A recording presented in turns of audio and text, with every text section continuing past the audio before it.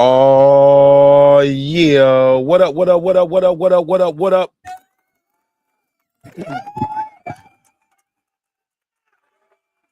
Yeah, man.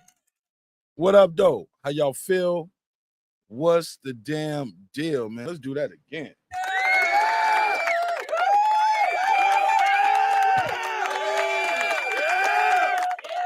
Feels so good to be on top where we belong, you know?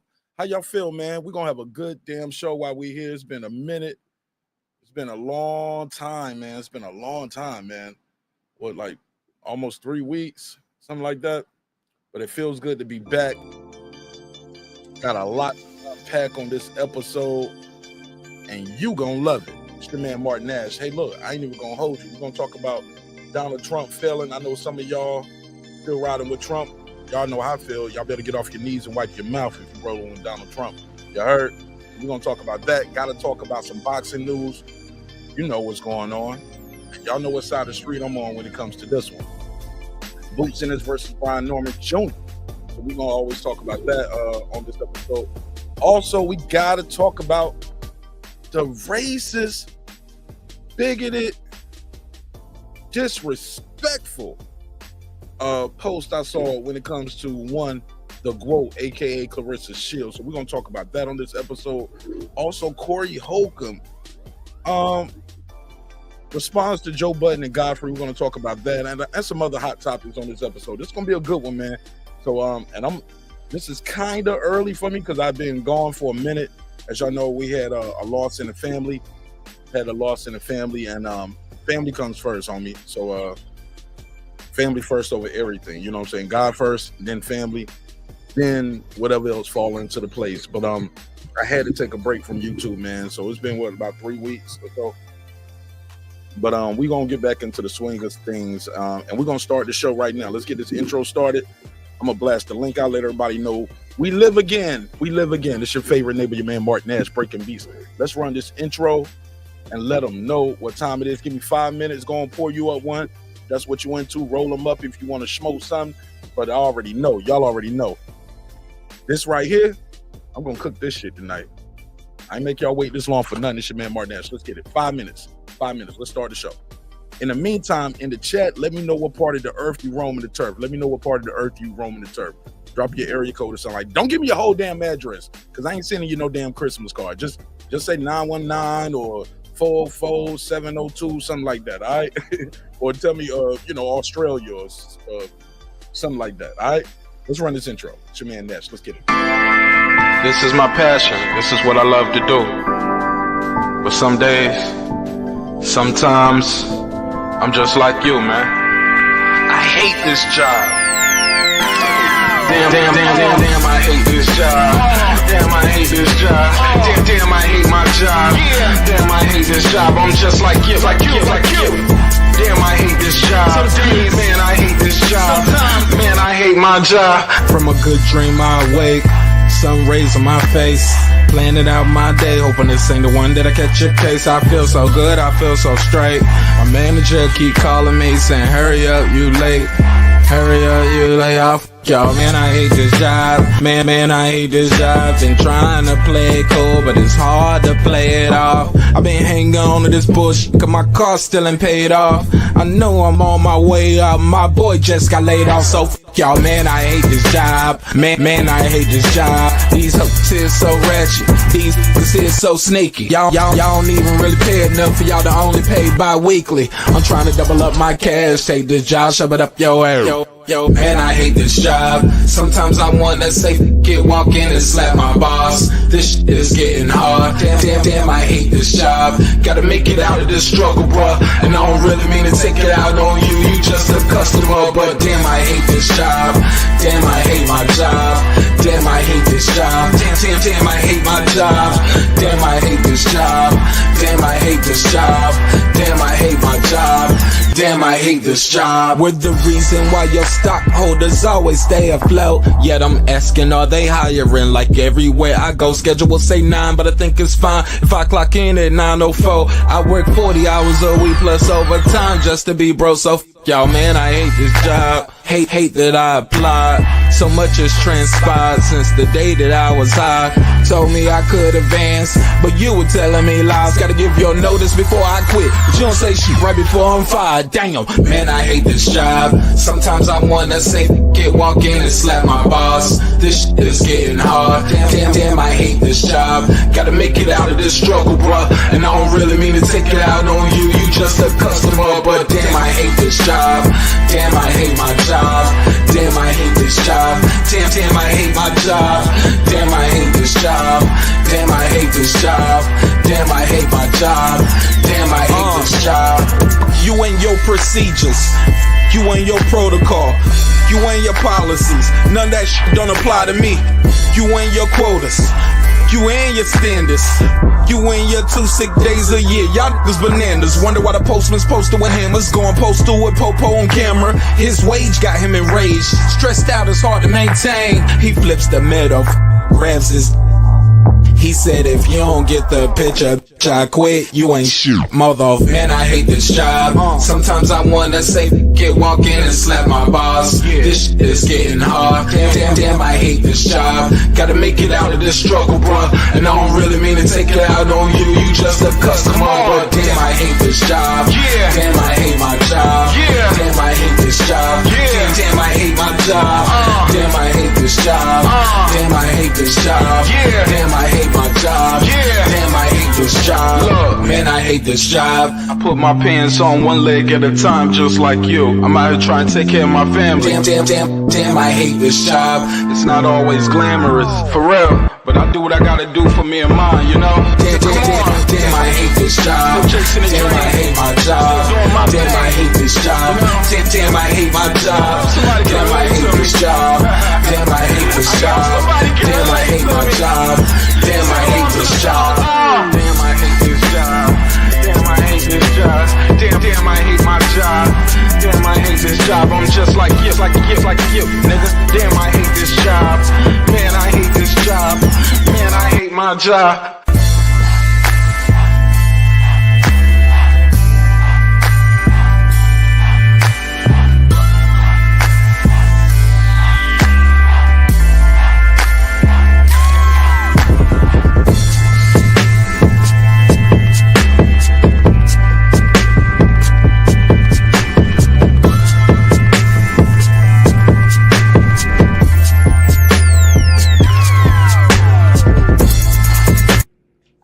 The views and opinions expressed in this program are those of the speakers, commentators, experts, and or the host. They do not explicitly nor necessarily reflect nor represent the channel's policy or the views held by the channel or broadcaster. The broadcaster or its channel cannot be held accountable for all or any views expressed during the program. Basically.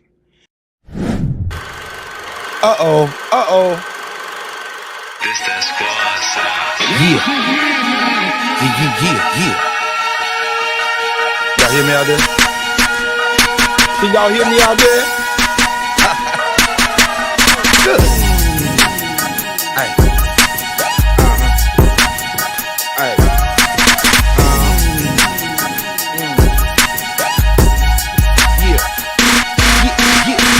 Yeah.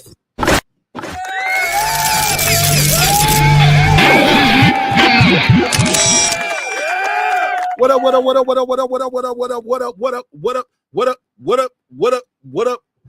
up, though? What's popping? What's happening? What's going on? You're back in the lab with your favorite neighbor, your man, Mark Nash. He is I am he. Another great episode of Breaking Beats. We've been gone for too long.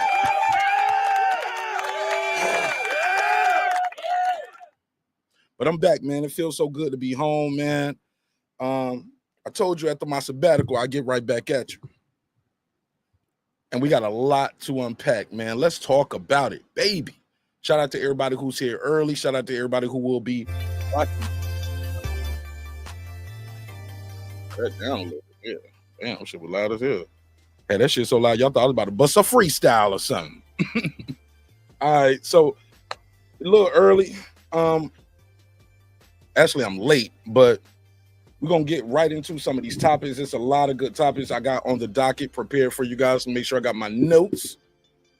because I did have to keep some notes, especially like if it's more than one topic. I don't want to be up here just rambling willy-nilly. First of all, I don't even know what the hell that means. What does that even mean? Willy-nilly. Who the hell is Nilly? I know Willie. Who the hell is Willie Nilly? Maybe his Willie last name was Nilly. I don't know. Maybe they was twins, Willie and Nilly. All right, but we're gonna talk about it. I'm gonna get right into some of these other topics, and y'all know I'm gonna be on this boxing shit for a bit, and I'm gonna be on this Trump shit for a bit, but I'm gonna bounce around between those a little bit later. But I gotta get right into some of this other stuff going on. How y'all feel out there? Shout out to Bowlers. Shout out to my sister Lisa Bells. She never fails. What up, gangsta? What's popping with y'all, man? What up? Man, let me give a shout out to some of my members too, man, because I've been gone for a minute. And shout out to the loyal members who never folded, never bent, never folded, never faded. Take it from the top, man. Let me do it in let's do it in order of time as a member. We'll do it like that. Okay. Time as a member. Karma Serene, what up? This ain't right. Karma Serene was not the first member. I guess this when they renewed. Okay, so Karma Serene, what up? What up? Lisa Bell, she never fails. What up? Derek Lincoln, aka member number 1. What up, gangsta? True Media Today podcast. What up? SF City Slicker. What up? Ace Retro, aka Gibbs, what up? What up? Shout out to Lady Shan Dun Dem Season. What up? Haplo, let's go. What up? Dub Right Side. What up? Transcendent Sports Channel, my Filipino brother from another all the way in Canada. What up? Shout out to Canada. What up? Nick Rich in this bitch. Shout out to Nicky from Central Florida. What up? Let me keep scrolling down. My bad. Puro. What up? I don't know why it's doing that. As I scroll down, it's bringing it back up. Pause. SLG. What up? Girl behind the mic, aka Life Happens 1111. What up? We switch this around. Why it's doing that? Won't let me scroll. Okay, Boxing Lounge. What up? Pound for Pound Sports and Entertainment. What up? Shout out to Megazar, the God. Shout out to my brother Megazar. What up? Brandon Washington. What up? Foodie with the beauty, badass blonde in the building. What up, fam? What up? Champion Heart. What up? Jaden Burney. You heard me? What up? Shout out to Champion Heart too. We got a good channel called Cooking with the Champ, man. If they're cooking it up for y'all. And let me see where we at. Every time I scroll up, they try to see the rest of them. It drops the list back down. I don't know why. It's not letting me scroll up. I got a trick for that. I got a trick for that. Thad Tears. What up? Stacy Tyson. What up? Man, this is bugging me. Let me switch this.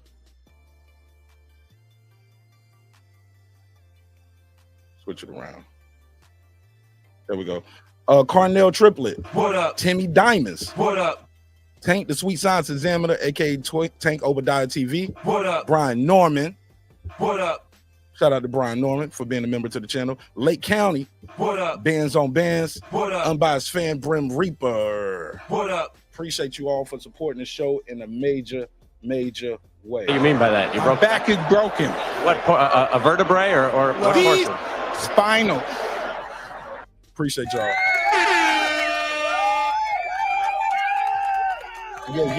Yeah.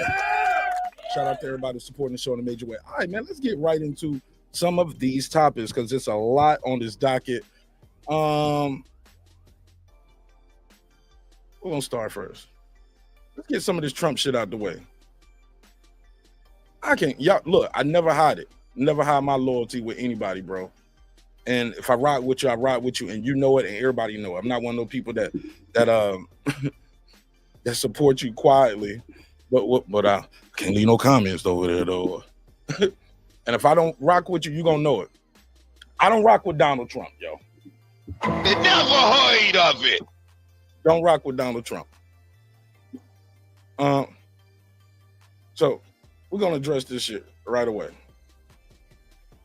Oh, what is this? Hold on. Yeah. Yeah, I don't rock with Donald Trump. Let me bookmark that for later. Yeah, I don't rock with Donald Trump. So here we go. So we got to get into this. These Donald Trump terrorists are not doing good. I don't care what none of y'all say. It's not doing good. It's bad. It's bad. It's so bad he's reversing course. But I thought this was so interesting. I saw this video out there. I want to play it for you guys. This is a video. And I shared this on Twitter. If you don't follow me on Twitter, you can follow me at Mark_Nash. Mark Nash, like how you'll see it on the screen, but it's Mark_Nash on Twitter. Let me share the screen so y'all know what I mean when I say these things. Iggy D, what up? Somebody said, what's wrong with Trump? Shit, what's right with Trump, Iggy D? Tell me what's right with him. Last I heard, everybody's 401k crashing, the economy doing terrible. Kicking out, he's totally ignoring what the Supreme Court has unanimously, and he voted half these motherfuckers in there. And they said, hey, nah, bro, you tripping. Kicking people out of the country without due process, bro, you got to get due process. You got to get due process. That's a fact. You got to have due process. Lisa said, I'm listening. I'm going to let my phone charge. Oh, yeah, you got time. I'm going to be here. I'm going to be here for a minute. So let's play this right here. I thought this was an interesting video. And I want y'all to hear what this Chinese man is saying about these tariffs. Listen to this. Saying, you guys are all blaming China. Let me make sure y'all can hear. Let me know if y'all can hear the audio. I know you're blaming us, but it's really your own fault. And America now needs a revolution. They rob you blind and you thank them for it. That's a tragedy. That's a scam. That's why I'm saying this right now. America. Look, can y'all hear the audio? Let me try it again. Let me double check to make sure y'all can hear it. Share. Boom. Okay, y'all should be able to hear the audio.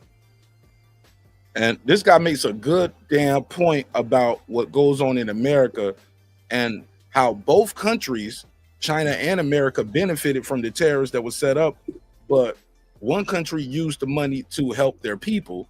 The other country used it to enrich the richest people of the world already. Listen to this shit. Now needs a revolution. They rob you blind and you thank them for it. That's a tragedy. That's a scam. That's why I'm saying this right now. Americans, you don't need a tariff. You need a revolution. For decades, your government and oligarchs home ship your job to China. Not for diplomacy, not for peace, but to exploit cheap labors. And in the process, they hollowed out your middle class, crushed your working class, and told you to be proud while they sold your future for profit. And yes, China made money, but we used it to build roads, lift millions out of poverty, fund healthcare, raise living standard. We reinvested in our people. My family also benefited from it. What did your oligarchs do? They bought yachts, private jets, mansions with facts. Did y'all hear this? Did you hear this? He said, he said, your country shipped your jobs to China. That's a fact. That's a fact. We all know that, bro. You can buy a hat with American flag on it, and it's gonna say made in China. Not for diplomacy, not for peace, but to exploit cheap labor. To exploit cheap labor. Facts. And in the process, they hollowed out your middle class, crushed your working class. He's not lying. Definitely crashed our working class. Keep going. Keep going, Mr. Lee. I don't know his name. I'm just calling Mr. Lee. Respectfully, of course. And told you to be proud while they sold your future for profit. And yes, China made money, but we used it to build roads, lift millions out of poverty, fund healthcare, raise living standard. We reinvested in our people. My family. Iggy D, it's not Chinese propaganda if it's true. Is it propaganda if it's true? Is it propaganda if it's true? Come on, fam. No, like I'm gonna get to that. But shout out to Iggy D. I'm glad you in here. I ain't gonna block him. I don't block him for stuff like that. Let's talk. Not at all. Let's continue. They also benefit from it. What did your oligarchs do? They bought yachts, private jets. Ain't that what the oligarchs do? Yachts, private jets, mansions, golf courses. I mean, he said they got golf course driveways. Nigga, you got a golf course driveway. That's what we do. We get the tax cuts to the richest people in our country. Is that propaganda or is that fact? Iggy D. Tech, what up, baby? Mentions with golf course driveways. They manipulate the market. They manipulated them. They just manipulated the market last week. I saw somebody talking about what Marjorie Taylor Greene did with all the, like, bro, our government officials are allowed to sit in meetings, find out what's going to happen, where the country going in the stock market, then leave that same meeting and go bet on the damn stocks. They never heard of it. Now that should be illegal. That should be a crime. You are privy to private information. Damn, what that sound like? Insider trading? Come on, fam. Technique, what up, bro? Dodge attacks and pour billions into endless wars. And is that propaganda or is that fact? We pour billions and trillions into endless wars. Is that a fact or is that propaganda? Nah, Iggy D, don't get quiet now. Keep typing. Tell me where the lie is at. Tell me where the propaganda at. It's only propaganda for the proper goose. you get stagnated wages. Stagnated wages. Minimum wages in America is what? Still what? $7.25? What's the minimum wage in this bitch? I ain't got it in I don't know how long, but somebody getting respect. Respect for Lee. Minimum wage in the US. Oh, it's still $7.25, nigga? They never heard of it. That's crazy. Minimum wage is still $7.25 and $2.13 if you're a waitress or a tipped employee. And you saw they was trying to do some goofy shit where they trying to change the law where you can get where they say no tax on tips, where the CEO's gonna start putting their pays down as tips. No, that ain't my salary. That's a tip. It's no tax on tips. See, y'all heard no tax on tips. You thought it was for your broke ass. No, it's not. When I say yo broke ass, I'm one of you too when it comes to this, right? We all broke compared to these billionaire and trillionaires who have infiltrated the damn government. What's that, Al Money, my dog? What up? Crippling house cap. Good to see you, Al. Cheap dopamine, debt, and flagged wave poverty made in China while they pick your pocket. For 40 years, both China and the United States benefit from. That's right. Both China and the U.S. benefit from the trade. But here's the difference. Let's go. One built roads. One gave their people free health care. One gave their people public free college. The other one, we still got school shootings. The other one's like, we still shooting up the schools. Here's another day in America, another school shooting. Surprise. What's up, Brim? I'm back, baby. The trade, the manufacturing, but only one of us use that wealth to build. This isn't China's fault. This is yours.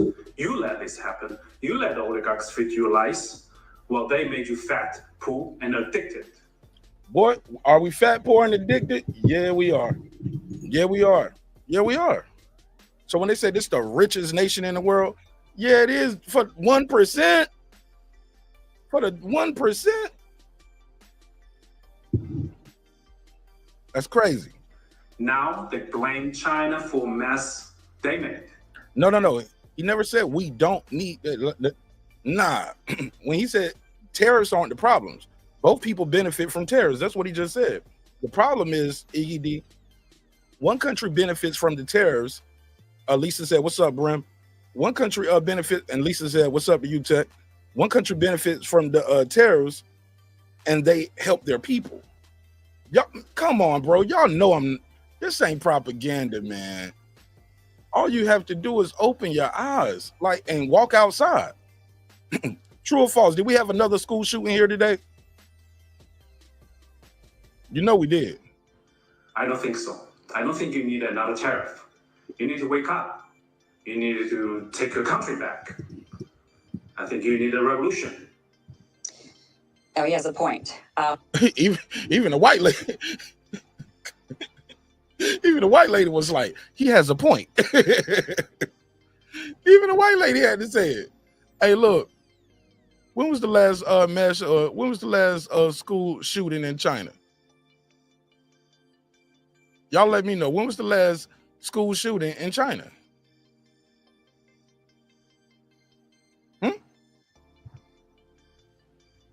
I'm just curious. Anybody can tell me? Anybody? Y'all know when the last school shooting was in Canada? Back in the 80s.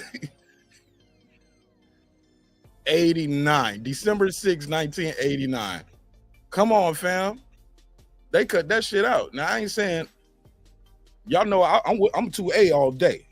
Because if the First Amendment is I get to say what I want to say, the Second Amendment damn sure better be, and I got that goddamn it on me, nigga. I got that pistol on me.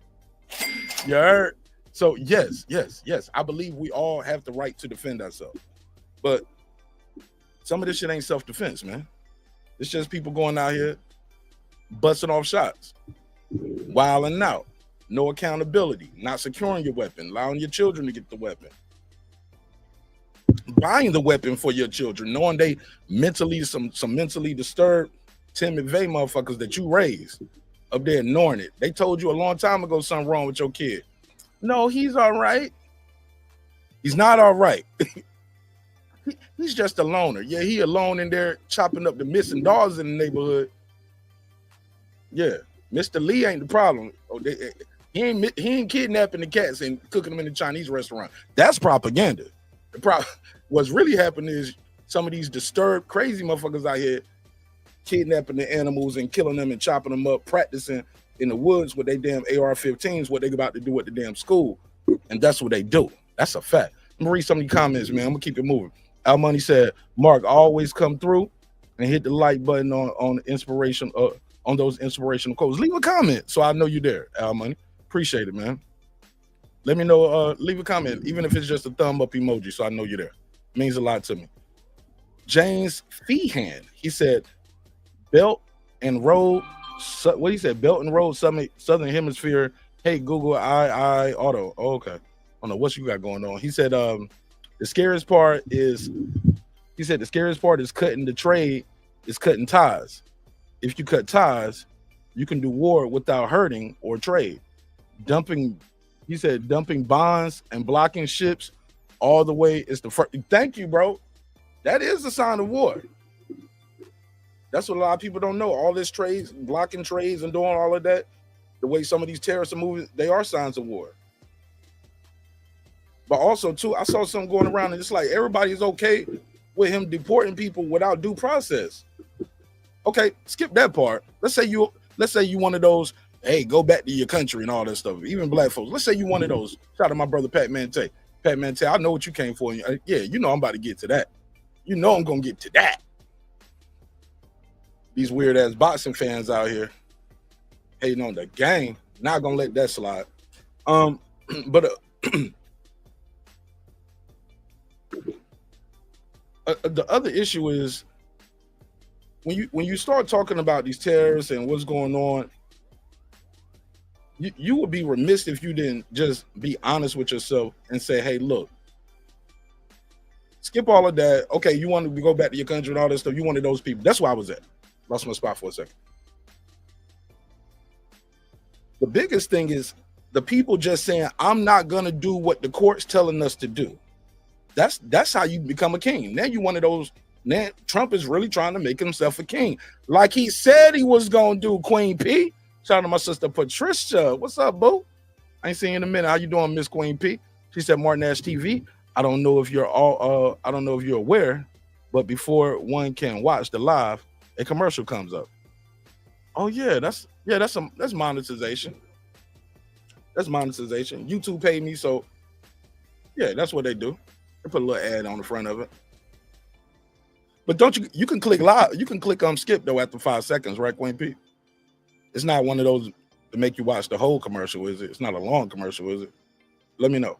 James said dictator day one. He said it. That's what I'm saying, man. I don't know why some of these dudes just so in love with Trump. I'll be like, get off your knees and wipe your mouth. The napkin is by the door. Get off your knees and wipe your mouth. This nigga Donald Trump is the worst. Here we go.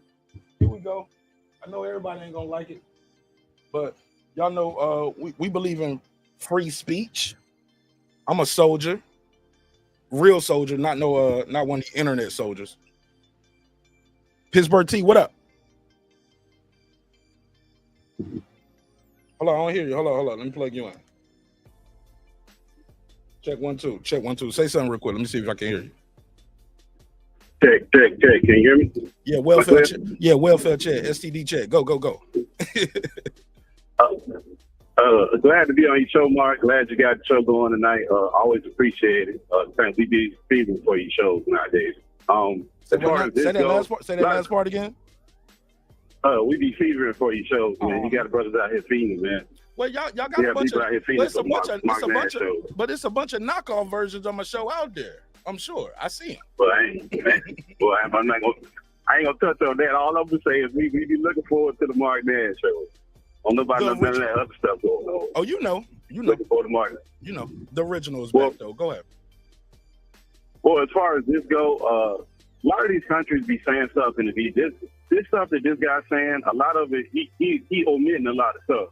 China famously has suicide nets in a lot of their electronic factories where they produce chips and stuff, where they got to literally install nets.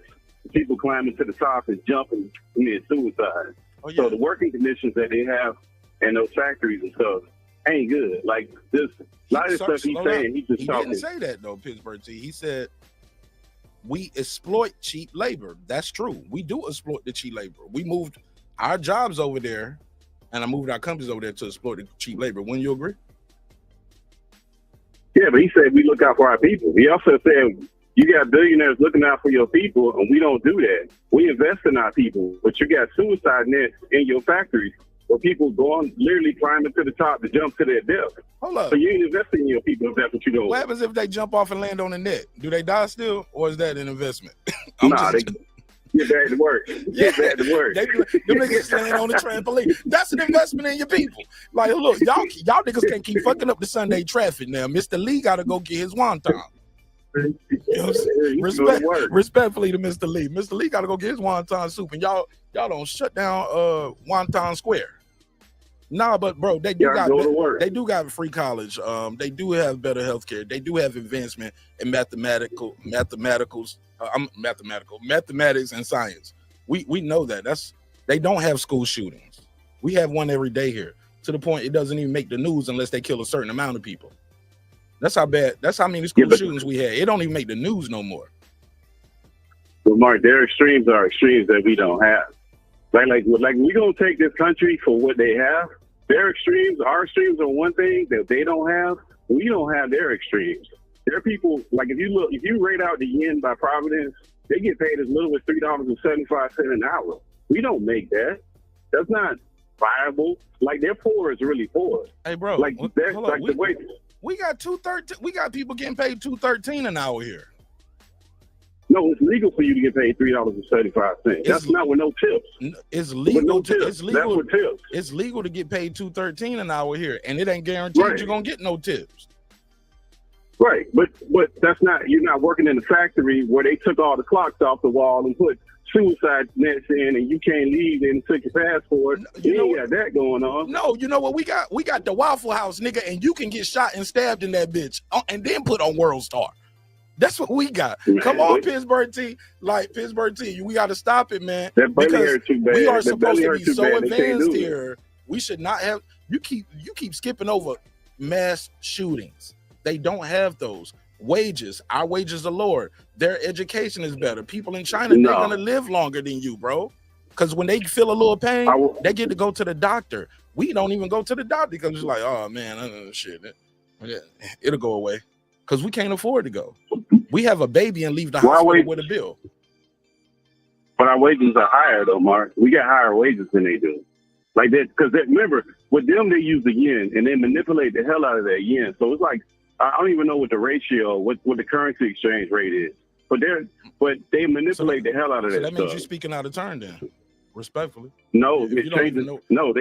Our dollar don't change every day. Then they just manipulate the fuck out of our stock market over the last 2 weeks. But they literally are buying. What they do is they literally buy their currency at a crazy rate and they manipulate the hell out of it. That's been going on for I don't know how many years people have been complaining about that. That's always been going on. Bro, we don't do that. We print money. No, exactly. we don't buy our currency like that. It's a fiat No, it's not. currency. It's only worth what we tell you is worth. And if a country say they don't want to take our dollar no more, we go to war with them and kill their leadership and replace them. Come on, Pittsburgh. But Mark, ours is, no, but ours is different because ours is transparent. Yeah, but ours is transparent, bro. No, like, it's not. We send government out ops, bro. We do private elite SEAL missions and replace governments and prop up governments whenever we feel like it. If they say we're gonna go to the gold system instead of the dollar, that nigga ain't gonna be in office too much longer. Gaddafi, hello? Did that happen? You know that's why they killed him, right? Let's go, Pittsburgh T. I like the back and forth. Matter of fact, you want me to be quiet and just let you go for 30 seconds? Because I feel like I'm losing you a little bit right now. Somebody said Pittsburgh T doing his Googles. Somebody said he's going to wipe his mouth from Trump neat walking. Somebody said 4 trillion for COVID, new dollars. 4 trillion for COVID, new dollars. Somebody agree with you. They said nobody is going to go. It's not realistic. Did you see the price of gold going up, Iggy D? Are you watching? Pittsburgh T, if you talking, I can't hear you, bro. Let me see something. Say something now. Let me see. I'm gonna switch to the speaker. You talking? Okay. He must have stepped away. I can't hear him. Iggy D, the phone number on the screen. Come get some of this. Pause. 404-692-1766. 404-692-1766. I'll put you right in the mix. Yeah, but it's a good conversation. SF City Snickler said, Mark cooking. Man, I ain't gonna let him out the pot. He better get his ass back in this pot. I ain't even cooking yet. Hey, look, I'm just sauteing, bro. SF City Slicker, we just sauteing this shit. Pittsburgh T know what the fuck is up, man. Like look, no government is perfect, bro. It's when you don't pick, first of all, unless you got the bread or the resources to move somewhere else, you don't pick your country. You're born there, right? And when you're born there, shout out to my brother Bolus, bro. And when you born there, yeah. Oh, you late? He late. He said big pause. No Diddy, man. You late. You got to fast forward.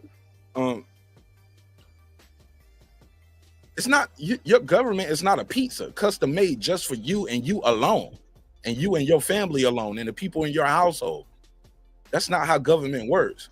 Pittsburgh T said, "Oh, they ain't got the right shit for their people. They put suicide next up because the people were so they stop people from jumping off the building.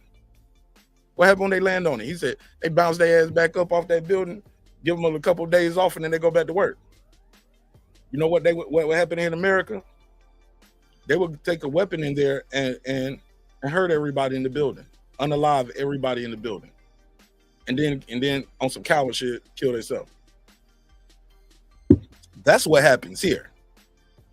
Canada, come on, bro.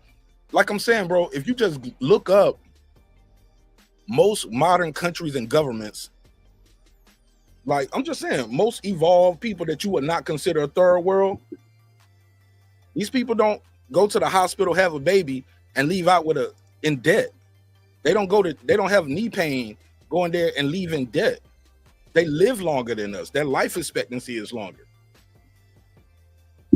They don't have school shootings. Like I don't know how much I can express that enough. The most evolved countries don't have school shootings.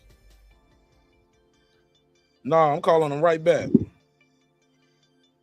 I feel his audio messed up. Yeah, see, it's his audio. It wasn't mine.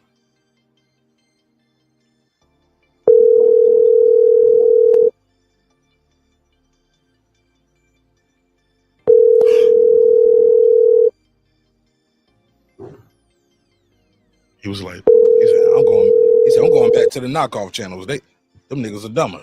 I can get away with shit over there. He might be working. Somebody said, yes, I own off your knees and wipe your mouth. I need to make that a drop. That's how I sound when I said it. I didn't know I said it like that. I meant that shit though. I know I sounded like that. Iggy said, yes, I own gold, but the US dollar is still number one. Gold is going up versus all fiat currencies worldwide. Tell me why though, Iggy D. Why is it going up? Because it's a tangible good. It's tangible. You ever heard that expression, worth your weight in gold? Drummond for life, what up? Good to see you, fam. But also it's going up because Trump is manipulating the fucking market. Matter of fact, I'll be nice. Nah, fuck that. I ain't being nice. Nice guys. I don't want to be nice. I don't want to be nice tonight. No, it goes up. That gold is going up also too because people have less trust and faith in the market due to this idiotic president's tariffs. I heard somebody say he doing good with the tariffs, but why did he reverse course? Why does the stock market go up when he stopped doing what he said he was doing that was so good? If it was so good, you were just full speed ahead, correct? Full speed ahead, right? It's a safe haven. Shout out to my sister Foodie with the beauty, badass blonde in the motherfucker. I got a survey in the chat too. Want to know what you guys think, Food? I gave you a shout out earlier too, already too. Definitely gave especially all the members, gave you guys a shout out. Thank y'all for holding me down. Thanks for all the support while I've been down and out, going through it. Your boy been going through it, but I'm back, baby. I'm back with a vengeance. Got a survey in the chat. Is it okay? Are you okay with being cool with your exes? Are you cool with any of your exes? Now, and I ain't talking about co-parenting. Co-parenting is one thing. That's not being cool with your ex. That's being mature adults, right? That's not being cool with your ex. I'm talking about, are you cool with somebody? It was just, y'all were just getting down, you know, hot dog and the donut. The hot dog and the donut. If you know, you know. You know, I gotta be.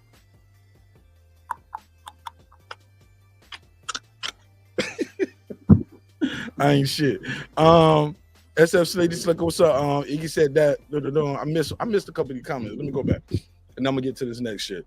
I just had to address that Trump is failing with that terror stuff, and he's definitely failing with what he's doing with these not giving these immigrants a day in court. Because I saw the illest shit today. My man was like, "What are y'all gonna do when he deports you? Like, where the hell he gonna deport me? I'm from here." Okay, so what? If I can send people to wherever I want to, or better yet, if I can ignore what the courts are saying, if I can ignore what the Supreme Court is saying, what's gonna stop me from ignoring what they tell me when it comes to your ass? He already, every time he does something, y'all are saying, well, he didn't mean that. It's funny too. It's always funny what people give the benefit of the doubt to. The benefit of the doubt goes to whoever's the doubter. You doubt a nigga, so you give him the benefit. Maybe I'm one of those people. I believe people are who they say they are. Come on, the people. I'm everything I said I was, for better or for worse. For better or for worse. The good shit and the bad shit. That's me. I can't run from it. I can't hide it. My face is out here. I've been doing this shit for years. If I was that, I would have been exposed a long time ago, right? All right, we'll talk about it. Don't worry. We got all night. Lisa said, "What's up, Foodie, my sister?" I don't read the emojis. I ain't gonna lie. I don't read all the emojis. I don't be like heart emoji, smiley emoji, flower emoji, crown emoji, queen, peace. With all due respect, Lisa, but I don't do all the emojis. Because and that's not no diss. That's just because I don't know what all the emoji mean. All right. Don't know what all the emojis mean. Let me make sure I enunciate. I don't want to be up here sound like rebuttal entertainment up here. Now, who this calling my line? 610, you got the phone. Hey, good evening. Hey, this is the James Feehan dude. You looking pretty good. I hope you grow. Appreciate you. How are you? I'm doing great. Talk to me. What's on your good mind, evening. And man. I got a few things on my mind, man. Hey, look, I had to pause for a second. I thought you was, hello, I had to pause for a second. I thought you were flirting with me. That nigga said, "You looking pretty good. I hope you grow." I'm like, hey, it's not that kind of show. No, I'm joking. I was like, yeah. Nah. You know, blessings upon you, all that bullshit. I know. I'm fucking with you, bro. Talk to me. What's on your mind? Yeah. Propaganda, man. It's you know, fake news. He's the king of fake news, right? Like, he created the idea of fake news just to break the news. Like, it's always been propaganda. Always been propaganda. But right now, you know, like you said, we don't hear the shootings ever since the election. No shootings. That's kind of weird, you know. And then, like, when he has his little press conferences, very basic questions are never asked. Like, whenever they start talking about ICE, they'll tell you about individual criminals who do deserve to be deported, probably even killed. Fuck them. But we'll talk about just that one isolated incident. And reporter... Slow down. Say that again. All right. When they do the press briefings and then they speak about ICE picking up criminals and sending them to El Salvador, they'll explain about the crime of the individual. Right. What are the crimes? Very bad crimes. These are the ones that they're talking about, though. So this is the face of the operation. But none of our reporters in this conference room, and it will go on for 30 minutes, 3 hours. This will be one of their main focuses. No one will ever ask, how many has ICE picked up this week? We're doing these weekly things because they come out weekly, talking about this week we picked up this person for this crime. But never will they give us any numbers. So they're putting a face on it, but they won't give us no numbers. And the media, none of those professional journalism people are asking that question. How? That's crazy. Same thing with Japan. Like Japan just came through, and then he says, "Hey, special guest." So we thought it was going to be the Japan money person. Ended up being some lady crying about her daughter. Facts. Lady's daughter died because of an immigrant. That is very sad. But once again, have you ever seen the movie Birth of a Nation? And that's what I'm worried about. There's two of them. Well, then you've seen the movie The Birth of a Nation. It's two. Or the concept. I've never seen them. It was one back in the 18, or was it like that? The one. Yes, exactly. Then they did another. I know the history. I've never seen the movie. Okay. I've never actually seen the movie, but I do know the history. I'm just saying, what is it about? It's about the white man protecting his white woman from the ravaging colored people. Is that not true? More or less. Is that not what we're seeing right here? They're putting a face on it, but they won't put the numbers on it. They will not put the numbers on it, but they will put the face on it. And that scares me. And that is... And you're talking to the guy who's WWE. He owned a Miss America pageant. You understand? So he knows how to make a show. He is a reality king. So he is perfect at this propaganda shit, bro. And that's what scares me the most. What are we headed towards? You know? And now we're talking about homegrown. Have you heard about that? Homegrown? I'm listening. That ring a bell? Well, when the El Salvador dude came through? I used to smoke some homegrown back in the day, and it gave me a headache, so I don't smoke. Nah.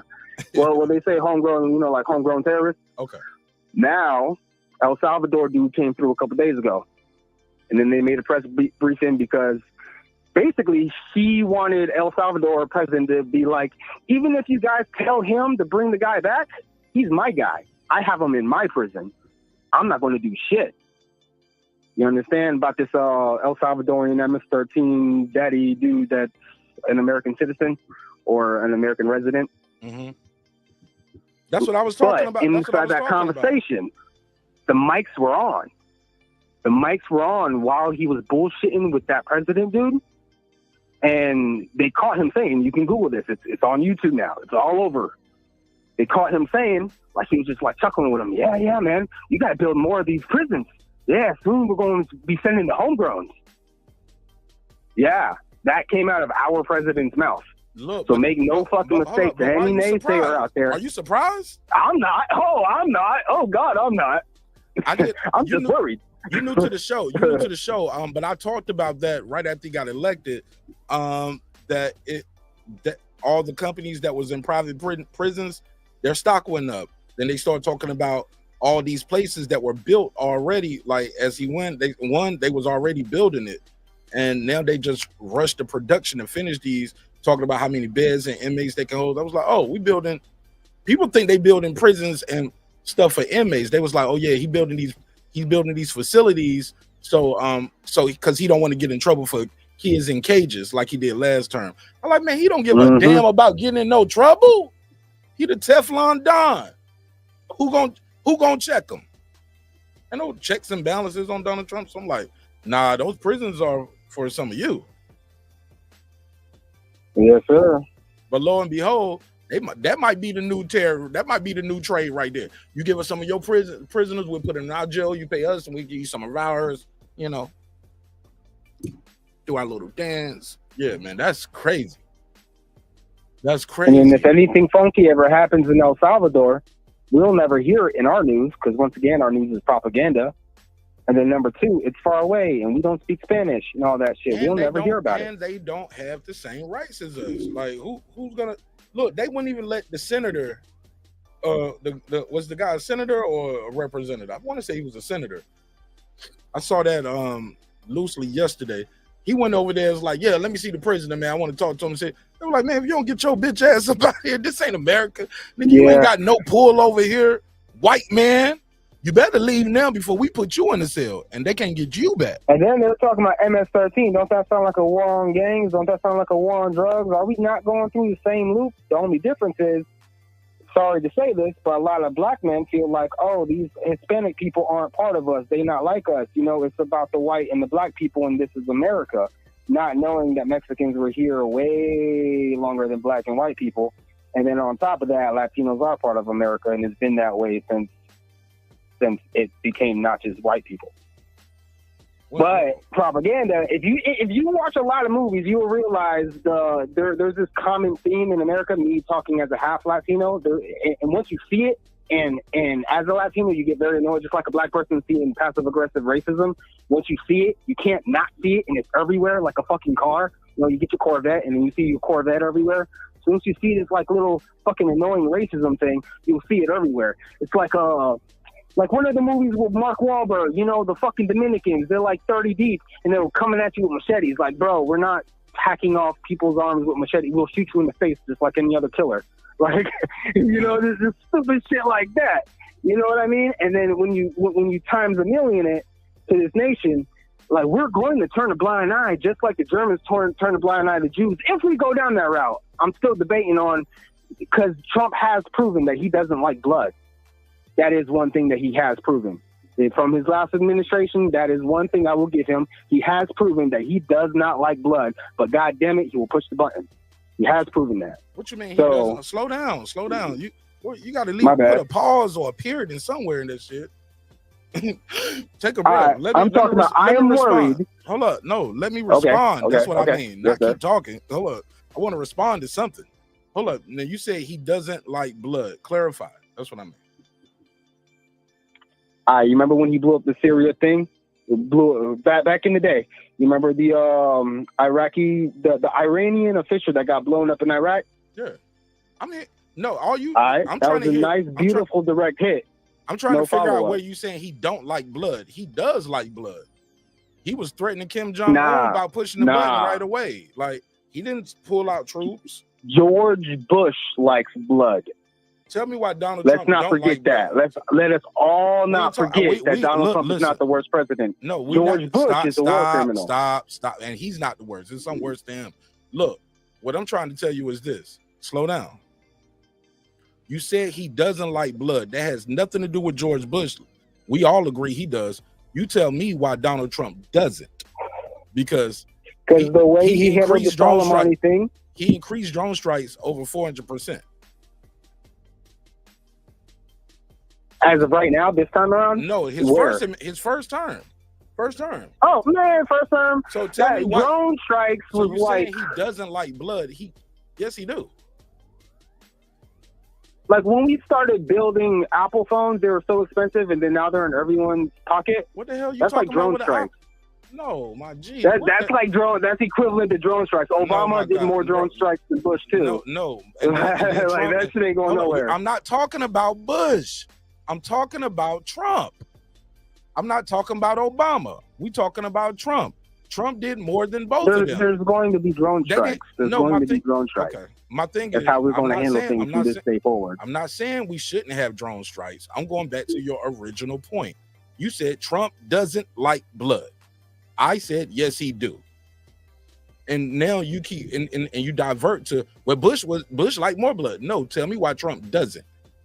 I said he increased drone strikes by 424, 30%, 130%. You said, well, Obama did. I'm like, bro, we talking about Trump don't like it. I agree. All the motherfuckers like the blood.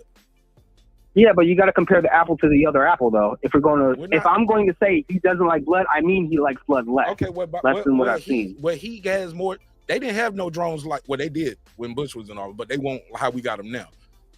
We weren't prepared for it. We didn't know how to use it, like machine guns when they came out. Now, I was in the Army then. Yes, they did.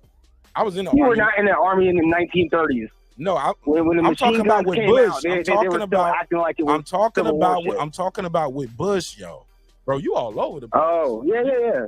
You being too reactionary now. You all over the place. And we ain't even on topic no more. We all the way up talking about 1930s and shit. Look, you said Trump don't like blood. Can you tell me why he doesn't like blood without mentioning 1930s another president? And we can move on. I'll just mention his last administration, what I've seen him in his last administration.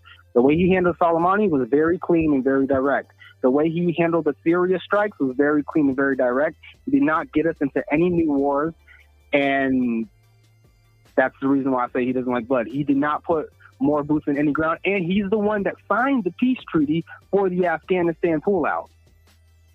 That is facts, and he was doing that while he was getting impeached at the same time. That was the most impressive. I am not the biggest fan of Donald Trump, but he pulled us out the Iran nuclear deal. Did he not? Yeah, I don't know the paperwork on that. I do see that because a lot of people say they like the Obama one. I don't know what that is. I don't know what that is. Okay, yeah, I know. It was to basically say, hey, look, you guys can't make nuclear weapons anymore. Will you agree? We agree. Everybody agree. You're not going to make nuclear weapons no more. You're not going to be able to sell your energy. You're not going to be able to refine these raw materials and make nuclear weapons. Okay, he tore that shit up. Guess what they doing? They made a whole bunch of them. But in the process, what was going on that nobody was noticed while you watching one hand what he did over there with Kim Jong-un. Kim Jong-un stopped doing all those tests, but what he did was he made more weapons than he made in the last 15 years. You talk about North Korea right there, right? North Korea. You get what I'm saying? So yeah. So a lot of people don't know that. But you tearing this deal up just to spite Obama, but nothing replaced it. And in the process, Kim Jong-un over there making mad weapons. Putin, you having private meetings with Putin, tearing up the notes from the government, your government, United States. You tearing up our interpreter notes. So it ain't nobody there, and then the next time you meet them, you don't even take our people because that was so much of a deal that you tore up the notes. So now I'll meet with him with only him and the Russian interpreter. They the only ones that have records of the conversation. We don't know what the hell he told Putin. What we do know is what happened next. Putin made his move. This shit is crazy, bro. But well, man, you know about the mob stuff. You know about the mob stuff with the Trump, right? In the 1970s and shit. Like he's so Russian. I ain't saying that he's a bitch for Russia, but he's connected with Russia too damn deeply, Mr. Trump. Bro, he's a useful idiot, bro. And I think when more shit gonna come out probably when we dead and gone. All of us will be dead and gone. Cause they gonna protect. Yeah, right. Yeah, like, we'll find out all the shit when he was dead and gone, like all the times, like how Rockefeller and how the Kennedys had connections with Germany. Like when we hear about all of this shit later, we're gonna find out more when we dead and gone. Hopefully not, because we got the internet now. Hopefully not. But Trump's a piece of shit. I'm sorry. In my opinion. I can't rock with Donald Trump. I like the nuances, but I would tell you I wouldn't vote for the man. I do not want him to be my president. but I mean, I appreciate the nuances of everything. What nuance? The entertainment? No, not the entertainment. He said sovereign fund. My ears perked up when he said sovereign fund. You know how that would change America? You know that's the rich people do not want a sovereign fund. My G. You know what I mean? My G, that's some bullshit. That's a way to give the rich people. The rich people gonna find a way to get a cut of the sovereign fund. Like when you hear no tax on tips, you like, oh, the rich people don't want us to have no tax on tips. No. Oh no, rich people hold up. get, No, yeah. slow down. Now the CEO is gonna say, oh, my salary is a tip. Anything over that, the company tipped me that. It's like calling it a bonus, a non-taxable bonus. Bonus is a tax because that's called a bonus. This is a tip. They just tipped me $230 million. What? Yeah, it's crazy shit. All right. But hey, can I spit something for the sovereign fund, and then I'll have to go? Help yourself. All right, let me say something about sovereign fund. Let's just talk about Boeing. Let's just talk about Boeing, one stock that the sovereign fund would own, right? Right now, we're doging Boeing, right? We're being like, $18,000 for a fucking soap dispenser. No. You know what I mean? So we make Boeing more fiscally responsible for the government. So now the government's paying half on the Boeing products that it gets, right? And then the government saves that money. And now let's pretend that we balance budget in 4 years or 8 years or 4 years. Let's see if that happens. Let's see if that happens. Just like I hope you grow, I hope success for our president regardless. You know, so we balance our budget. Now we got extra money. We buy Boeing. We buy like 50% of Boeing, 25% of Boeing. And we already got it in a cheap price. So now we got it running lean. And then we have government board members on the Boeing committee. You understand what that would mean? That would mean, yeah, this is a free country and you're able to be a capitalist. Guess what? Our government tells you what to do anyway because we own the board. We own the board of directors, or we own a portion of the board of directors. We own 25% of Boeing as a nation. Not to mention all the dividends go straight to us American money. I would like to see that happen in 4 years. Let's see if that does. But that's about it. Hey, look, that idea. Look. Eat fried rice for 4 years and see if you become Chinese. That's how likely that's gonna happen, though. It's not gonna happen. See if no way got a sovereign fund. That's how China runs shit. That's how China runs their companies. They buy their companies. America isn't that type of country, though. We're not set up that way. And in this country, you can buy your elections. You can buy off the politicians. Trump has already been paid for. They just getting their receipts right now. And he's an egotistic maniac motherfucker, man. Like, all you got to do is do you think Elon can be purchased? Elon Musk, how do you feel about him? Do you think he could be purchased? He's already been purchased. What you mean? What do you think? What are you think you could about? purchase Elon with money? Because I'm saying Elon runs the Doge. Most of that money he got. He's doing the cutting. Okay. You think he could be purchased? Is he cutting his money? Yeah. Stop it. I'm out of here. Have you not seen the Tesla stock? No. That's not him doing the cuts. That's the market and the people getting out of business with him, not fucking with him. That's what that is. That's your stock dropping. That's not you going into that Doge and say, hey, let me see what's going on with my government contracts, because I get damn near $8 million a day from the government. The hell, where is this coming from? He's not doing no where does my government funds come from that I get from the government? Who's investigating the investigator? Because they have fired the inspector generals already. What are you talking about? I think you might be a little misinformed. Is cheaper than NASA. I think you might be a little misinformed, and you kind of like just shooting from the hip right now just to have a conversation or a debate. But you're a little misinformed, my G. He's not doing it's no investigation into Elon Musk and what's going on with his money and his government contracts, bro. He's not doing no cuts to his government subsidies. That's not true. That's like totally false that you just said, bro. With all due respect. Yeah, I can see that part. He's not being hurt right now. It's not about him being hurt. who's investigating him to see what he's doing with his government money that we give him? Every time I turn around, he got a failed ship going up in the air, blowing up. Fuck out of here. Fuck Elon Musk too. Oh, matter of fact, well, since you want to talk about Elon Musk, I got a topic on Elon Musk. You want to hear it? Yes, sir. Did you hear the story about Elon Musk asking, trying to get the influencer girl to impregnate him?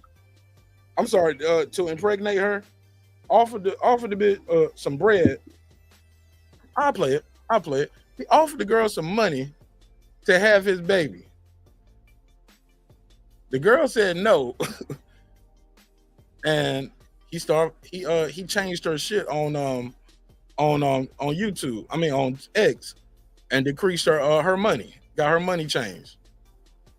Start fucking with her check. On his he fucked with her algos? Man, what? And then he did some shit where now they saying they're gonna take away DMs because she had the DMs of him. Trying hitting her up in the DMs, asking her to have her baby. Never met the woman in person in his life. He a fucking weirdo, and y'all niggas worship him. Y'all niggas worship this weird ass nigga, man. Fuck this. Shots fired. Hey, I got a lot of good things to say about Elon. Hold on, I got one for Elon Musk. Elon Musk hit the girl up in the DM. He told her this. I had you nothing in crap. I had you nothing in crap.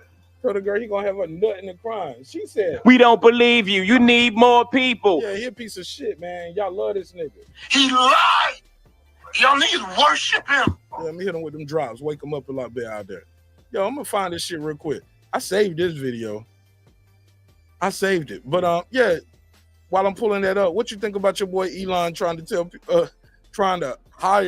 basically hire a bitch off of X, his platform, to have his baby. They say they trick it if you got it, and you just trying to repopulate. I got 4 kids, but all from the same woman, and I ain't got it, and I'm not a trick. So different both. Slow down. But when you can affect that person's pay on your platform, yeah. That's the part that I was like, what? Did he really do that? Yeah, that kind of makes me mad. Yeah, because it ain't Me Too.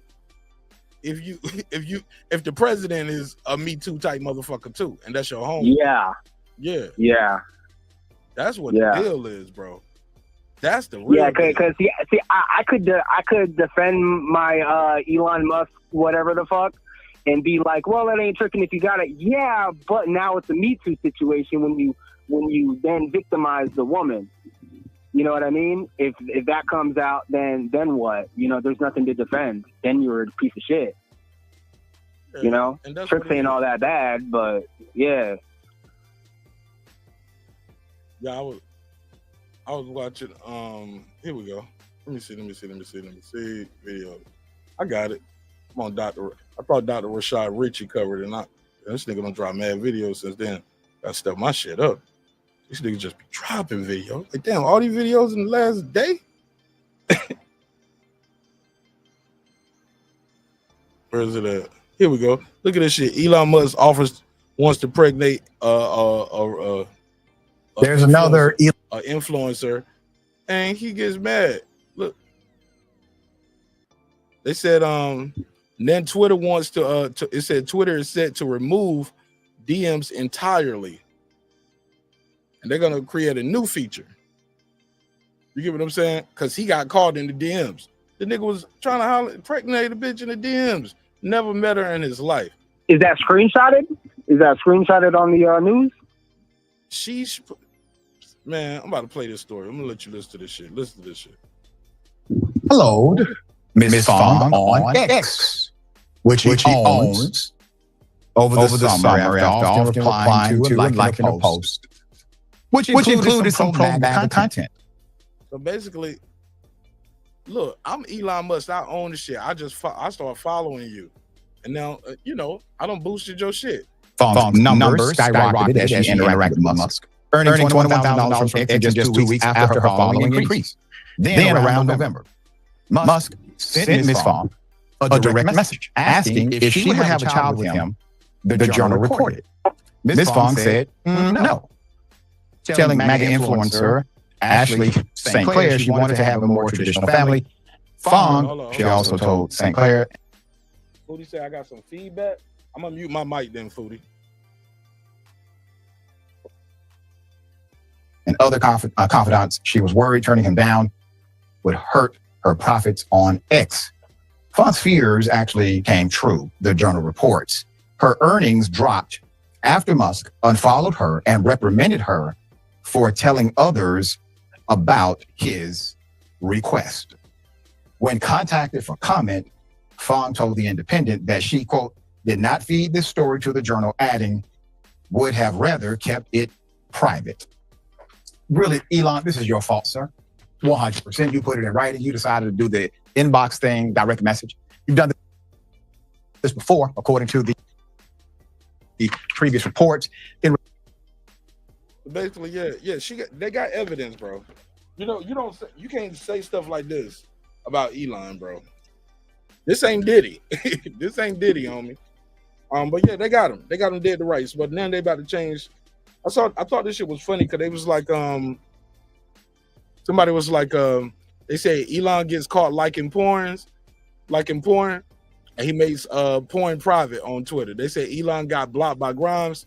He changed the way blocking works because now you can block people and they can still see what you got going on. Elon gets constantly insulted on social media that he owns, makes it so negative tweets will not perform well.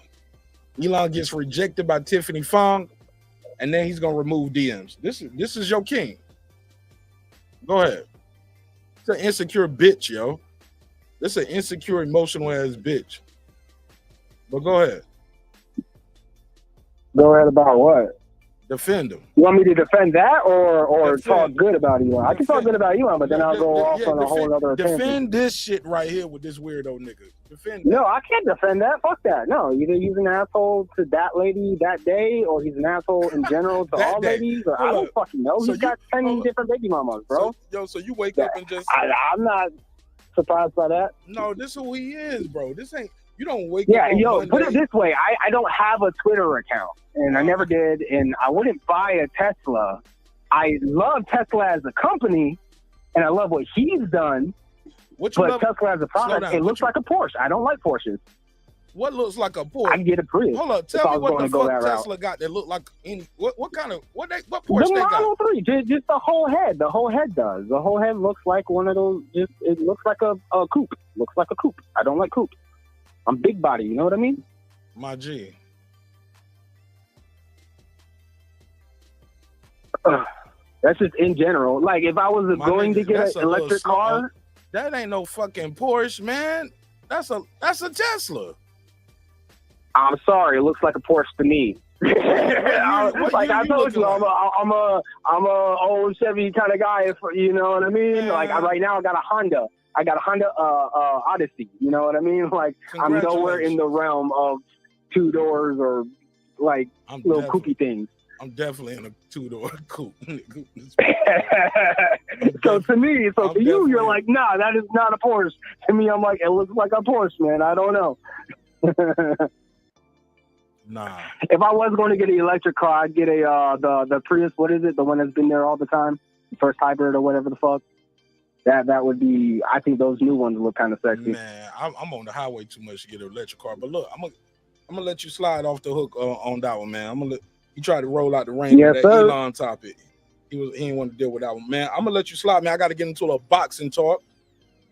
Stick around if you fuck with the boxing talk. I'm about to get into a little of that. Appreciate you. Yeah, sir. Have a good night. Bye. My man. All right, shout out to the caller, man. New caller, first time caller. I enjoyed him though. What up? Enjoyed talking to him.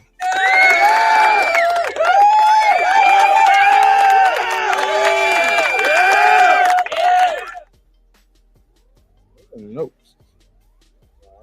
Checking that shit right now. I'll check that shit later. All right. He said, I like Tesla as a company. What the fuck does that even mean? As opposed to what? A record label or crew? He said Tesla as a company is a force. Smoke and mirrors. She said, this is Foodie. She said, when are they gonna be fully self-driving? Yo, what happened to that? Didn't he say he was building like a tunnel that was gonna take you from like LA to Japan? Nigga said he was gonna have y'all on Mars. All kind of shit. This nigga got all kind of promises. Meantime, he and a bitch DM that he ain't never met talking about have my baby. Nigga, what? That's a joke. And there's some Detective Benson type shit he on. Nigga on some Benson and Stabler shit. Weirdo. Fucking weirdo. She said that was the first major selling point when they first came out, and they still can't till this day. Man, he gonna holler at them hoes though. Elon gonna holler at them hoes, but you know what they say. The Bible tell us that silence is golden. And a DM is a diamond, nigga. That shit gonna last forever. They got you. Iggy D said Musk was the first to make EVs a viable, profitable business for us. All the other companies to produce and all forcing all the other, that ain't what forcing the companies go that. The price of oil is a natural resource, my nigga. Shit getting pumped out of somewhere. People die on them oil fields. He's not the reason why companies are doing that. Trust me. He got that muscle behind him. The government is doing that. You know they put taxes on what they call gas guzzler vehicles, right? Remember that? ED, you remember gas guzzlers? They start calling that. That's why you don't see all them damn Hummers around no more. You get taxed differently, and the people that produced it, it costs more to make those vehicles because of government. Government, never get confused. The government moves all of that shit. And that's a fact. You remember that? Look it up. Trust me. Trust you. You a green eye in the chat. I can't trust a green eye in the chat. I don't know you. He said, trust me. I don't know you. And even if I did, I probably would trust you even less. I'm like, yeah, I know that nigga. I can't trust him. Fuck you mean, trust me. You're a green eye in the chat. Respectfully, of course. I'm glad you're here, but I never had a conversation with you. My conversation with you is me reading your words. Nigga said, trust me. Hot Rod, motherfucking horse player. Is that my boy Hot Rod? Did you change your name of your avatar, or is this a different Hot Rod? Hold up. You zoom in. Nah, this is a different Hot Rod. All right. You said you trust me. I lied. I don't trust you. Where did drop it? I don't trust you. I lied. Oh, my mama's mama, I lied. I don't trust you, nigga. James said 2022. I trust James a little bit more than you, because James called in. He's a real person. He added a voice to his words. I gotta give that some respect. Shout out to James, yo. Let me get James to drop. Black men. Wrong button. James sound like he on the Canelo side of the game. Respect.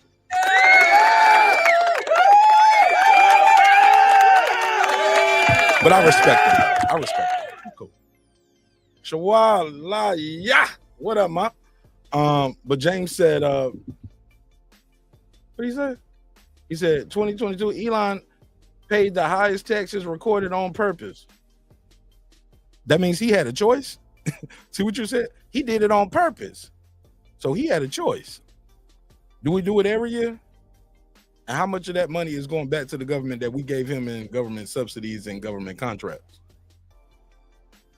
We already know the richest people in this country get taxed the least, bro.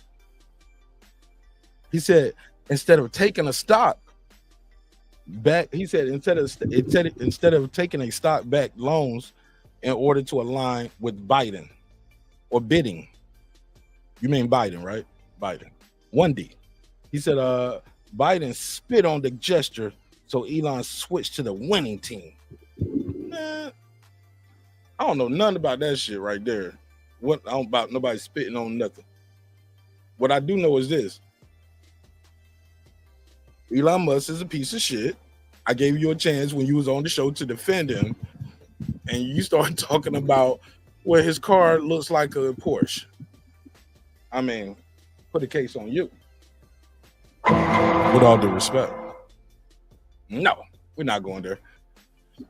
Somebody said, nah, it's me, OG. Just changed my avatar name. All right, cool. Shout out to Hot Rod. Yeah, man. At least you kept the Hot Rod at the beginning. He said horse player, though. What the hell does that even mean? You play horse like in, I thought you played football, I thought horse was basketball. You play football. I thought you were a football player. He said horse player. Hold up, maybe that meant something else. I don't even want to know. Put a case on me. It never heard of it. All right, man. I'm a little off of Trump weird ass, man. Let's get into this boxing talk. Y'all ready to have some fun with this shit? Make some damn noise.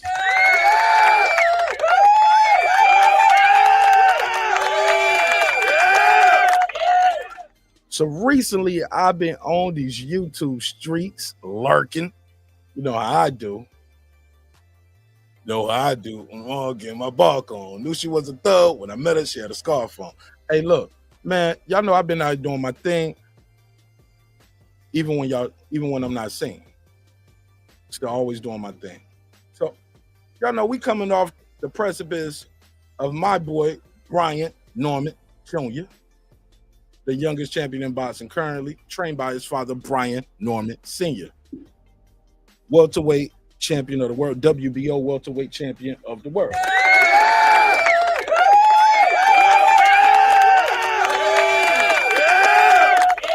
And I've been seeing, same thing y'all been seeing. We follow some of the same shit.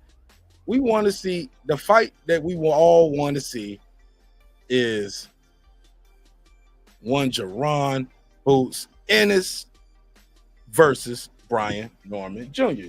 Let church say amen to that. This the fight, man. This is what we want to see. This is where we want to be. And just like clockwork, boxing fans mess up a good thing. They blame everybody. They blame the promoters. They blame the networks. We talk about niggas' purses, blame the purse. He ducking, they duck. Nigga, part of the problem is y'all weird ass niggas. Let's just keep it a buck. A lot of problems that goes on in the sport is these weird ass fans complaining too much. Primary American fans. I'ma say it. I'm on it, bro. I'm on it. Let's just keep it a buck. A lot of these primary so-called experts too. I call them YouTube daddies. Your YouTube daddy, once again, here we go, y'all. Here we go. Let's talk about it. I saw it coming. Pause. I saw this shit happening before it happened. I remember talking about this, might have been with Lisa. Shout out to my sister Lisa Bells. I talked about this shit probably with Foodie, my brother Tate Jones. Who else, man? Shelton Moore. We talk about boxing live on air, but a lot of times, so many people I might talk to behind the scenes, in between shows, members only episodes, shit like that. And you know what? I said, here we go again. Here we go again. Yo, part of all the DMX references while I was on my road trip with my sister, going to handle that family business, we played both the first two DMX albums back to back. It was a long ass road trip. It was like 7-hour trip. You know what I'm saying? So I played the first joint, played that joint. We played the Jay-Z joint. Jay-Z first. We was going through like playing people's first albums and comparing first albums. You know what I'm saying? So we'll get to that later. Let's get back to the regularly scheduled program. Let me make sure I speak clearly because I don't want to be up here talking like rebuttal entertainment weird ass. Oh yeah, I'm gonna get to you, partner. I told you I'd do this, boy. Y'all better chop it up and send it to him. Tell him I was talking about him last night. Oh, he probably watching. He my son too. You gotta love it. Niggas be talking crazy to me. I was like, nigga, I got a mic too. Ain't nobody watch you. I'm like, nigga, only 4 people watching you right now, and I'm one of them. Play nice, weird ass nigga. But I told him once I do what I do, he gonna be mad. I'm gonna pull up to his show tomorrow. My rent's gonna be gone. Oh, I'm gonna cry. Took my rent. Look at my Martin ass sad face. I'm gonna cry. Weird ass nigga. Let me address the bullshit though. I'm on him. So once again, we got a situation. Here we go. Where you get boxing fans more concerned about what somebody getting paid than the actual fight. It never heard of it. What part of the game is that? We ain't talk about the X's and O's of boxing. We ain't talk about who gonna win, who why they will win in your humble opinion, because we don't know. Because if we know, we won't need to see the fight. Example, if Mike Tyson wanted to come in here and fight one of y'all in the chat right now, ain't nobody gonna pay to see that shit. We know who gonna win. Matter of fact, maybe we don't know after that Mike Tyson Jake Paul performance, but I'll put a case on that. Now you see now, get the fucked up in like that. Yeah. We're gonna talk to him. Like, I got time today, baby. I'm just getting started. It's man, this early for me. Y'all better lock in. I remember what time I would just be getting started at 12:30, 1 o'clock. Nah, I got time today. I've been gone for a while. I'm gonna give y'all a show. I'm gonna give y'all that nigga y'all came to see. Good, bad, and all. And my haters too. I'm gonna leave this one up. Probably leave this one up too. I want them to see me when they see me. And address me properly. If you're gonna say my name and put my name in your comments, my nigga, and in your chat and on your live stream, spell it right. Spell it right. Oh, you gotta love it, Sergeant Julian. You want it? You want it? You can get it, baby. Call in. Cause I love when people tell me I don't know shit about boxing. It's the funniest shit ever to me, because most of y'all niggas didn't see a term sheet until I put one on the screen, homie. That's a fact. Most of y'all never seen a term sheet till I put one on the screen and showed you what one looked like. So when people say I don't know shit about boxing, I love it, because you know who do think I know a lot about boxing? Fighters, managers, promoters, trainers, the people at the gym that I go to, because I'm in the gym doing my thing, homie. What do you do? Because you probably don't even go to your local gym in your city. I do. I'm there 3 times a week. What about you? Checkmate. As we proceed to give you what you need. So look, this fight has been brewing for a long time, man. And I saw a couple of things going around, and it had me a little disturbed. I see people saying shit like, okay, he ducked him, he's ducking him, he ducked that. But then I saw something going around saying Boots Ennis was talking about moving up to 154. He's not waiting around for these guys. It never heard of it. What you mean wait? What you mean you ain't waiting around for nobody? You just fought on Saturday, nigga. You just fought on Saturday. Shout out to Boots too. Good performance.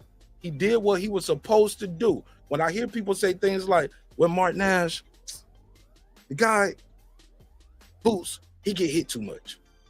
I'm not on the Boots get hit too much train. Boots get hit because he going for the kill, homie. When you going for the kill, you gonna get hit.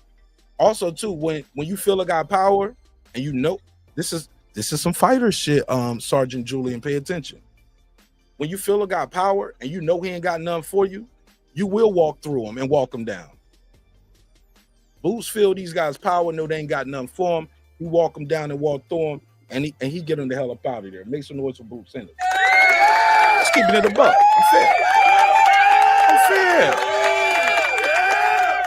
I'm fair. Boots and Bud was the fight and still the fight that should be. But look, shout out to this guy right here. LW Boxing to tell you all the time best. Martin Nash will tell you too. Tay Jones will tell you. You got to pay attention to the rankings. Why and when guys get into rankings and get out of rankings in boxing. Boots was right there in line. It was like Keith Thurman, Virgil Ortiz, Boots Ennis. That was 1, 2, and 3 at one point. This was before Bud fought Sean Porter. He was in line. Keith Thurman left. Remember when he said, well, I've been the WBC been coming to my training camps. Bro, I've been doing this shit for years. I don't know where y'all been. We cover all of it. This shit is archived with Keith Thurman up there, even right after he won the fight. And he against Barrios. It was like the WBC been coming to my training camp. So I guess I'm in line to fight Barrios. I'm fighting for that title. He got out the WBO rankings. He was already calling it the WB no. Virgil was number 2. Just like you said, Boots and Bud was the fight to make and still be Bud on his way out the door. Why Boots and better question, why Boots and Virgil didn't fight when they was number 2 and number 3? I'll wait. Why didn't Boots and Virgil fight when they was number 2 and number 3 in the WBO at welterweight, and Terrence Crawford was right there waiting for all of them at the top, trying to get a Spence fight? None of them pushed the issue. Keith Thurman got the hell up out of there. Then Virgil moved up and Boots moved up. Uh-oh. What's going to happen now? 1 and 2 ain't fighting. What's going on? Why they ain't fighting? What's going on there? Virgil went to the WBA. Boots went to the IBF. Come on, bro. Dudes left the sanctioning body. It happened. It happened. It happened. Oh, man, the truth hurts. The truth hurts. And don't get it twisted. I ain't got no problem with Boots. Love Boots. Met him in person. Well, I can't say I love Boots. I respect him. How about that? I respect him, and I respect his father and what his father's done with his sons. Because boxing is not an easy sport or easy business to be involved with. Beautiful sport, ugly business. Hence the term beautiful ugly. That's what I call it all the time. You know what I'm saying? Watch somebody start stealing that too. Niggas steal everything I come up with. Beautiful sport, ugly business, but it's very difficult to excel in this sport.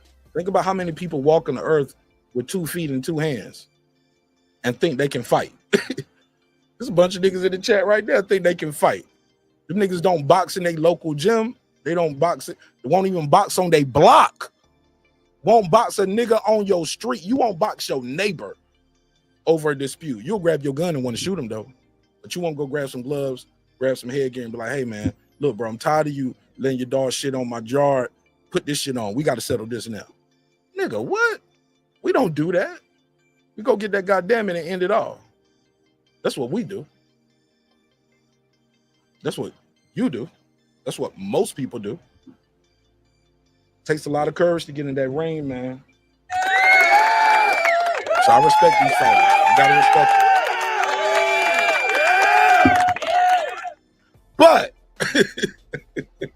But we gotta address some of the things that's going on out here. With that said, got a lot of respect for them, but some of the things they saying, man, I just can't get jiggy with that shit, homie. I can't get jiggy with that shit. He said Virgil was spank boots. Spank boots pounds. Maybe he would, maybe he wouldn't. But based off what we saw when Virgil, we saw Virgil down there pass out and died twice trying to make 147. I mean, and I don't mean that figuratively. I mean, literally, he almost died a couple times from trying to make 147. You ever heard somebody say he killing himself to make weight? This nigga literally almost killed himself to make weight twice. Most of us, when they got that, what Foodie couldn't say the word good, but it was like Rambo Akuna Matata. What was the word, Foodie? Rambo Supercalifragilisticexpialidocious. He got that shit. That nigga got Rambo Supercalifragilisticexpialidocious and still almost went in that bitch and died and kept trying to fight. So when you start hearing things like that with Virgil, and when you start thinking about him fighting Boots, like, damn, if he would have fought Boots then, would we have gotten the best Virgil? We might not have gotten the best Virgil. So Boots could have won. But at 154, we seen Virgil kick ass. Also, we seen Virgil look vulnerable in a fight. So he said, hey, somebody block this troll. Y'all block him so y'all can't see him. If y'all want, y'all block him. Block that motherfucker. I'm not gonna block him. Not right now, but I don't mind somebody saying casual, but he is spamming the motherfucker though. But I ain't tripping off that. You can call me names. Foodie said, Foodie. She said Rambo Damal.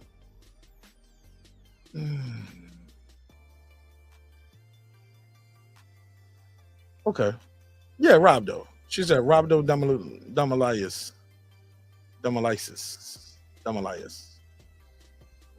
Rombo for sure. Robdo. Yeah, Robdo. And he wouldn't have fought Boots with that shit. He might have got Robdo. He might have got his ass whooped too. Might have got his ass Robdo and his ass whooped. Fucking with Boots if he got that. Because Boots can fight.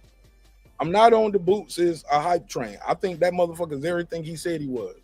Because prior to Norman's having whatever they got going on with him, that shit is documented. I interviewed Brian Norman Sr. and I asked him, what's one of your favorite places where you like to go get that work? He said, man, I love Bozy Gym. I love Philly, man. They got a lot of fighters up there. Man, we got love for Philly. I don't know why niggas want to make it ATL versus Philly. Man, we got love for Philly. Philly got love for us. That's a fact. And it's been like that for decades, right? But I told Shelton, Foodie, Lisa, Tay, anybody who would listen, I said, they're trying to make this shit Spence and Crawford all over again, bro. That's where we at with it.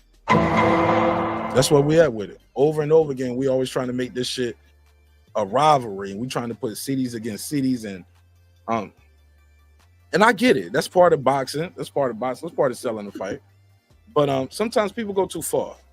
People go too far. Myself included, right? I'm not impervious to my own shortcomings and my own missteps. It happened. She said Boots is a good fighter. Indeed, absolutely. Boots is good. I'm not tripping. Look, if Boots was trash, we wouldn't care this much about the fight. So if Brian Norman was trash, y'all wouldn't care this much about the fight. We got to be fair. Like, what are we talking about here? It's like people want to live and die on, you got to hate one guy to lift up the other. You got to disrespect one guy to bring the other down. I'm not really on that. I ain't really on that type of time. But I am going to dress some of these YouTube daddies, though. Because it's a bunch of weird-ass niggas who doing the same shit that they did with Spence and Crawford. And they was wrong then, and they going to be wrong now. You're going to be wrong. You're going to be wrong again. These niggas said everybody was ducking, pricing themselves out. They was doing predictions. And what I come to realize that a lot of these guys don't even care about the fight. They care about the hype of the fight.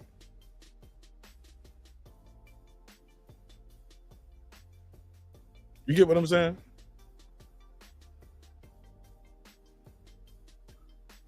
They care more about the hype of the fight than the actual fight. Why is that, Martin Nash?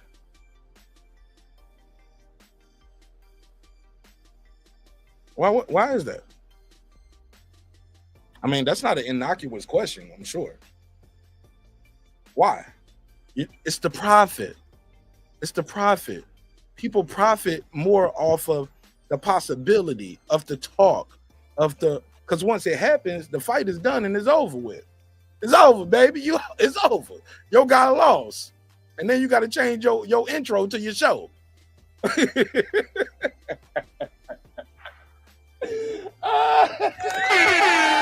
If you know, you know. Niggas got to change the intros to their damn show after that Spencer Crawford.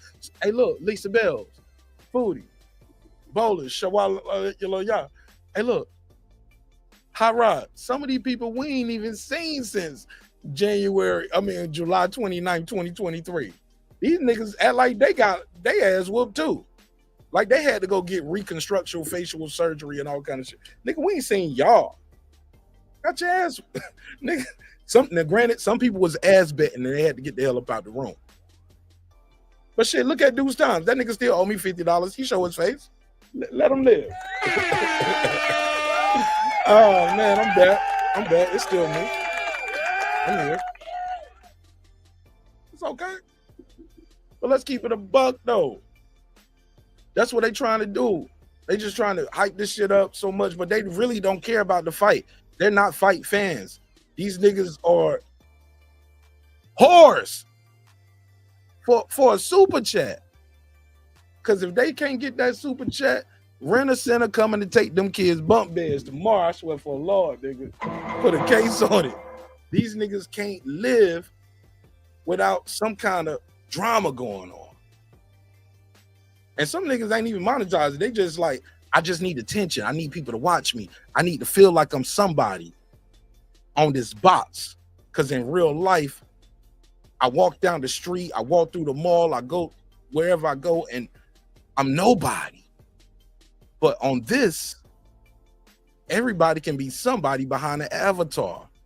Especially if you got a quick little, catchy little comment or something. My nigga. I seen people with no content, no videos, no nothing. They just talk in the chat, but they got subscribers. I'm like, yeah, how the fuck you get 100 subscribers? I be happy for them, of course, but I'll be like, you must do a lot of typing and chatting and good comments, or you get what I'm saying? You're a troll. So I was like, damn, that's kind of weird. Somebody said, yo, what's up with KQKC and Norman Sr.? Shit, you gotta ask KQKC and Norman Sr. I'll tell you what I thought, because I saw the shit. He did an interview. The interview ended. He read a comment with a super chat. He said, yeah, I was gonna press him on that. But you know, he like Bill Haney. He talked, I can't get a word in. I was like, nigga, you had like 30, 40 minutes with him up there. You had 30 or 40 minutes. You asked him about the negotiations. He said, I don't really like to answer that because I done did it so many times, but he went through that. You asked him, was he gonna make the weight? You asked him about fighting boots. Like, you had him up there for like 35, 40 minutes. And he said, yeah, I was gonna press him on that. Yeah, but you know, he like Bill Haney, he can't get a word in, and this, that, and the third. But he did duck that fight. Keep in mind, he asked him about the negotiations, and he talked to him about that shit, and he said, what homie said? But that nigga B said was like, he said, but you know, you talk to people, you can tell them everything. They still want to believe whatever they want to believe. He was like, That was your moment to press KQKC.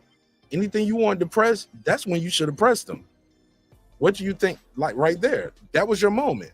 You asked him, he responded, and he even ended with, you know what? But you know what? You can tell people whatever, and they still got their mind made up. They got their own mind made up. Then it was like, But he said what he was gonna say. He ended the interview. That nigga Brian Norman Sr. pulled back up and was like, hey, you pussy ass. They never heard of it. Yeah.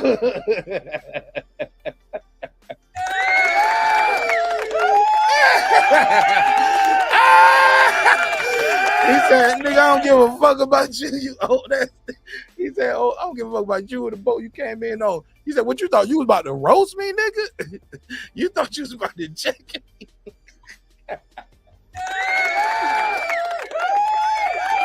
Oh, bowling. I watched that shit like 30 times. And each time I laughed harder than the first. Oh my goodness. That shit was funny. KKKZ was trying to keep it together. He didn't know what to expect. He thought a nigga was about to pull back up. It's like, hey, brother. Hey, you had some more questions you wanted to ask Brian Norman Sr. I'm here. I'm right here, baby. What do you want to talk about, sir?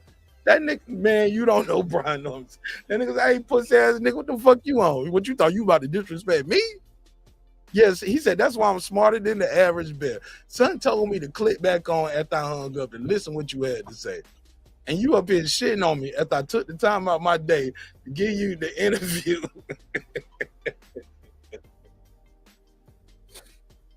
He said Brian Norman Sr. versus KO Box TV. I'm gonna stay out of that because that from last time I heard that shit going somewhere else. I heard they on some street shit with that. So I'll let KO see him when he see him, or Senior see him when he see him. But last time I heard they ain't even on no boxing talk no more. I heard KO cross the line. I don't know because I don't know what episode it is, what he said, and I didn't ask Senior about it neither when I talked to him. We was talking about other shit. Me and Senior, we cool. We talk about life. We talk about training. We talk about me training. You get what I'm saying? Talk about stuff that was going on. He was giving me condolences for my family and all of that shit. But that right there, whatever it is, I guess that just happened. So I'm not privy to it. Bowlers, you pull up and you can tell me what happened. Or maybe I'll ask Senior tomorrow. But really, I kind of don't want to ask because I heard him say what he was going to say. And I heard what he said he was going to do what he's going to do. And I listened to KO video. It was 18 minutes. But KO I never heard what KO said in that 18-minute video that would make Brian Norman want to do that. So I'm sure there's more to it than that. Because KO said it was just his opinion, but shit, we have people over all the time that disagree with Brian Norman. He ain't never said that. Usually, I don't know. I want to give them both the benefit of the doubt. And anybody who know me, I don't want to see that, especially for KO. I don't want to see that, fam. You know what I'm saying? And I do my best every time I talk to Brian Norman Sr. to tell him, don't do that. You know what I'm saying? Don't do that. Don't do that, bro. Don't do that. If you don't want to go to his channel no more, don't go to his channel no more. But don't do that. You know what I'm saying? Because I like KO. He always been fair to me. I will say that. Do I agree with him on a lot of his takes? No. But do I want to see somebody do physical harm to him? No. You know what I'm saying? He don't deserve that. I will say that. But they'll work it out. Brother's gonna work it out. Somebody say KO boxing running his mouth too much. What'd he say though? What'd he say? Like, cause what's going too far? He had to say something like, he had to say more than like your son ain't this or you ain't that. Like it's more than that. It got to be more than that. Cause I know Brian Senior. I'm gonna ask him tomorrow. Matter of fact, I'm gonna write that down. I'm gonna ask him. Cause when I talk to him, I don't keep it a buck. When I talk to him, I don't talk to him about YouTube niggas. You know what I'm saying? We talk about other shit. That's my homie. So we talk about life and talk about everything. And that shit got to me late. And I'm like, what the fuck? I ain't know about, how about this? I didn't know about that till I heard him say it on the KQ shit that I watched 30 times. And when I called him, he was on the way to do something with one of his kids. You know what I'm saying? And I ain't trying to tell too much of his business, but it was something positive. He was doing something positive and he was about to do something with one of his kids. We laughing, we chopping it up. I'm in the grocery store with my daughter, getting some yogurt and getting some Easter egg candy for her kids at school. We didn't talk about knockout boxing 86 TV. I'm just saying, with respect to him, but that wasn't on my agenda or my radar.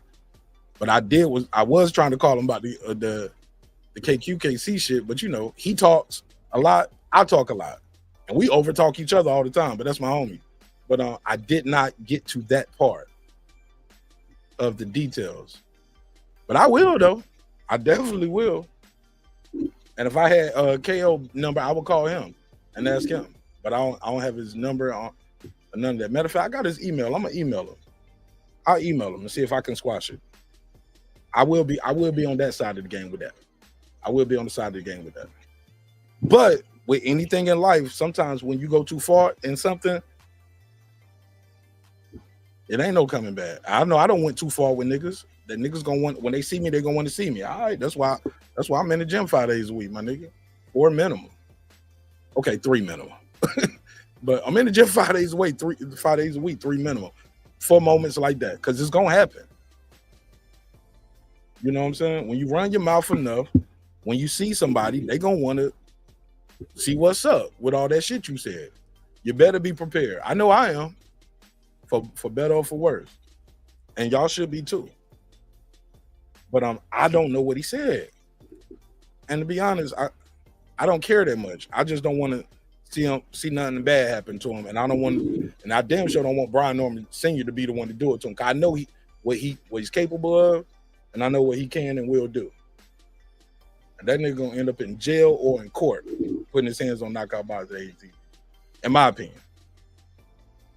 All right, Lake County said, we going to Japan, ready to slide through when the fight's on. Son, I want to go so bad, and I know I can afford it. I just don't know if I can deal with the flight. You know me, you and I, we was out there in Vegas. Them niggas left the day after the fight. Man, you was like, man, that was a long flight, nigga. We ain't come. We didn't come over here to get paid. We came over here to party, so we kicked it a little bit longer. You know what I'm saying? So I kicked it. But damn, man, I don't know if I want, bro, if I go to Japan, my nigga, for that fight, bro, I'm gonna be over that bitch for a week. I'm gonna have to be over there for like the week, be early, a couple days before the fight, just so after the fight, I'll be ready to go. But if I go over there like a couple days before the fight, like, nigga, after the fight, I'm like, nigga, we in Japan. I'm staying in Japan. I'll see y'all on Wednesday or Thursday next week. I'm gonna be in Japan for a week, bro. If that's the fight. If that's the fight. But I already talked to B, and whatever's gonna happen, when it's gonna happen, you already know. I'm gonna be already in the mix. But I do know something is brewing though. Oh yeah, I did see this shit too by KQKC. Let me address this shit too, because I asked him about this shit. Because KQKC did an episode the next day, and he said the homie, he's like, I was getting all them calls and texts. Somebody was texting him, telling him not to be on my show. KQKC, y'all chop this up and send it to him. KQKC, put that video out. Let me know. Let Senior know. Let us all know. Don't say shit like that in jest, homie. Who was texting you and calling you, telling you? Because that person, by you to say that, that means that person knows Senior enough where he got his personal number. Because that won't DMs. Those were phone rings and those were texting. I mean, that wasn't texting and that wasn't DMs. That was phone calls. So somebody's constantly calling him during his interview, telling him to get off the interview with you. Bro, stop it. Because first of all, can't nobody tell Brian Norman Sr. what the fuck to do. Bob Arum, Fighters First, ain't none of them telling him what to do. So stop that, bro. Like, if you're going to put that out there, don't take half measures. Take full measures, sir. Because we too grown and too old for gossip, especially you. And rumors. Unconfirmed rumors, like Bren would say. Let's keep it a buck, homie. Ain't nobody call that man, tell that man to get off the phone with you. And if so, he stayed up there for 40 minutes. Who was it? Stayed there for 40 minutes with you. Ain't nobody telling that nigga not to do no get off the phone with you. That nigga was up there. Then he said Brian Norman wasn't even in Atlanta. Bro, B was in Atlanta training with his pops. That shit was on their IG story. I should have took a shot before it disappeared, but bro, Brian Norman was back. Like what, Sunday or Monday? He was back. And he was back training. Back in the gym. He went down to Miami. He was back. So that's some mocap. Like, well, motherfuckers better keep it real, bro. Be the first one to say somebody ain't keeping it real and ain't telling truth and spewing propaganda, but that's not true.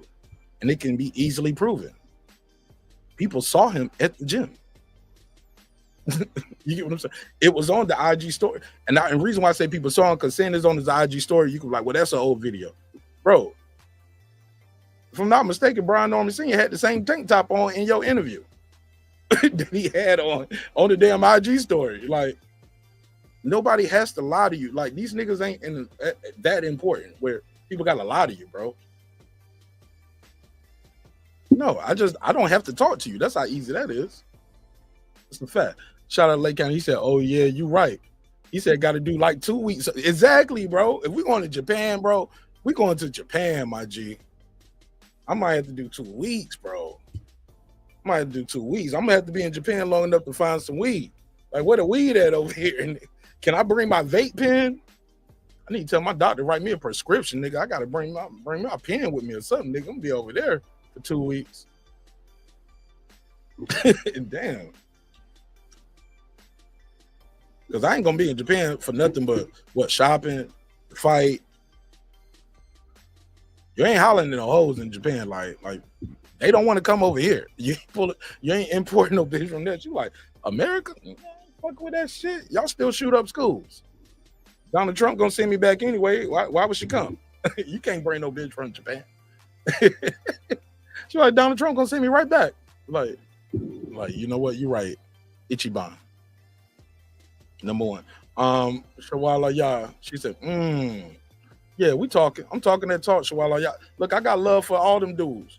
You know what I'm saying? But I'm fair. And I don't leave my integrity in the glove box before I do a live stream.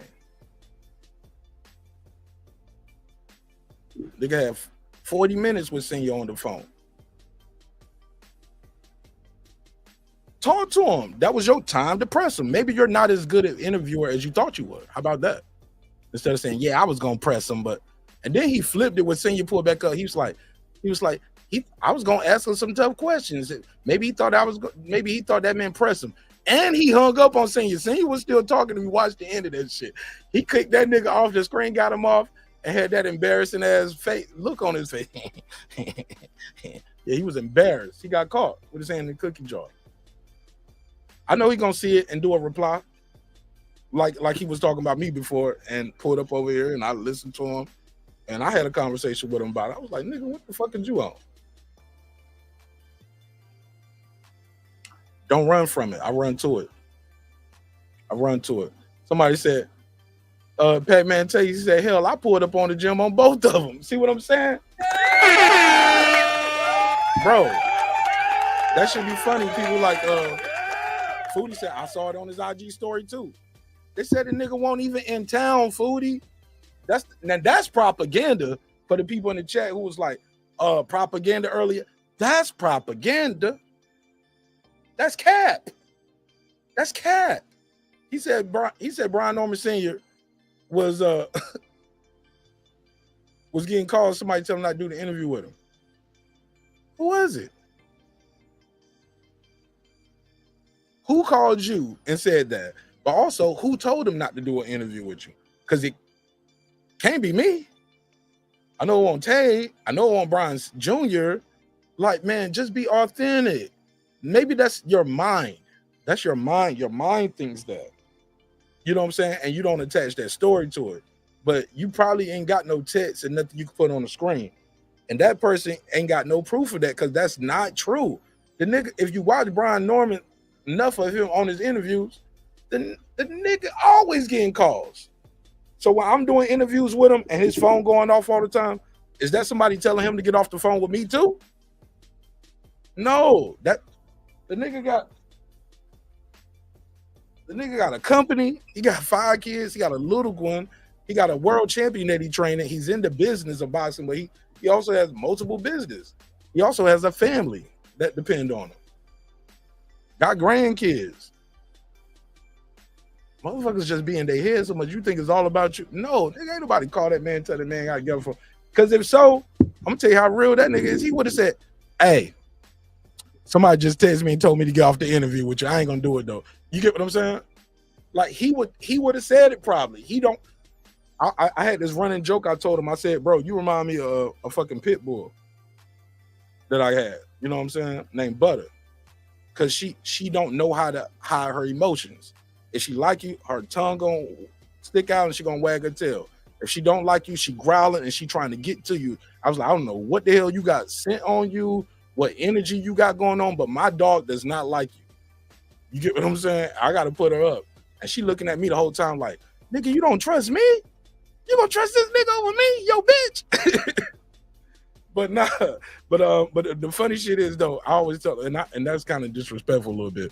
Hopefully you forgive me, but I'm like my pit bull too. Like I don't know how to hide my emotions sometimes with people. Like I control them, I check them. I'm patient, I'm kind, I'm respectful, but I don't fuck with you, dog. And you're gonna know it. But that's neither here nor there. So, but that's my take on that. I'm glad you asked. But don't do no promos for that nigga show on my shit unless you over there on his show too, selling Mark Nash talking about it right now.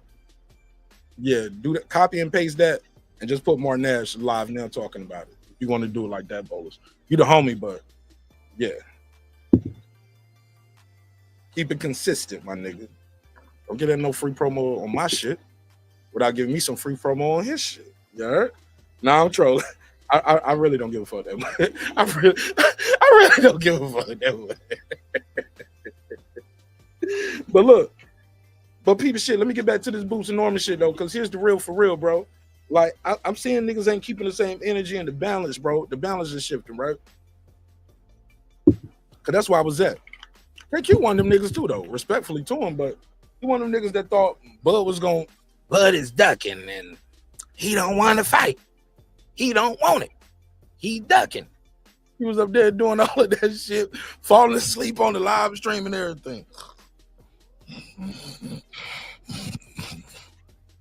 Nigga sounded like my pit bull.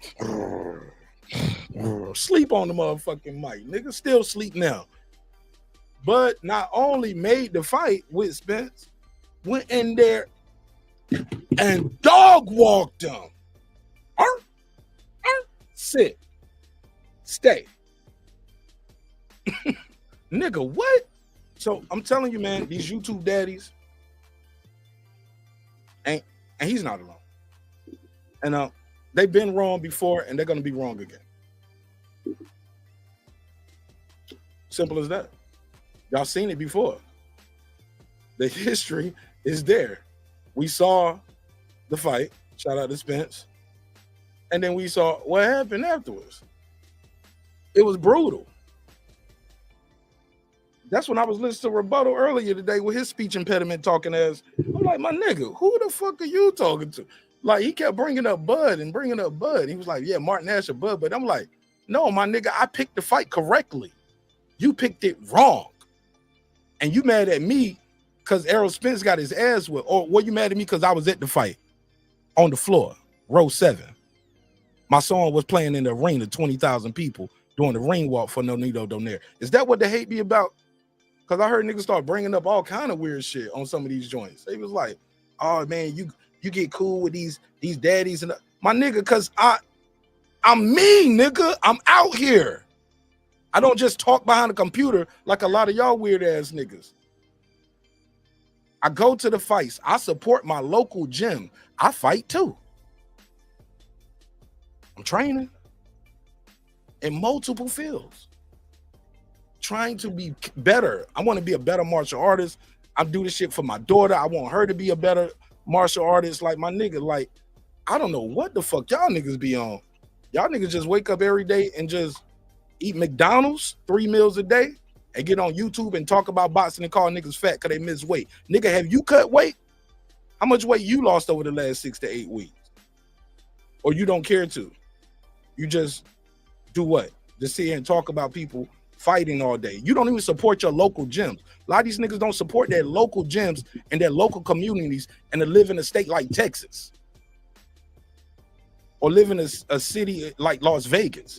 My nigga, it's more gyms than McDonald's in Las Vegas. Shout out to Brian Norman. He told me that, and I Googled. Like, it's a bunch of weird ass business going on. Like I said, niggas more concerned about a nigga's purse, and to call a nigga a broke nigga, he only getting 300,000. Nigga, what do you get? What are you doing for your son? What are you doing for your kid?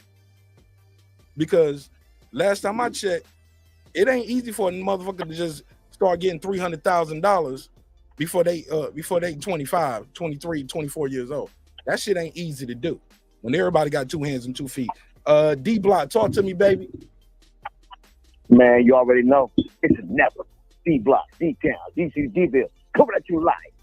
Late night edition from Dallas, Texas. Hey, what's up, my brother? You doing okay, Mike? I don't have bad days, man. I have bad moments.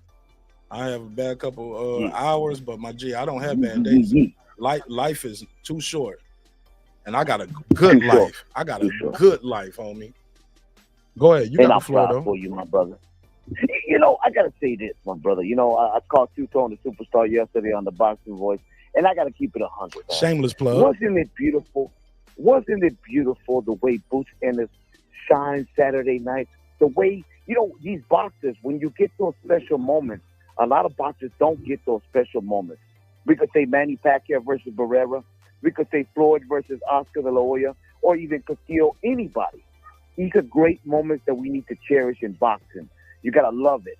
And I love what? Hold on. Slow down. You said you said Floyd versus Manny Pacquiao and who else? No. I said Manny Pacquiao versus Barrera. Mm-hmm. You know, that was one of that was his biggest win other than Les Duaba. But Santian. It's Okay. about these Okay. fighters. Look, And what was the you know, other I'm one you gonna finish said? it up. What was the other one you said? Floyd Money Mayweather versus Oscar the Lawyer. Stop. This was It's not about- that. You No, are no, no, insane. I'm saying Who? Santian ain't no Let me Barrera. finish. No. Let me finish. Hold on. Let me I'm gonna let you finish. finish. But let's be clear. This fight was not of that magnitude, and Santian was no Oscar De La Hoya or no Barrera. This was not that.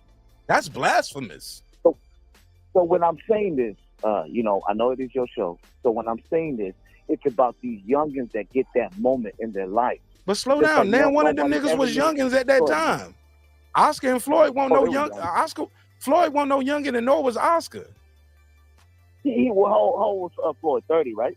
Yeah, this nigga won't know youngin, and Floyd was proven. Floyd was pound for pound number one going against the cash cow. Neither one of these guys are pound for pound number one, and neither one of these guys was a cash cow. This was not Floyd versus Oscar De La Hoya on Saturday. I'm gonna finish it. I'm gonna finish up. I promise. No, it ain't You know, about the finishing beautiful up. It's moment- about a hold up. No. It's not a one-way conversation. It's not about finishing up. It's about a conversation.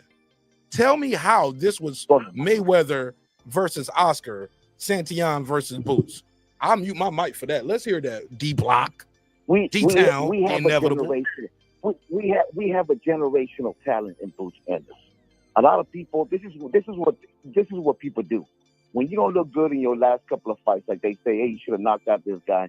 We definitely thought you were the next big hope. And at the end of the day, he came and he rose. He has 2 titles and the ring lineal championship at the welterweight division.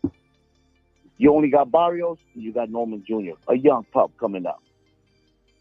Boots Ennis is the man at 147. Can't deny what he's gonna come with. Okay, he can be undisputed, take on these champions. Who's number 2? And defeat him. Who's number 2? There's no need to say it. No. Because the lineal was hold up. No, brother. Hold up. It's a one. Look, you're trying to have a one-way conversation. I'll let you say all of that. Let me ask you a question and respond. And kind. Don't just be dismissive. It don't matter. Don't be dismissive. Let's have a conversation, D Block. You got a boxing channel on YouTube. Super dope. I fuck with you. You fuck with me. Let's have this conversation. Let's not be disingenuous or dismissive. Lineal is supposed to be number 1 and number 2.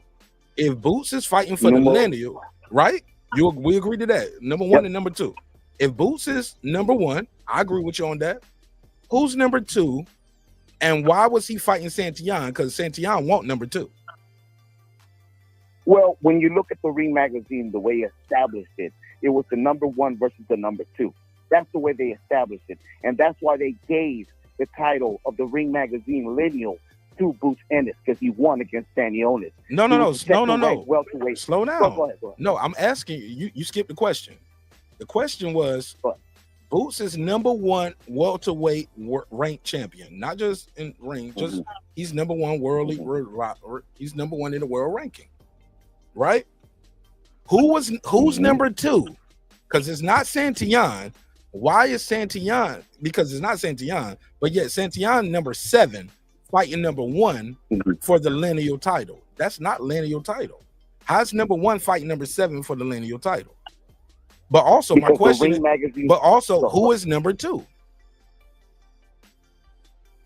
For me, it got to be not you. It has to not be, you. Not it has you. to be, what the numbers say? What does the ranking say? Who's number 2?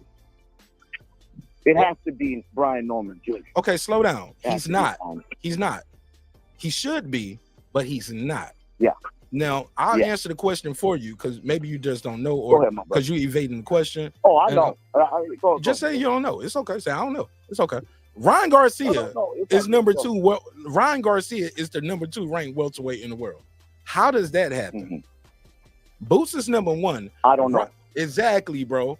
Ryan been out the ring for a year, never fought in the division, never been a world champion in any division, and never held a title in that division. But he's number 2. Yet Boots is fighting number 7 for the lineal. So when you start saying, and he's the lineal, and he's like, nigga, he didn't beat the next best champion, which is Brian Norman. You said it, not me, but I agree with you. And we all know is Boots, Brian Norman, Barrios and then Santillan.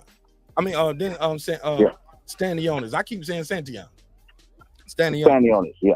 Stanionis had 15 fights. Yeah. Only 4 of them y'all seen on TV. Yeah. Established at the welterweight division, Stanionis, it should have been the number 2 ranked fighter at the welterweight division. That's not true. How? No. I'm giving you my opinion. Tell me how. Establish that opinion with my opinion. Established. He is established, and that's why the Ring magazine gave him the belt. Are we mad that Boots? No. But if that was the case, that's the case, why they didn't have him as number 2 welterweight in the world? They didn't even have him as number 2 welterweight in the world. They had him as number 7. I'm telling you, yes. I don't make the rankings. I'm telling you what I'm going by perspective. Okay, well, Brian Norman was if Brian Norman's number 3, shouldn't he got the fight? If Brian Norman's number 5, shouldn't he get the fight? Like Brian Norman. There's a reason why that fight didn't get made, right? No, it's okay. I'm with you on that. There's a whole bunch of reasons why the fight didn't get made, and we can relitigate that whenever y'all ready, because I know. But here's the truth. Yeah.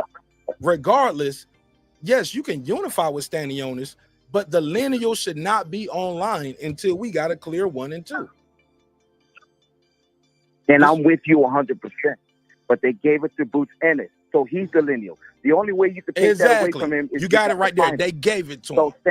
You said it, not me. They gave it to him. Norman Jr., you hearing that? You got to fight him. Don't play no more duck and dodge kind of game. Don't go to another. You're gonna fight some Japanese guy in Japan. We don't want that. No. Hold up. We can't get paid. Y'all, hold up. Y'all can't have it both ways. Atlantic City. Hold up. Y'all can't have it both ways. Say we ain't gonna never make no money if it ain't for Boots, and then we go somewhere else to get some money. You can't have it both ways. We want the fight too. We all want the fight. Yes, I want the fight too. We all want the fight. Okay. But when you hear Bozy Ennis saying we already undisputed and we ain't waiting, my nigga, y'all fought on Saturday. That interview came out on Tuesday or Wednesday. Matter of fact, it's Thursday. So that I saw that on Tuesday or Wednesday this week. Bozy saying they already undisputed. How? And you know that's not true. I know it's not true, but his daddy said it. We all know that's not true. His daddy said it. His daddy could say a lot of things, just like Brian Norman Jr.'s dad could say a lot of things. His daddy ain't never said he undisputed. His daddy talks a lot too. His daddy ain't never. His daddy ain't lied and told y'all he undisputed. We want the fight. He ain't gonna say that for what? He got 1 title. He hasn't proven himself yet. My nigga, you ain't undisputed with 2. Hold up, you ain't undisputed with 2 titles. You're not undisputed with 2 titles. Since we talking about this, you're not undisputed. Can we agree to that? Can we agree to that? Let me ask you a question. About what? You're not undisputed with 2 titles. Just because you got the Ring magazine. That, and no, he's not undisputed. No, you cannot be undisputed unless you beat the champion. No. Unless you beat all the champions or you get all the belts. You can beat one person who got all 4 belts and be undisputed. Now you can beat one person and you got 1 and they got 3. Go ahead. If you believe in yourself, like Brian Norman Sr. says he believes in his son, go to Atlantic City, a neutral site, fight Boots Ennis, get this shit over with. I would love to do that. But look, has that ever been offered? That's all we need. That was never offered. It was never offered. That's not true. Let's say that. It was never offered to fight him in Atlantic City. No. He's talked to Bob Arum already. They want to make the fight. So it's going to get made. And then we can finally say, because Eddie said it. Because we know who's the real champion. Mario Barrios ain't no real legit threat. You know that. You know Mario Barrios ain't no real threat. Nah, Mario Barrios. Hey, look, I ain't gonna say that. Mario Barrios he boxed off Uga's head. He beat the fuck out. He beat Uga's ass. He's a rugged fighter. He gets exposed too many times. You know that. Come on, let's be real. I mean, he ain't no real get you on that, but he beat Uga's and beat him bad and beat him convincingly. The problem with Mario Barrios is his face has had so much damage and reconstructive surgery that he's not gonna be like he's gonna have to get plastic surgery pretty much after every fight at this point. And this is the last thing I gotta say because I know it's getting late. What would Brian Norman Jr. do to Mario Barrios? And what would Boots Ennis do to Mario Barrios? It's the same thing. I He don't gets know. knocked out by both of them. I don't And know. I don't know. I don't know because I thought Boots. Hold on, we don't. You don't know that neither because Boots didn't knock out Karen Kukajan. Did he knock out Karen? He fought him twice and couldn't knock him out. I know. The first time y'all said he ran. The second time Karen stood right in front of him and Boots couldn't knock him out. So we don't know Boots gonna knock him out. Night? Style makes fight. But you just but we don't know. And Mario Barrios right in front of you. Hold up, but we saw Boots. We saw the same fighter fight Boots 2 different styles, and Boots couldn't knock him out either way. You're gonna give the youngin some credit. I'm giving him credit. He won. Good. But That's I'm not gonna give nobody eye test titles. There's too many eye test titles going around. And you giving him an eye test title. My G, hold up. You said we know he gonna knock him out. How the fuck you know he gonna knock him out? Because I believe, because I think Barrios is better than Karen Kukajan. He fought him twice and couldn't knock him out with 2 different styles. So how do we know? When you see Keith Thurman, the old veteran Keith Thurman, destroy Mario Barrios, what the young Boots Ennis gonna do to him?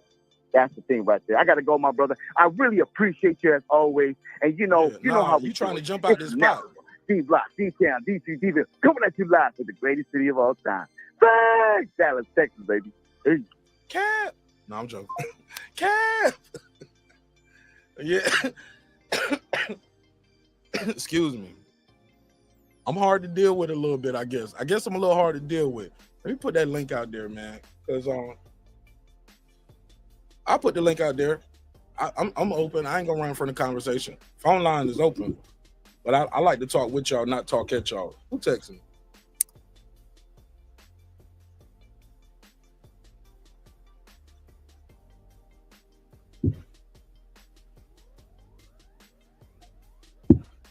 Somebody said Boots Ennis is not a knockout artist. If you stand right in front of him, I feel you, Foodie. He's not, but if you stand right in front of him, he will paint a picture on your ass. He will put your ass on a poster. He gonna make some art out of it if you stand right in front of him. But shit, so did Bud. So would Crawford. Shit. There was a time when Floyd was a knockout artist. He was a knockout artist. He was painting motherfucker. Painting beautiful pictures. Or gonna make you quit in the corner. But Boots, as good as he is, I get tired of the fans. Like here's my problem with some of the fans in their conversation and their narratives. People will say Boots is too big for the weight. But Boots is on record. Let me find a clip. I got it. Let me find it. This is post-fight press conference. Boots Ennis did a post-fight press conference and he said, I make the weight fine. He said, that's just internet talk. He said, that's internet talk. He said, that's just people just talking. He said, I make the weight fine. Hold on, let me fast forward. Let me find it. For sure. You know, that's like I said before, I don't want to sound repetitive, but when I fight top of the line guys. And he said when he fight top of the line guys, he step up. Bro, I'm gonna be honest, man. How good was Santillan? Y'all act like this like y'all been following his career for 30 years. This nigga D Block, God bless his heart, got up here and told y'all, yeah, man, I was just telling Two-Tone the Superstar. This was like, first of all, he could have told me that without even saying homie name. I don't get the point of the name drop, but it's okay. I'll let him have it. Because I was telling Two-Tone the Superstar, this was Oscar versus, this was Pacquiao versus Barrera. I think you mean, maybe he meant the second Morella's fight, or but then he said it was Pacquiao. No, he said no, Pacquiao Mayweather. No, he said it was Oscar versus Floyd. Nigga, Boots ain't no Floyd. God bless him, but he's no Floyd Mayweather Jr. at this point of his career. Who knows his sky limit, right? Limit is the sky. I don't want to put no limit on nobody. None of these young fighters. You know what I'm saying? Wish them the best. But This damn show, but standing on his damn show wasn't no Oscar De La Hoya. D-Block, you got to get off the gas, my nigga. Never heard of it. That nigga said this was what we saw Saturday was Oscar versus. That ain't what the numbers say. That ain't what the numbers say. And D-Block, you one of them niggas that be putting up numbers and people's pay-per-view buys and all of that shit on super chats. I'm sorry, on what he say on this on the fucking Twitter. Nigga be on Twitter all day putting up niggas pay and what they got paid and the numbers. D-Block, you my brother and I love you. But I'm gonna hold you accountable. Cause nah. Tell me what them numbers was, because Eddie Hearn got up there and told us Boo's numbers was 15,000 in Philly the first fight, then 12,000 in Philly on the next one. Then we just did 9 tonight. I was like, and the way he's saying it was so confident. Y'all niggas ain't hearing what I'm hearing. I'm hearing a decline, Pac-Man Tay ATL. Chihuahua, y'all, I'm hearing 15, 12, 9. You did 15? Okay. Well, that was the guy right here nobody want to see. Then you did 12. Okay. Well, nobody want to see you fight this guy again that you already beat. Okay. We move you an hour up the block, my nigga. And you drop down to 9,000? You can't get your fans to drive an hour up the block to Atlantic City? 9,000? Okay. Nah, B. That's a decline. And that's for unification. No excuse, right? Someone say, well, standing owners don't speak. Nah, he does speak English. He been here for a while. Standing owners speak English. Checkmate. Can't say he don't speak English. Well, he Lithuanian, ain't got no followers. Okay. That motherfucker was allegedly the boogeyman from PBC. On top of that, let's just keep it a buck. He's white. A lot of guys over here don't be having no following like that, but they be black versus the white guy. Still. But anyway, that's neither here nor there. I'm done with that part of the show. Let's keep it boxing. All right, so back to where I was at. What Tay said? Tay said, he said, of course, Eddie made it sound good. But as a businessman, he has no choice but to go back to Philly because I'm losing money. Duh. Bro, my whole point with that is, and this, like I said, this ain't trying to shit on Boots. I'm just keeping it a thou wow. He might not be as big as a star as some of y'all trying to make him out. Because we're not going to bigger venues. We're going to smaller venues. We went from 15,000 to 12 to 9. And the 9 was for a damn unification. And you took money out your purse to even give it to him. That's how much Eddie believe in him, right? Well, nigga, this is my match. You got to take a pay cut. You want the belt? This is what he want. And he want it in the neutral side. Yeah, just give it to him. Okay, cool. That's their words, not mine. That's what Eddie and Boot said at the post-fight press conference. I got it. I'm queuing it up. So if that's true, what do we do from that? If you want the other belt, but right after he said that, if you listen close, Eddie said, but we're not going to do that no more. We're not doing that no more. We're not going to do that no more. Hold up. What? Hold up. The Nuggets won't even ask him for standing owners. So the fight that people actually want to see, just give them what you gave standing owners. It should be even bigger now, right? So Boots has even more money. You can afford now. And this is the fight that people want to see. The other guy that's making highlight reel knockouts. And I heard somebody say, man, you know what it feel like to make somebody quit in the corner? They've been training for 8 to 12 weeks. I'm like, nigga, Brian just made the nigga quit too in the middle of a round. Dropped him with a power jab, and the nigga said, I'm good for the night. Boots fought the guy. His guy quit in the corner too. They even. Sheldon Moore said it best. He said, everybody keep talking about, he said, what Boots did that Norman ain't did in the ring. He kicking ass, he kicking ass. He ain't no super mega star. He ain't no super mega star. Only difference is he got a guy that's gonna throw some money into him, like Eddie Hearn. Bob old ass ain't throwing money into guys like Brian Norman right now. And when I say that, I mean that respectfully. Caller, what's your name? Where you from? You got it done for you. Say what? You got it on for you still like me? What? What? You got it on for you. You got a thumb in your butt. What? You got it. Charlie, please, look. You like Goldilocks. You love me, fuck me. You said, if I love you, W. If I love you, trust you. What's your name? Where you from? Oh, we lost them. It happened. It happened. I get it. But no, Shawala, yeah, you're right. It is. It's smoke and mirrors. Look, Lisa Bell said all the time. She said, Mark, none of these guys are big stars, Mark. None of these niggas know Sugar Ray Leonard. They're not Muhammad Ali. You get what I'm saying? None of these guys are stars. They're no Kid Dynamite. They're no Oscar De La Hoyas. They're not they're not Floyd Mayweather. And Floyd Mayweather won't Floyd Mayweather until he was Floyd Mayweather. People think he just won the fight and that just automatically happens. No, he was building that persona up the whole time. He was building it up.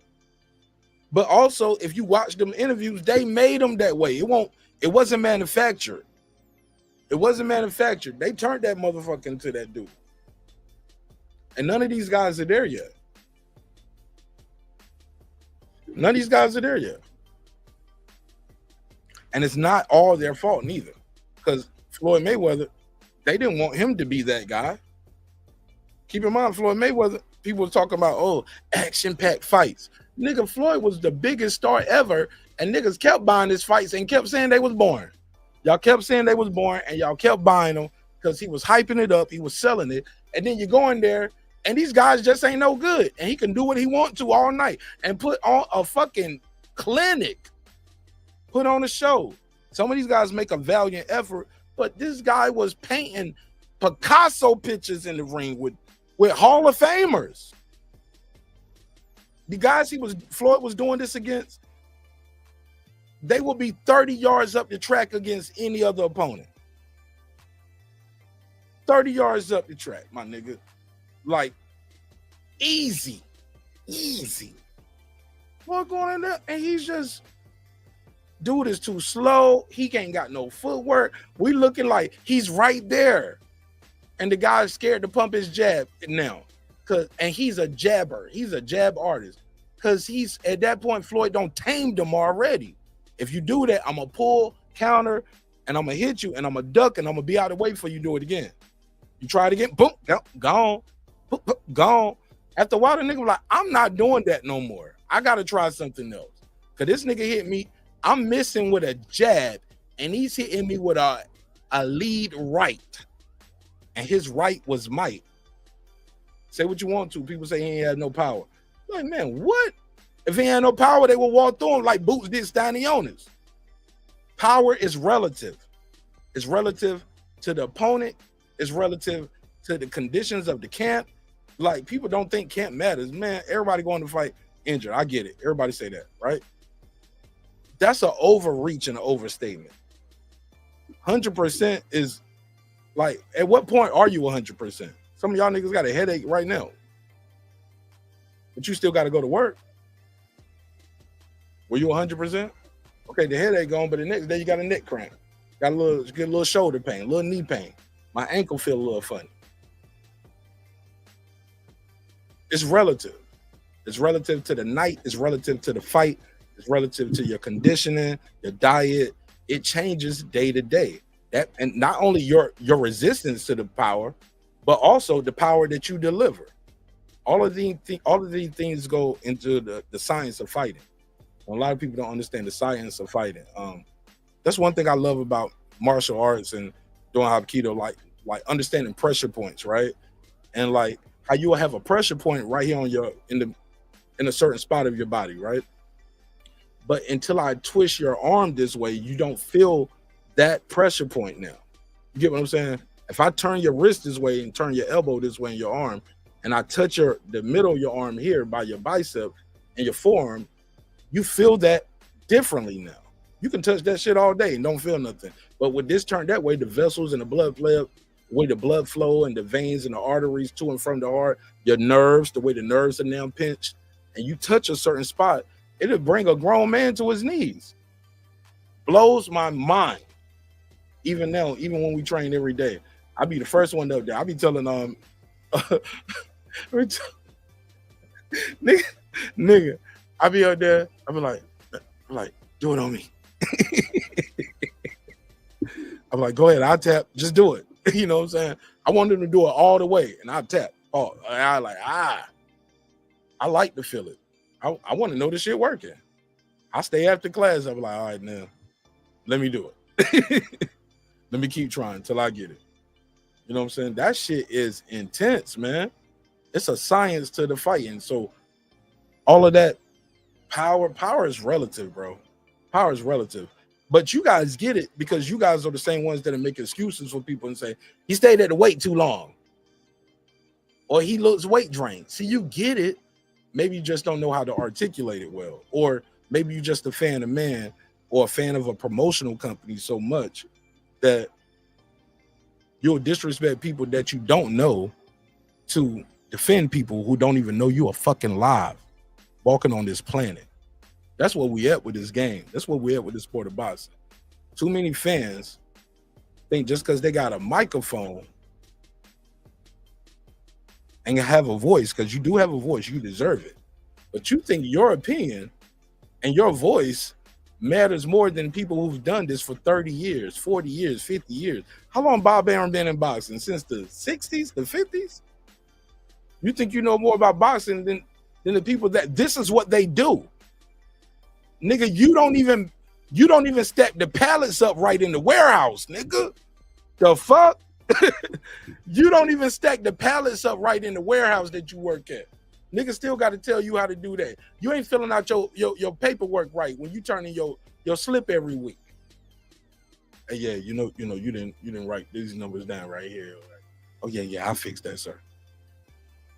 But you want to tell niggas who deal with fighting and do this, taking punches to the head, giving punches to the head. That's their business.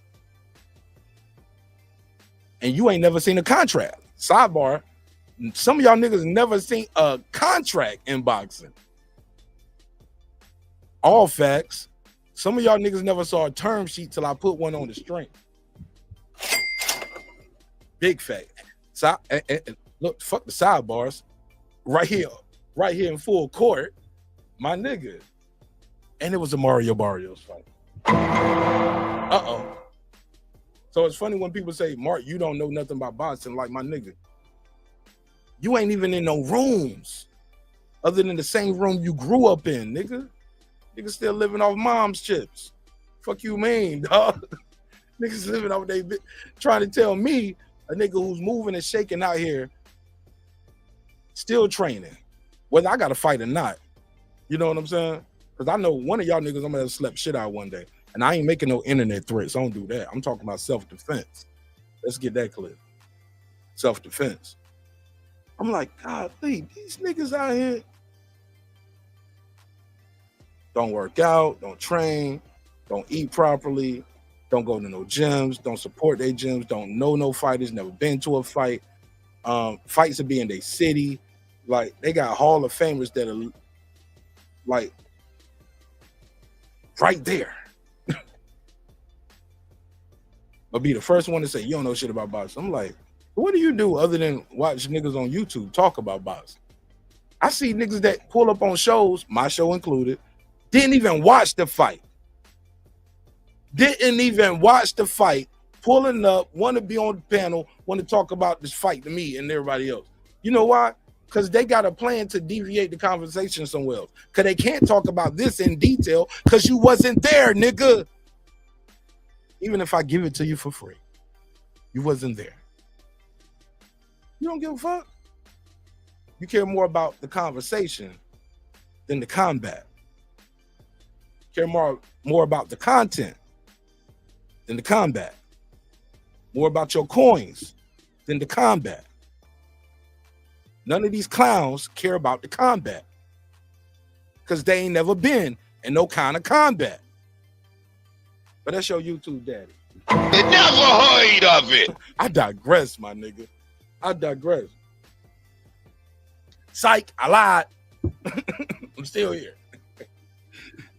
Oh man, I kind of was in my zone right there, Foodie. My bad, Brim, Shawala, y'all. I'm sorry, Lisa. I can't, Pat-Man, take my bad, y'all. I kind of went in my zone right there. Let me read some of these super chats, man. Shout out to my good brother Lake County. He said took a pay cut for Stanley Jonas. Take one for Brian Norman Jr. I mean, it ain't even got to be a pay cut at this point. I'll give you the $2. You give him the $2. All right, pay him the $2. Oh, pay the $2. But if you keep playing, it's gonna be more. Where's the? Let me ask y'all this: for all the people that's out there saying Norman is ducking and Boots is this, we saw Brian Norman. No, I'm sorry, because everybody love to hate on my partner. But look, let's shine a little light on Boozy, man. Let's shine a little light on Boozy. Y'all tell me, do y'all agree or disagree with this? I saw some shit going around with Boozy saying, we moving up. Basically, if we can't get these other champions, we're not waiting around. But here's my thing. Where is the waiting around at if we haven't made an offer? So my question to y'all, and I'm going to challenge y'all, where's the offer? Never heard of it. Where's the offer? See, I know what's going on. And I know who's really not going to wait around. And I'm going to show y'all who's going to go get them a bag and keep their career moving. And that's another thing. I heard somebody say, nigga said, Boozy was like, we already undisputed. But Boozy said some shit about like, hey, look, we're not going to keep our career on hold. Now, and we're going to we got our own career and we're going to move forward in our own career. With or without Brian Norman, shit like that, right? And I've heard Boots team and I've heard Eddie and all them say he got his own career and we're going to do what we do. Y'all don't call that ducking. I heard a story going out and I haven't confirmed it yet. This shout out to my brother Brim. This is an unconfirmed rumor. But let's talk about this. I heard a story going around. Matter of fact, KQ even said it, but he ain't cite no sources. And he don't go to no fight. He ain't nowhere. That nigga sitting right there in the crib, sleep right now. Nodding off on the mic. Looking like Eddie Kane Jr. Nigga, what? Hey, look. Nah, I'm trolling. I get my jokes off. Look, these my niggas, man. These niggas look, they talk about me and say bad stuff. I can't get a joke off. Look, if you can disrespect me, you better be able to take a joke at least, right? They say they want to fight me out here. Like, well, damn, what I do? You disrespect me, I crack a joke. You want to fight? Good luck. See you at the top if you make it. Somebody said, you mean as hell. No. I'm fair. My mama told me how to share. You heard? All right, so look. But the homie was like, what they say? Boozy gets like benefit of the doubt, I guess, because Boozy was up here talking about no, that's what Boozy said. That's what it was. He said, hey, he said, according to KQKC, that's according to the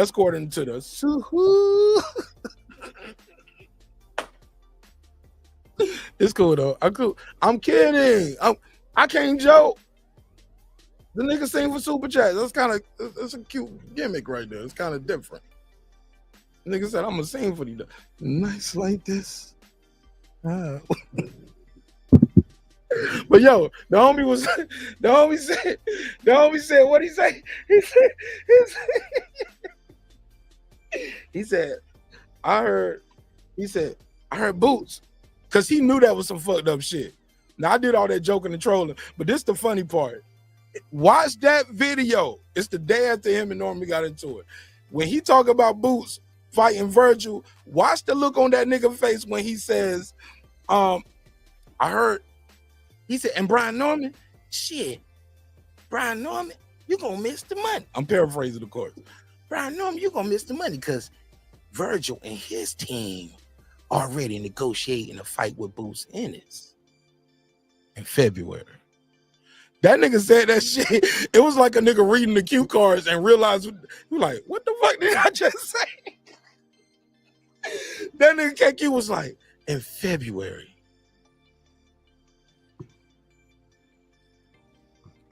That nigga got disturbed by his own words. He was like, hey, now I don't like that now. That's some Turkish shit. I was like, oh.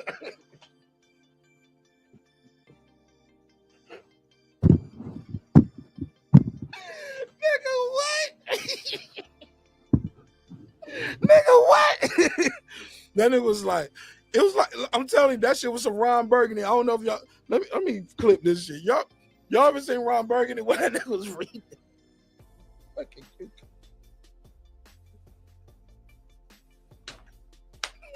Yo, that nigga was like, Boots Ennis gonna fight Virgil Ortiz. February. Bitch, that's right. Bitch, you know it's April right now, right? What you mean, 2026? Who wrote this? Yeah, this some Turkish. I was like, well played, Negro. Well played, my brother. You stuck to the script. That nigga stuck to the script on that shit. He was all the way off. That nigga was like, yeah, because y'all know what I know. Y'all would have killed Brian Norman Jr., Brian Norman Sr. if any news came about of them trying to fight, already planning a fight for 2026. And another, what? So what about June? What about September? Like, we on the same fight path right now. Where's the offer? Because y'all can't have it both ways. Turkey got the money, top rank don't pay nobody, and da. Because that's the narrative that we all say. Top rank will make you a champion, but you got to go somewhere else to get paid like a star. Top rank will build you up, but you got to go somewhere else to get paid like a star. But at the same time, call Brian Norman, you a duck. Nigga. Y'all the same nigga just said y'all hate Top Rank because what they do and how they do it. And, huh? Why you ain't Brian Norman? Why you ain't doing this? Y'all just said y'all know what's going on with Top Rank. Like y'all been shitting on Bob the last 3 years on YouTube. But now y'all blame the fighter. Well, just leave. He just got there. He just got the title. Oh yeah. I'm like, oh my God. That's when I was like, oh my God, these YouTube daddies are some delusional cult. There's some cult shit going on. Yo, this YouTube boxing shit is some cult shit. And I thank God that I don't need that. And this chat and this validation of motherfuckers I never met in my life or their dollars. I appreciate it. It's nice, it's cool, but I don't need that shit to be me and live the life I live. Some of these niggas need to do that shit and they'll sacrifice their integrity and everything because their biggest dream is like, one day I ain't got to go to work no more and I can just sit here and tell lies on the internet and people will like me and I want to be everybody's friend and maybe that's going to work for me. Even I leave my integrity in the fucking closet and put on your t-shirt every day for a super chat and I'll sing a song and dance for you and tell you lies, give you excuses for your favorite fighters. We gonna blame everybody in the world except, hey, look, maybe my guy just had a bad night. Example, Teofimo Lopez, his delusional ass fans. Delusional Lopez,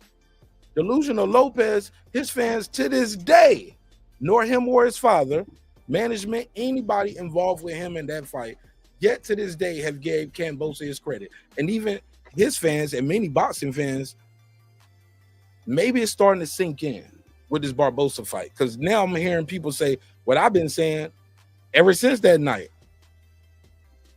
You don't know what TO you gonna get. I knew them niggas was off they rocker. It was cool talking to him when I talked to him, but I learned a lot about them when they ducked the Devin Haney fight. And that's a fact. That's when people talk about the boxing gods and all of that, and the boxing gods. Nigga, it's one God. It's only one supreme God. All that shit y'all be doing with the boxing gods, that's some weirdo. That's some weirdo shit. You know what I'm saying? It sound good. I get it. But some niggas really believe in it's a boxing god out here that's making niggas miss weight, making niggas take peed. The boxing gods did it. Oh, the boxing gods coming to nigga. If you don't get your weird ass the fuck up out of here, I never heard of it. Never heard of it. Some weirdo shit, dog. It's a lot of weirdo niggas out here in this boxing shit. I think God ain't one of them. I'll never be one of them. Never. Niggas ain't on my level in nothing in life.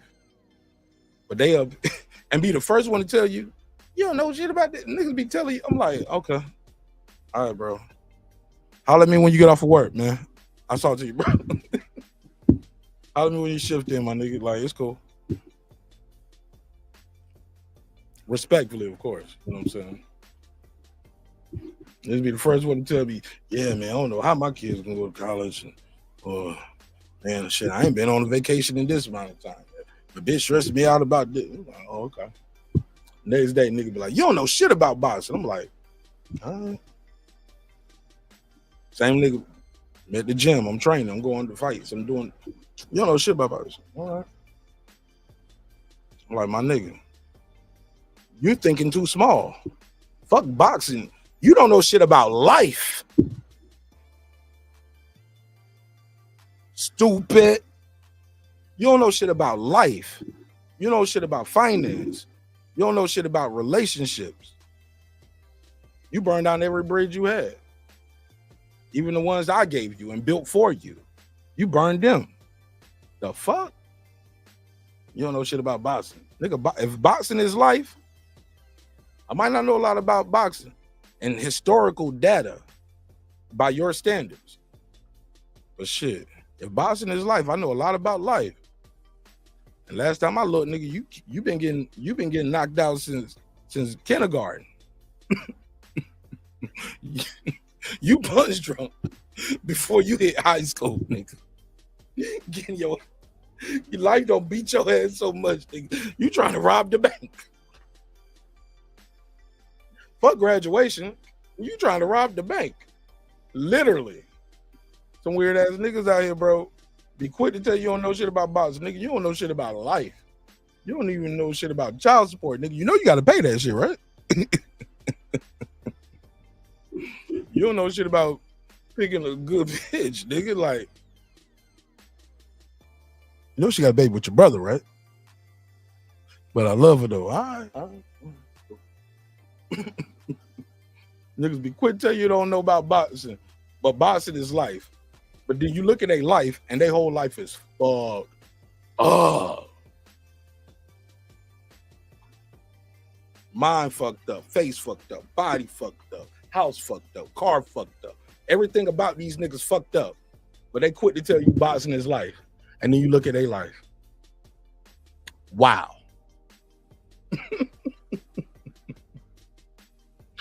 That shit hurt, don't it? Because y'all know some of these niggas. Or you one of them niggas. It hit different, huh? More to come. More to come. Every time you rewind, there's more to find. Somebody said, Mark, you stepping on toes. Well, they better curl them up next time. Shawala y'all in the building. Somebody said, she said, yeah, he's hot and cold. Yeah. But man, I'm gonna play this shit, man, because I can't believe Bozy said this shit. Cause I like Bozy. But Bozy tripping, man. This nigga Bozy said, we already undefeated. Let me play this shit. This nigga said, oh, while I'm pulling it up, I thought this was fun. Fun fact, fun fact, historical fact. I heard somebody say this too about my boy Brian Norm, right? Because I heard they was like, they said, well, Mark Nash, he fought on Michaela Mayer's undercard. I said, congratulations, nigga. Thank God she won, and she white. He moved on to a new stratosphere. Get some of them Karens off our back here in Atlanta.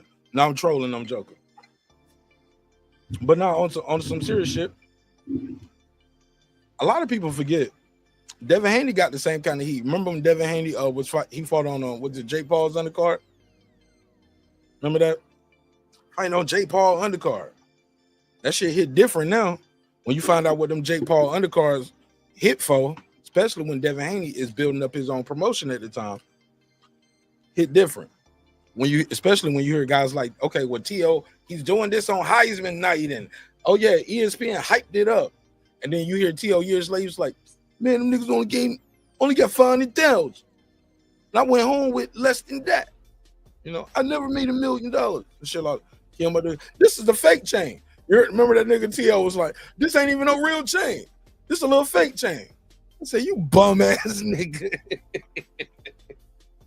I said, oh my God. I was like, oh my God. That's why you mad. That's why you mad. You looking at them black guys with the big ass chains. Bitch ass nigga. I don't fuck with T.O. But let me say this last part before I go to Lake County. People always say that, right? But a lot of people forget Boots Ennis fought on Claressa Shields' undercard when he was about Brian Norman's age. Do your research.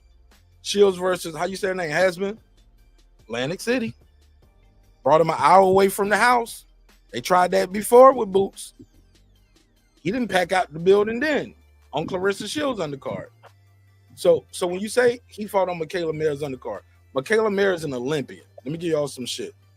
To be fair to my homie, but to give Michaela, she's more accomplished in the sport than him. You just became a champion a couple of months ago, and you ain't even defended yet. Niggas like, well, why he ain't got a stadium in Atlanta? Niggas don't know him like that yet. But I heard somebody say they don't fuck with him. Don't say they don't fuck with him. It ain't we don't fuck with him. We love him. Once you meet him, you love him. Once you see him fight, you love it. If you love boxing. But if you don't like Brian Norman Jr., bro, you don't like boxing, bro. Bro, he's not in there going on the back foot all night. He can do that and has done it, especially when he hurt his hand. But for the most part, he walking niggas down. He walked that boy down, made him quit. You get what I'm saying?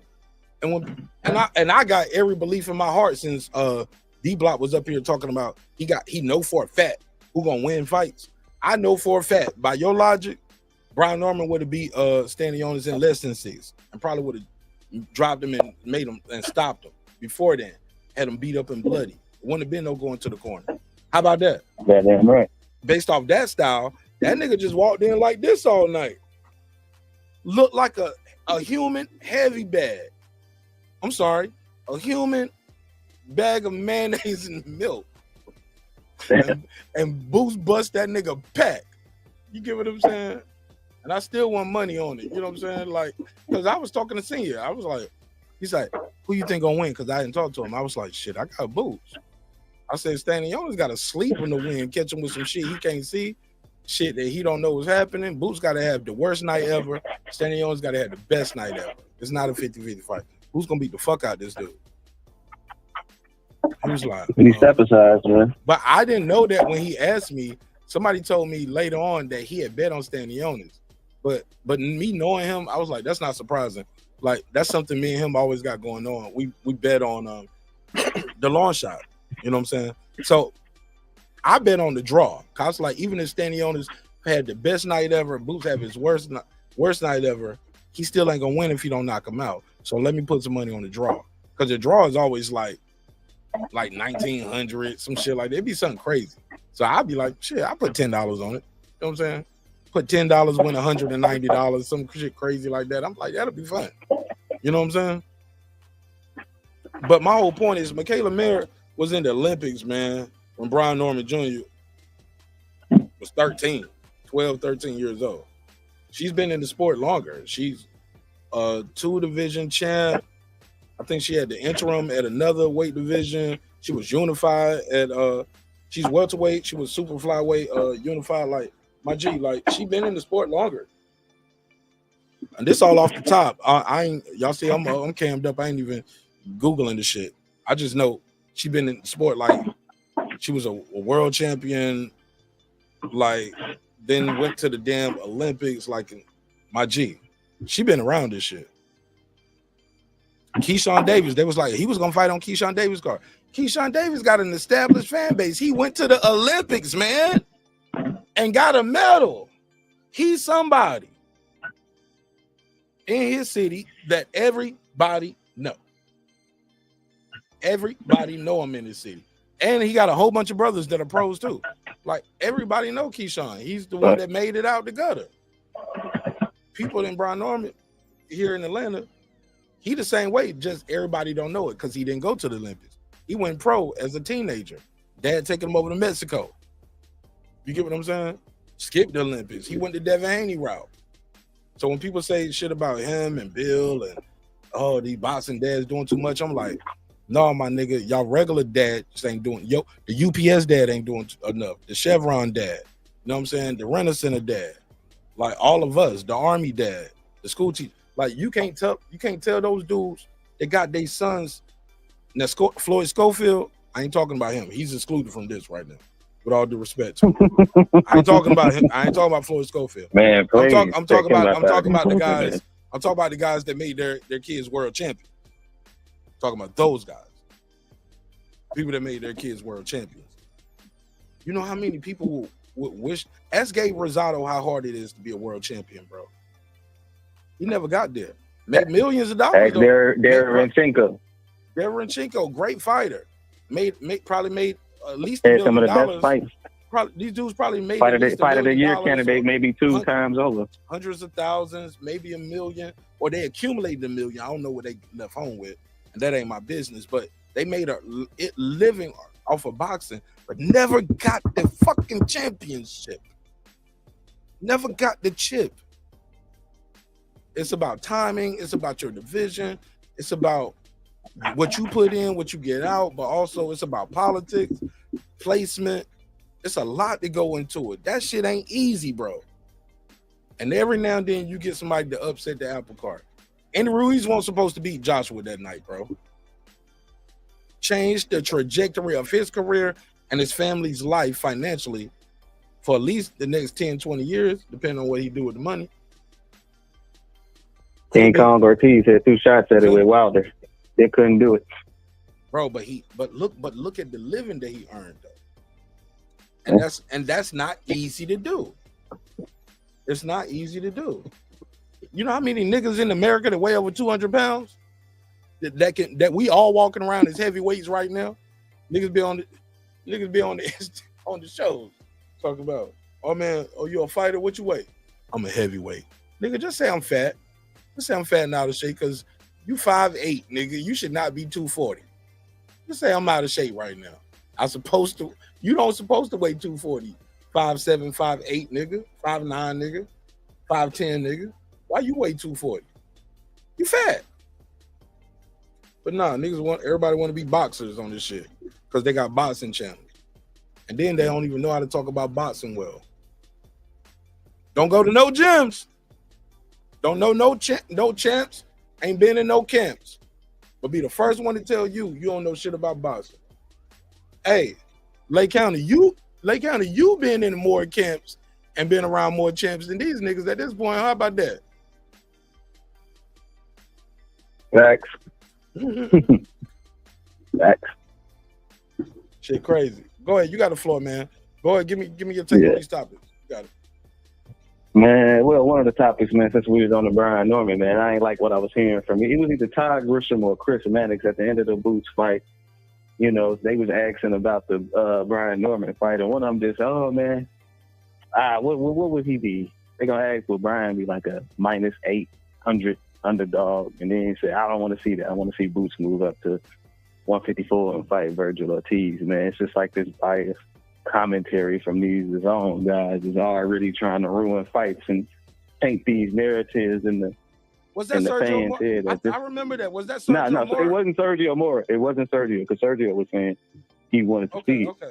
He wanted to see Boots, but it was either I forget. It was either Chris Mannix or Todd Grisham, and that was like some sucker shit to say. This, though, you know what I'm saying? Nobody believes that though. That's why everybody want to see the fight. If it was that, it wouldn't be this. You get what I'm saying? If it was that, it wouldn't be this where everybody's talking about it. When they talking about welterweight division, that's what they talking about. Ain't nobody talking about Boots versus Ryan Garcia. The fuck? Except Ryan Garcia. Exactly.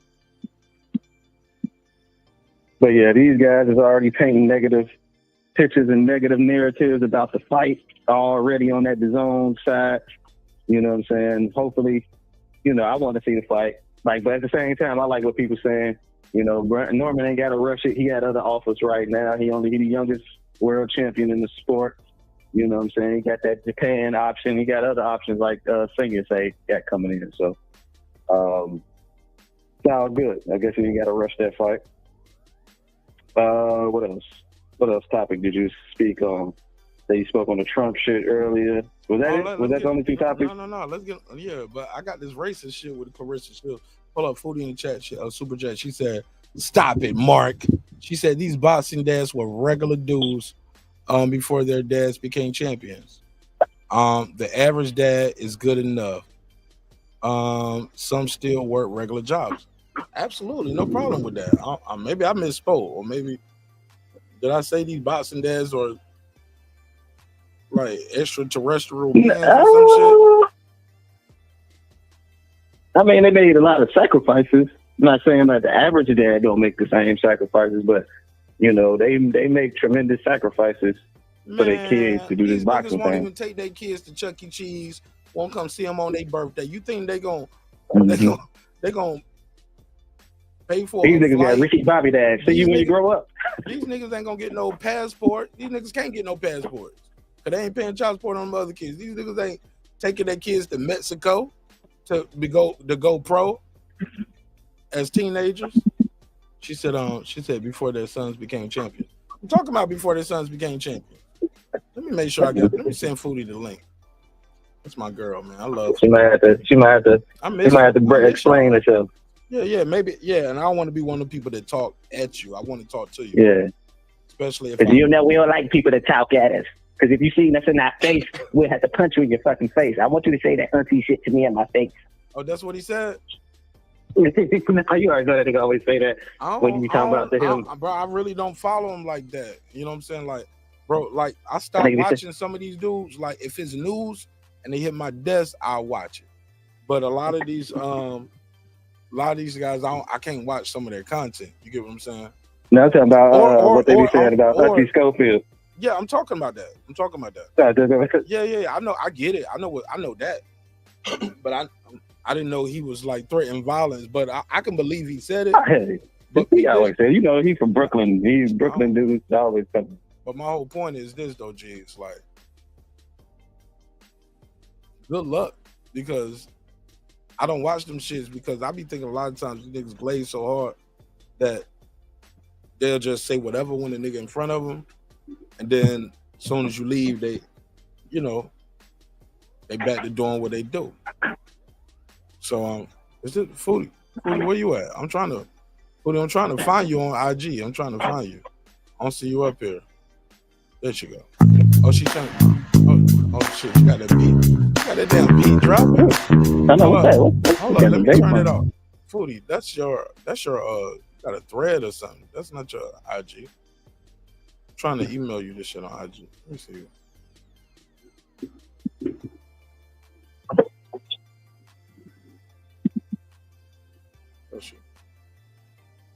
There she go.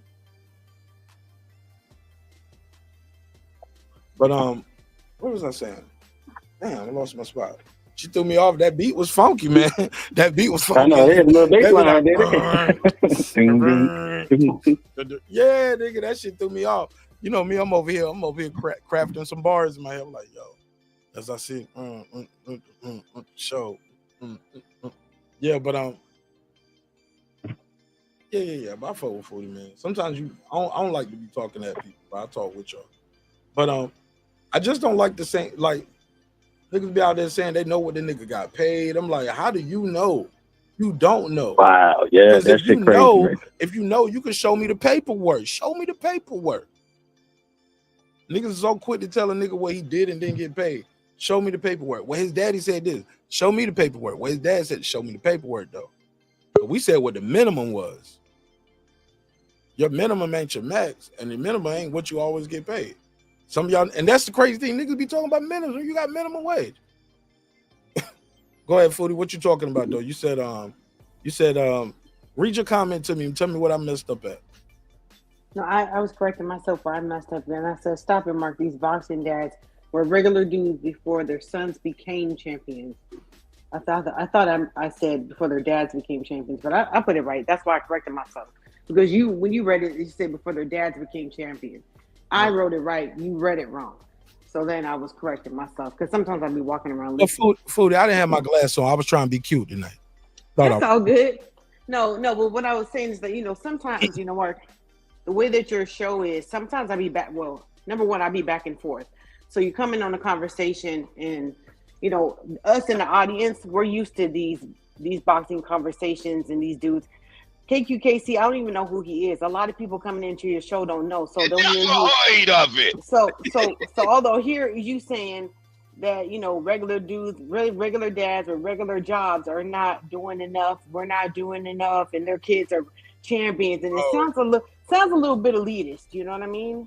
It sounds a little bit like no. When you start talking about somebody's paycheck, I think that's pretentious, and you might be speaking out of turn. If your kid is not making $300,000 at the age of 23 years old, you shouldn't be up here talking about somebody's paycheck. If you and your kids ain't making, you not making it, your kid ain't making it, and we can add all of y'all up in your house and the couple and your kids together, and y'all ain't making that. So when you say that, I just think it sounds that sounds pretentious to me. Well, this is the thing, because you were talking about it for about 45 minutes. No one's sitting there listening to you, hearing the whole conversation of where it started to where you ended right at that point. You see what I'm saying? So if I'm scrolling through, about to pay for 45 minutes. That's not true. Well, you were talking about the dudes, their jobs, what kind of jobs that they have. Not for 45 minutes. Nope. Maybe 35 minutes. I don't know. I mean, for a while. I did my whole nails while I was sitting there listening to you. So I don't know how long that took. Congratulations. Them shits must have looked like Mara off of that Martin episode. But you're like, girl, you gotta go to work on Foodie Feet. Remember Sinead? Yeah. You got the Mara. So that's what I meant by it. I mean, and I said what I said, so that's what it sounded like. No, it's not elitist, but Foodie. Like, but can you agree? Like, it's like a bitch telling you your son need to be doing this, and you looking at her and her kids telling, and you like, bitch, your son is in prison and got 3 baby mamas, and you taking care of their kids, and she telling you what you need to be doing with your sons, Foodie. Yeah, I got that. You look at her like, bitch, what? Okay. But you see how you just said that, and everybody could understand that, but like you were on it for a minute, is all I'm saying. So it's like, okay, well, if I was coming back and forth in the conversation, I don't know, like, wait, where's he coming? Where's this coming from? Where did it start? Foodie, you don't have a rewind button in your thing. Actually, I do. I got the rewind on. Back? Like, yeah, see, you ain't even tried. And you was like, no, I took your word for it. I did. When you said that you got rid of it before, I never tried to rewind it before. I kept it on, and I said I was going to keep this episode up because I don't want nobody to say I was hiding behind I get it anyway because I'm I ain't hiding. Shout out to yo. My motherfucking dog. But like if I'm just trying to catch the rhythm of the stroke, I'm like, well, where the fuck is he coming from with this? Is he just talking about like the whole boxing part of the conversation was lost? I got you. Yeah, that's what I'm saying. I'm trying to give everybody a little. I don't know who the fuck KQKC is, but I can get the gist of who he is. No, all that stuff wasn't linked together. Yeah, from what I gathered. Then now I'm lost. I'm like, okay, well, I don't even know who's talking about. Or are you saying in general, like people who have these conversations about boxers and their pay? Well, let me cook then. I know you didn't join the panel just to chastise me about my flow, and I've been gone for 3 weeks. I'm trying. Maybe I just need to get back in my rhythm, like you said, my rhythm and my stroke. I ain't hit it in a minute. It's my first time hitting in a couple weeks. Can I enjoy the rhythm and the stroke a little bit? I'm giving you feedback. But I'm giving you feedback on how it sounds. Throw it back. Throw it back right. Throw it back right. Don't be telling me. It sounds like it's going down a little bit. Like that's gonna make it go all the way down when you say that. Whenever girls like, you all right? I was like, don't ask. I was all right till you asked me, was I all right? Now the shit. I'm going back on mute. Carry on. Hey, look, let's get into this shit, man. 'Cause I do want y'all to take on this. Claressa Shields, someone say she's been internet bullied. I don't prefer that term. I just say it's straight up racism, and it's some bullshit. Let me share the screen so y'all know what I mean when I say this thing. And the caption is from my guy Brunch Box. He said, "Oh, let me share the screen. Y'all can't even see it." Yeah, this is not bullying. This is straight up racism. Here we go. Caption from Brunch Boxing reads, "Y'all not low, playing ignorant if y'all won't. We know what y'all doing. Damn shame that Amanda Serrano and Alicia Baumgarten engage in that racist imagery." I don't know that yet, but I'm sure if he's saying that, I'm curious, did they like the picture or what? He said he added them in it. He said Amanda Serrano and Alicia Baumgarten are engaged in that racist imagery. Claressa Shields shouldn't be subjected to this Jim Crow style of abuse. The more things change, ... You know how I go, the more they stay the same. So they put this up right here, and it said, this all of this shit right here, right? They put this up, and then here's the next image. They put this picture up. This was them adding her. Hold on, let me see. Shout out to Brim. And then you see this Shields, I don't need MVP. And you got this picture of Baumgartner here, and you got Claressa Shields with this racial imagery right here. Like, definitely overdoing it. Some would say it's racial. Some would say, nah, they just clowning, saying she got a big mouth. However you wanted to go. But definitely, you didn't just put her picture up beside the other person. And they put this out here. I don't know who put that out there. Shout out to Brunch Boxing. But go for it. I know who did. All right, go for it, Bram. Give us the backstory. All right, so the photo with her mouth open, that's Rengar Q. Okay? Oh no, don't tell me he did that. I respect him before this. That's him that did it. And you know what he did and why he did it? Because every single time a female boxer is ready to do something monumental on their own accord or big, she'll start throwing shade. Is that what he said, or is that what you she got a big ass mouth? Yep, he said she got a big mouth. That's what the caption is. That's what the photo is. She got a big mouth. Always, every time somebody else does something, she has to insert herself into the conversation because she's insecure. Because the unfortunate thing is, as talented as she is, as good as she is fighting, 42-year-old woman with 5 professional fights in the first 10 rounder. There's a barren division. That's the problem for her. That sucks. But it doesn't excuse the way that she comes across and the way that she acts. I was very quiet this whole duration. I didn't say nothing publicly about none of this stuff that's just transpired. But let me tell you something. This racist angle, everybody that's using that racist angle is the same people that don't pay a motherfucking dime to support her.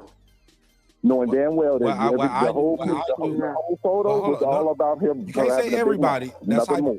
But Brim, to be fair, that's I didn't say. I said everybody. Okay. You did say. I didn't say everybody. You just said everybody, and that's hyperbolic. Let's not say that, because I feel a way about it, and I'm going to explain. And I do too. And I support her, and I've interviewed her. I've been to her. I paid for the autograph and all of that. I bought her shirt, and you can buy the shirt, but if you want the autograph, you have to pay extra for that. I paid for both of them, and I got the memorabilia. I support her. So I'm offended, and I'm gonna tell you why I'm offended by it, because I don't see this type of imagery. Where's the same type of imagery and energy when Alicia Baumgarten popped dirty? Did he show a big ass needle in her arm when Amanda Serrano cried and was complaining about both her losses to Katie Taylor?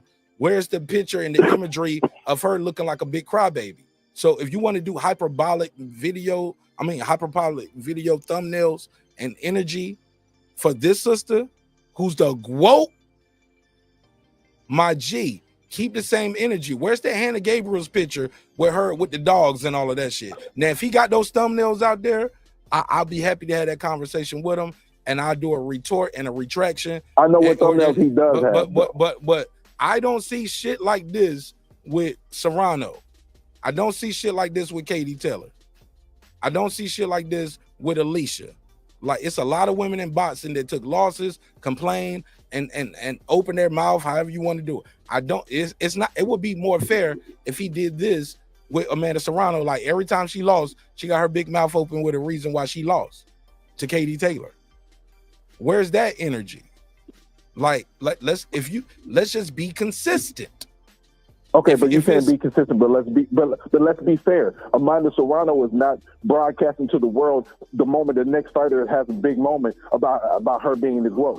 The thing is, Claressa interjects herself into these conversations all the time. Every time someone's about to do that.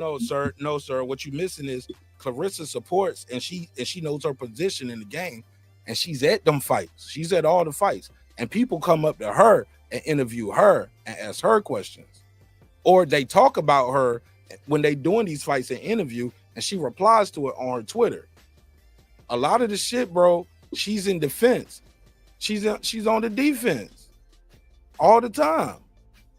But nobody sees the spark, but everybody hears the shot. You get what I'm saying? Nobody see the spark, but everybody see the shot. So just to add a little context, because I'm not here to sit here and cape for Jews. I'm not going to do that, but I'm just being honest from the observation I see. He does it to a lot of fighters. I don't know if he does it to all the women, but I saw what he did to Ryan when he was with the Jews and stuff. The stuff Keep with it on the women, though. Keep it on the women. I think he did something with Alicia when she came up positive. He did do a photo with like her looking overly buff. You know, I think he did do something like that. But again, don't quote me. He didn't defeminize her. But he didn't defeminize, it's not that deep. But he didn't defeminize her neither, though, right? I mean, that's an objective point that somebody can take from what they get from it. Not everybody's going to get that from that, because the whole premise was that she has a big mouth, so that's where her mouth was open. That's what that was. No more, no less. She got a big mouth. But I mean, why she got a big mouth? Why she can't be assertive though? Why she can't be the one? Why she can't be everything she said she was? Because so far she is. She's the most accomplished woman in combat sports history. Yeah, but I mean, she's the most accomplished combat athlete, male or female, has never done. This is where I have a hold up, Brent. Slow down, Brent. Let's acknowledge that. Male or female has never done what she's done. I'm not going to acknowledge that when you're taking 3 vacant titles and making it an undisputed fight for a fighter with 5 fights and 42 years old and never fought a 10-round fight. It does. Brandon, if it was that easy, why somebody else didn't do it before her? So if it was that easy, it's a barren division. Because it's not that it's that easy. It's a barren division, bro. The division is that barren that you have to get a 42-year-old fighter. It's there for the taking. Go with only 5 fights to be fighting for undisputed. That says a lot. Brian Norman Sr. He's 45 years old. Niggas ain't gonna fight him. Like, I'm just saying, if it's that easy, anybody would do it. We're not saying about anybody doing it. Just the fact of the matter is, the undisputed fight was in play, and 3 of the belts were vacant, and the fighter was 42 years old with 5 fights and never fought 10 rounds. What about all this shit? Hold on, you just talking about the little shit that she just did. No, man, that's kind of a mute point just because of the circumstance, guys. Triple quote before that. That's when she became quadruple quote. She just did that. What about all the shit she did before that? She got 2 gold medals. Yeah. What about that? Yeah, the thing is, there's plenty of people. There's plenty of people with 2 gold. There's a few fighters with 2 gold medals who don't got no fucking. They don't get no fucking shot. How many women got 2 gold medals? There's one other. Okay, keep it going. How many women got 2 gold medals and are undisputed? There's only one other that I know of, and that's the person that was responsible for taking for Claressa being able to be in it. Like, start bringing men in that, and just fighters in general. That shit ain't easy to do. It's not easy to do. I'm not saying it is easy, but I'm sorry. There has to be some type of weight. There has to be some type of weight. It does have to take some.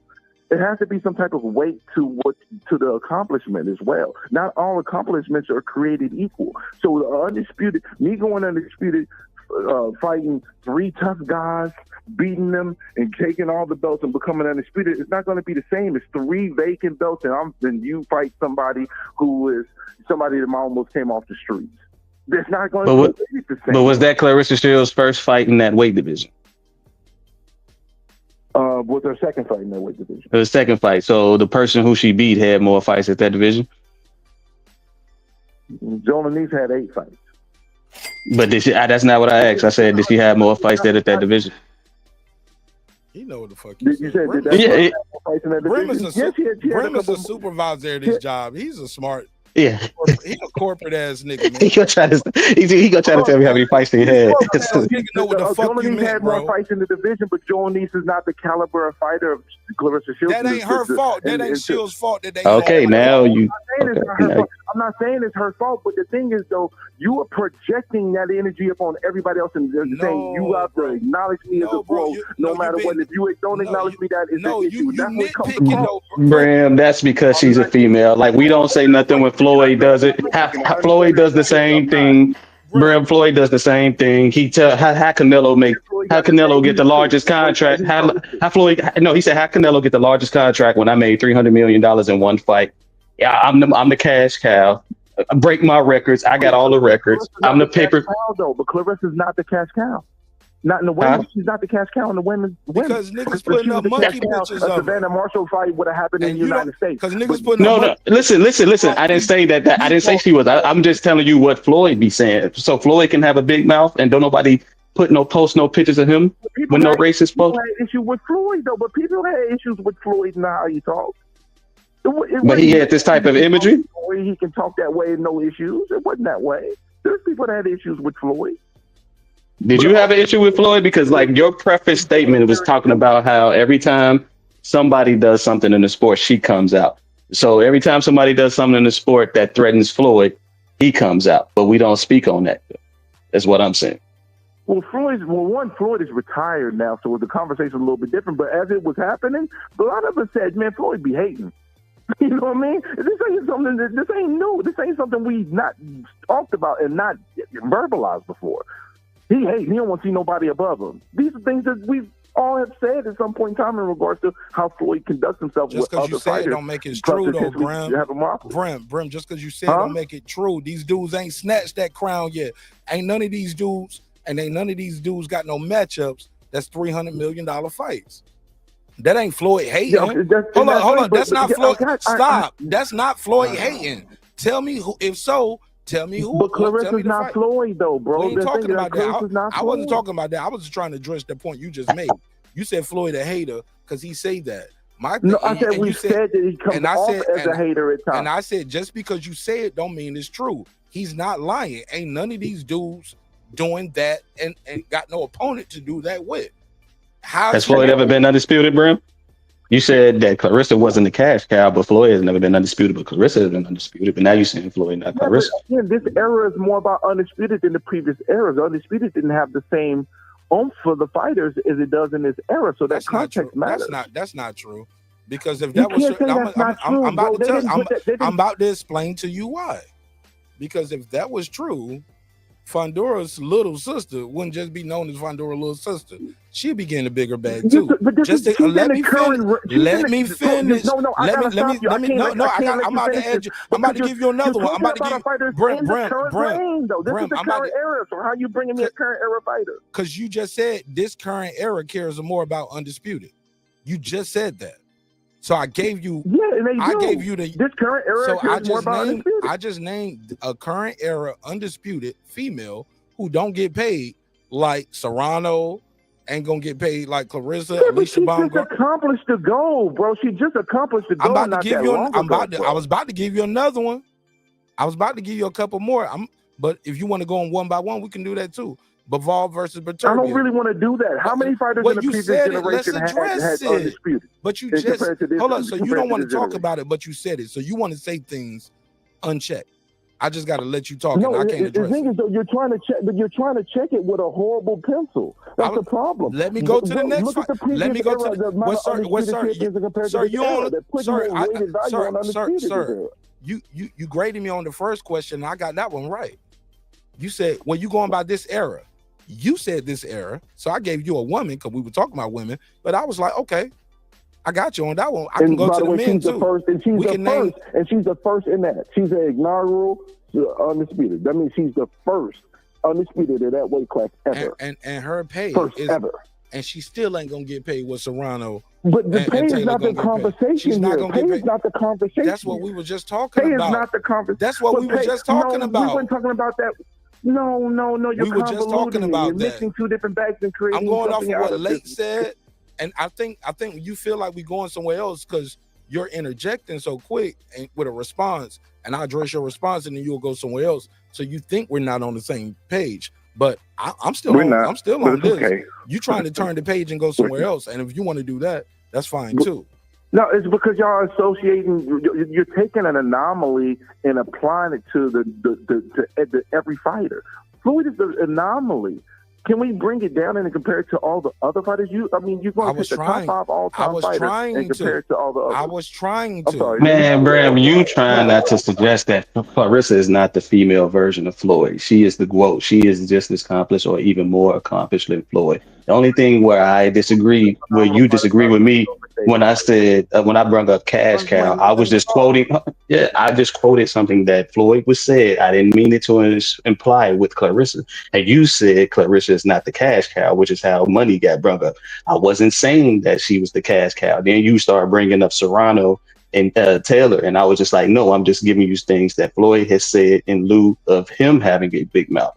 But then I said, hey, Claressa has been undisputed, but Floyd haven't. And then he said, has Floyd been undisputed? And then he said, this era don't care about undisputed. Yeah. Then I started talking to him about people that have been undisputed and they still don't get to pay. Bud was undisputed in the division before he got the Spence. That didn't come on, bro. Yeah, still but you're hated translating pay when the No, conversation about the value of undisputed is not about the pay. The value of undisputed is what helped them get to that point. But if you look at the previous era and look at it compared to this era, there's a little bit more weighted value in undisputed in this era than it was in the previous. That's why you have more undisputed champions happening in this era. Absolutely. No, you just said the opposite though. You said this era cares more. No, about I did not. That's what you you not, said. They Hold care on, more about it in then this that's era how we than they hold did in on. Am I previous tripping? eras. Late, didn't we just say that? Yes. That's how we That was, yeah, that's how, yeah. Because he said, I said they cared more about undisputed in this era than they did in previous eras.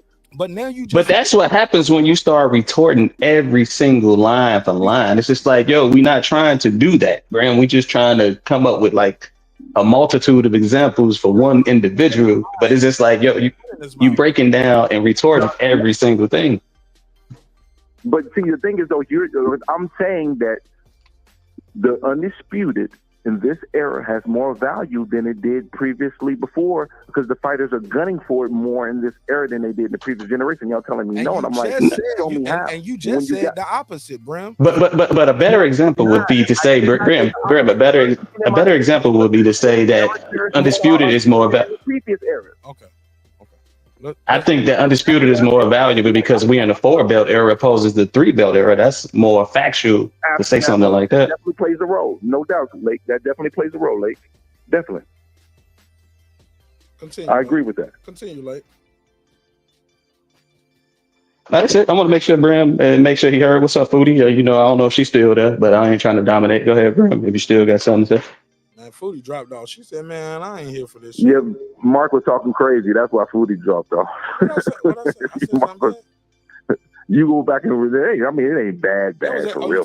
But it was just like, no, I'm talking about the end when she's like, oh, I'm listening to this. I'm getting out of here. You go back and listen on the replay. You'll hear what you were talking about. It was nasty things roll.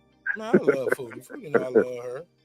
Nah, but I'm just seeing this Claressa Shields and all this race stuff. Like I didn't know anything about this, man. I think it's terrible. Like I said, it's like, I'm just going off of kind of what Bram said. Bram kind of triggered me when he said every time somebody in the female boxing accomplished something, Claressa comes out. And I feel like it's no different from any male, you know what I'm saying? But when she do it, it's such an issue. People don't like her. She can't speak. You know what I'm saying? It's like, with the females, you got to be seen and not heard and shit. But it's just like, I think that she's pioneering a new era of female boxers. You see what MVP doing, you know what I'm saying? This is all based off Claressa's success, you know what I'm saying? Yeah, we could talk about how good Serrano and Katie Taylor is, but like Claressa, they don't got movies on them, at least yet. You know what I'm saying? They're getting money, but Claressa is kind of more of a cultural. Claressa? Yeah, the sport of women's boxing is riding off the coattail of Claressa. That's what I'm saying.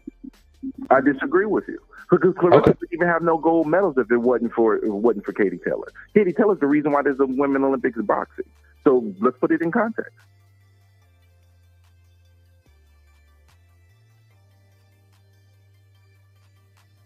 Are you still there, everybody? Oh no. I just said, well, I don't always have to respond. That's just what happens when you got two different individual perspectives. I will wait till some of these other women get a movie about their life because of their cultural influence or their cultural impact on a sport or a city or a race or anything. So yeah, we'll wait and see when those movies, and we'll see how sport is off the coattail of somebody else. Yeah, I hear you, my brother. I just don't agree that they're coming up off of Claressa. I just don't agree with that.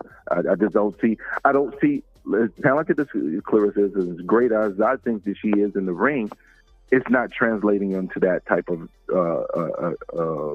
what's the word? Crossover appeal. It's not translating to that degree. It's not. Unfortunately. I don't think because ain't nobody on the cover of ESPN magazine like how Claressa. Like, nobody, come on, man. Award-winning, man. Yeah, ESPY award. Yeah, come on, Brim. What you mean crossover?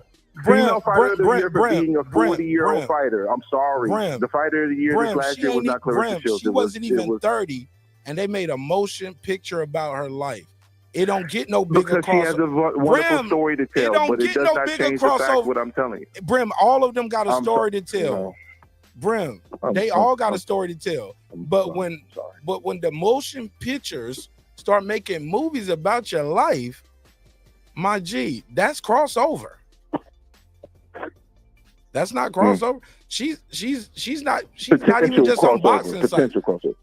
She's not even on boxing sites. She's on hip hop sites. You get what I'm saying? She's with tattoos. Come on. Before that, they was covering her on those. Come on, Five. Even with her freestyles and her mixtapes and her and bro. shit she was doing. Now you whether you liked it or not, whether you liked it or not, they was covering it. It was out there. Excuse me, can I get 20 on pump 5? Thank you, appreciate it. All right. So I just had to get some gas. I thought you was gassed up already. The shit you talking about. Keep going. I figured. You sound like you gassed up already. All the shit you saying, nigga. I'm borrowing some gas from you right now. I'm borrowing gas from you, my G. You got that gas. I know, right? Fill that thing up. Don't only put 20 in there. What you driving when you can put 20 in there and fill up, man? Brim, you make it money. Fill that motherfucker up. That nigga on the scooter. All right, man. This motherfucker driving a lawnmower. What you talking about 20? How you putting 20 in something? I got a 16-gallon tank. So it's gonna take like $44 or something like that. $44. How cheap is your gas? You can fill up on a truck. It's $2.89. And plus, I don't have a truck. I have a car. I have a V6. But no, the thing is, though, I get like about 25 cents off a gallon when I get gas. So I utilize my discounted resources. Whatever, nigga. Bram said, "That's all I got, nigga." That's all I got. Fuck it. No, but for real, Claressa, it's not her fault that her weight class is varying. I'll make sure I state that off the rip because I think she's phenomenal talent. I think she's a great fighter. There's no doubt about it. But she just hasn't had enough of those classic counterpart fights. The only one she has, and she won, and is with Savannah Marshall. We need that again. We need to somehow make that happen again because fighting the fighters that she's fighting is not giving her what she necessarily needs. Like $20 on pump. Like $20 on pump 5. Yo, you so stupid. We talking about what she need, and we like. I know, right? Let me get a half. And Brim, no, he want to go in there and get some Reese sticks, and he only paying $20. That's what that other 5 went to, Brim. You try to buy some Reese sticks. You don't want to put the 30 in there. Overall end of her career and what it will look like, and what when you look back on it, and what will be in totality. You know what I mean? That's all. I want to be fair, bro. I don't want to be unfair. 20 on pump 5 with a 20. That nigga said, "Let me get a quarter." What's me putting 20? What? First of all, I just said 20 on pump 5 because I felt like the gas was real. I didn't say I was really getting 20 on pump 5, so I don't know what y'all doing right now. Brim, you a grown man. Stop putting 20 on something, man. Just fill it up, man. I don't like what y'all doing right now. My joke was on you was better than yours against me. I said 20 on pump 5 just because you was gassing up. That's the only reason why I said it. I'm at work. What the hell? I'm not getting no gas for real right now. I'm in the office. You sound like you at the quickie mart right now. I heard Ali in the background. Oh man, this is getting horrible now. How the table have turned. So you mean to tell me Brim can't fill up because he's trying to buy a Slurpee? Yeah. Nigga, cheeseburger Slurpee. Come on. Cheeseburger Slurpee, nigga. With extra bacon. And this is you know what I'm going through with y'all right now? That's the same thing I go through when I'm defending Normans, bro. This is the same treatment I get when I'm trying to defend the Normans, bro. I need Senior to tell the public how Eddie Hearn played the game so well, offering 1.5 and 1.7 on a dead fight. I need him to do it because everybody called me a liar and a capper, and I'm happy I'm doing all this because he signed a hat for me. Man, Rachel already put that shit out on. Rachel put that shit I out know. on I'm the Twitter. one that gave Rachel the information to research for me. I'm the one that told Rachel to ask about this. Yes. No, listen to me. Before she talked to Daryl Peoples, I inboxed her all the information about the Norman and Boots fight, and I was telling her this is my research. I already talked to Rachel about that shit before then, bro. You was late. Was her? Yeah, bro. I don't know when you talked to her, but I knew when I talked to her. I don't know how I was late when I'm the one that when I gave her that information. This is like right after the fight ended when I was doing the research. When I found out that Karen had 14 days in advance pushed for the fight, bro. And that I've heard I've heard people say them niggas moved the purse bid twice. I'm like, no, they did. They never did anything. They didn't contact Karen at all. They didn't pay the $20K to IBF. They didn't do anything to set up the nigga KO unification. They moved the purse bid already, so y'all can negotiate. That's not true. No, that's not true. That's not true. They set a date for the purse bid. It's not true. And once they set that date, July 31st, and that was a wrap. Well, the thing is, though, if they had contacted Karen and told him something, he might have not have forced the issue and filed 14 days early, where they couldn't even be able to negotiate the fight. Because again, when the public knew, the fight was already dead when the public knew because of that. And then we heard about the 1.5 and the 1.7. That all happened publicly, bro. So that means those offers weren't real. But also, Senior had already talked to Boozy, and he had said, "Man, they offered us $750K." He said, "What that's about?" Well, they ain't talked to me about nothing. And we know Boozy would be out the loop because Boozy was talking about, I didn't know what was going on with the IBF. I didn't know we had the petition. Remember that? I thought we was going to automatically get this fight. I thought we was going to automatically get this Spence fight because we were next in line. I didn't know we had the petition. Like, yeah, he's not dealing with that part of the business. He's in there training the fighters. That's what I'm trying to tell a lot of these niggas, bro. And with all due respect to Norman Sr., he's not Brian Norman Jr.'s manager. Fighters First, Adrian Clark, AC, is the CEO, and Jolene is his manager. Jolene. I got to ask you a question that you might know the answer to, Mark. Did they know that the fight was dead on August the 19th? Answer, I will answer. Did they know the fight was dead August the 19th? Did who know? Did Fighters First know the fight was dead August the 19th before all this public negotiation stuff started happening? I don't know that. I don't even know that. It feels like they didn't. Because Eddie Hearn, I feel like, played the Normans and did a great job to make them look bad to help. I don't know that for a fact, but I do have an interview coming up with AC, and I'm gonna try to get Jolene on the phone, and we can ask some of those, as they say, tough questions. Oh yeah, I can ask them on some Watergate shit. When did you know and when did you know it? When did the president? When did the president know? I think that's important. Because if I'm out here, because to me, I don't think it's important. I support the Normans, but I'm gonna be a fair person. If I saw something I thought was the other way around, but slow down. At this point, is it important? If Boots is talking about leaving the division, if he's talking about if we see and hear Boots out his own mouth say, "I can make the weight," but yet he's still talking about leaving the weight. If we hear his dad say he's already undisputed, if we hear them say it was 100,000, would you rather make 100,000 or 2 million? Boots said it was 2 million. We all know the offer on 2. Like, does Boots even know it? Do they even know everything? I'd be curious sometimes how that works. Are they even privy to everything? Because we know that happens. We just saw that happen not too long ago with somebody else talking about Santos, I think it was Santos and Keyshawn. He was like, "Yo, we offered this," and he was like, "No, we offered that." He was like, "Oh, I didn't know that." Yeah. You know, So my thing you is, want another example? Just directly correlated that. What Stan Leonis took was the same amount they offered him the first time, and his team didn't even tell him the first time. I did hear something like he said his team said the offer was so low we didn't even entertain it. But the offer was more than Norman's third offer. But I don't know that. But also too, what comes with that, the fight was not in Philly though, neither. True. They did it an hour up the street, so they were able to give him what he want and not put it in Philly. Because Norman was like, we would take that too. Let's just switch the location. We can do it up the block a little bit. You know what I'm saying? Like, man, we don't went through this shit so many times, bro. And it's like, I can ask these questions, but at the end of the day got to end, and the day got to end with them fighting. We can't hear that. We can't hear that. I'm already undisputed shit, and that's another thing I don't like. Norman don't get no benefit of the doubt. I don't get no benefit of the doubt when I misspeak. But Boots and Bozy and YSM, Greg Hackett, and anybody from that team and that side, they get the benefit of the doubt all the time. Like, why is that? Like, so Boots didn't. So Bozy. Hold on, let me listen, bro. Bozy didn't mean to say undisputed. He meant to say unified. Boots didn't mean to say 2 million. He meant to say 1.7, 1.8. Which one? 1.7, 1.8, 1.5, 2 million. He gets to misspeak. Bozy gets to misspeak. Eddie gets to misspeak. But me and Senior, we say one thing. Oh my God, crucified. Hey, they said Boots trying to negotiate a fight with Virgil for February.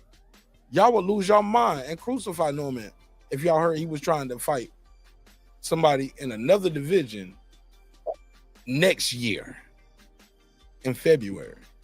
Y'all would lose your fucking mind. Like, where's the integrity? If you ain't gonna keep it real, and this is my last bar. If you ain't gonna keep it real, my nigga, at least keep it consistent. A lot of y'all niggas don't even keep it consistent. How about that? Well, go ahead.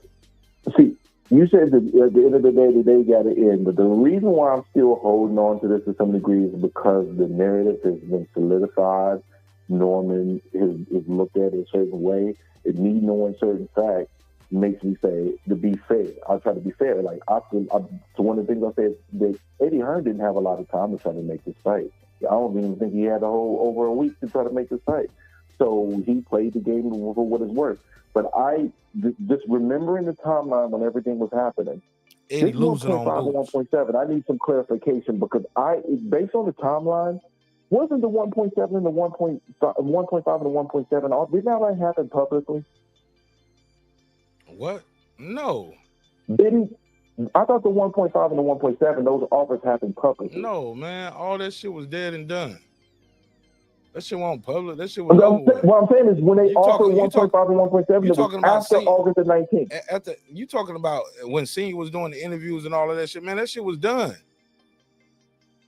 Shit was dead. Shit was a dud already. All right. So you're saying those offers came before the August the 19th? I'm telling you, when Senior was doing all them interviews and was still talking about we'll take the fight, everything I know, that shit was already dead. No matter what they said, they could say, we just talked to Eddie and we said yes right now. This shit was done. Yeah, the shit was done. The shit was done before the public knew about it. But the thing we got somebody else up here too, clarification from. I'm sorry. I'm about to hop off and get back to listening. So if you can't talk, you got to get off the phone. You heard that? You heard that shit late. You heard that? I'm like, we got somebody else up here, man. Let him jump in. Well, I'm about to hop off. Hold up. Oh my God. You can't say what you wait 2 minutes ago. God damn, man. Like a motherfucking team don't make it to the Sweet 16, man, and he start acting like a little girl. We made it to the Sweet 16. We should have been Elite 8. Cut it out, Lake County. Our team looks good right now. We coming together just fine. Cut it out, Lake County. He don't even sound like, hey, look, if a nigga's talking about his team saying, we coming together just fine. That's something you say at the beginning. And you know what he sound like? He sound like somebody from a developing country. Yeah, man, don't worry about Ghana. Ghana is gonna be all right. Damn, that's fucked up. Shout out to Ghana. Nah, Ghana is cool, man. They kind of getting expensive them damn self. Yo, this nigga, bro. This I nigga, bro, feel like sound like booing it. y'all niggas He right sound like it's like in December or like November or maybe January. Nigga, we are in. This is the time. We are in championship time. It's time to go to title town. He was like, "We're gonna be all I'll ask you right." this question: Do you We think? just fine. Do you think that Brian Norman's going to fight in Japan next, or do you think that they actually offer Norman the big fight? Good question, Bram. Inside information from Martin. Say the question again. Let me hear it. Let me answer. Do you think that he'll go to Japan and fight next, or do you think the Boots will offer Norman a fight to fight next? Everything I know right now, between me, you, and everybody watching, Boots Ennis, Matchroom, and Eddie Hearn has not made any offers to Brian Norman Jr.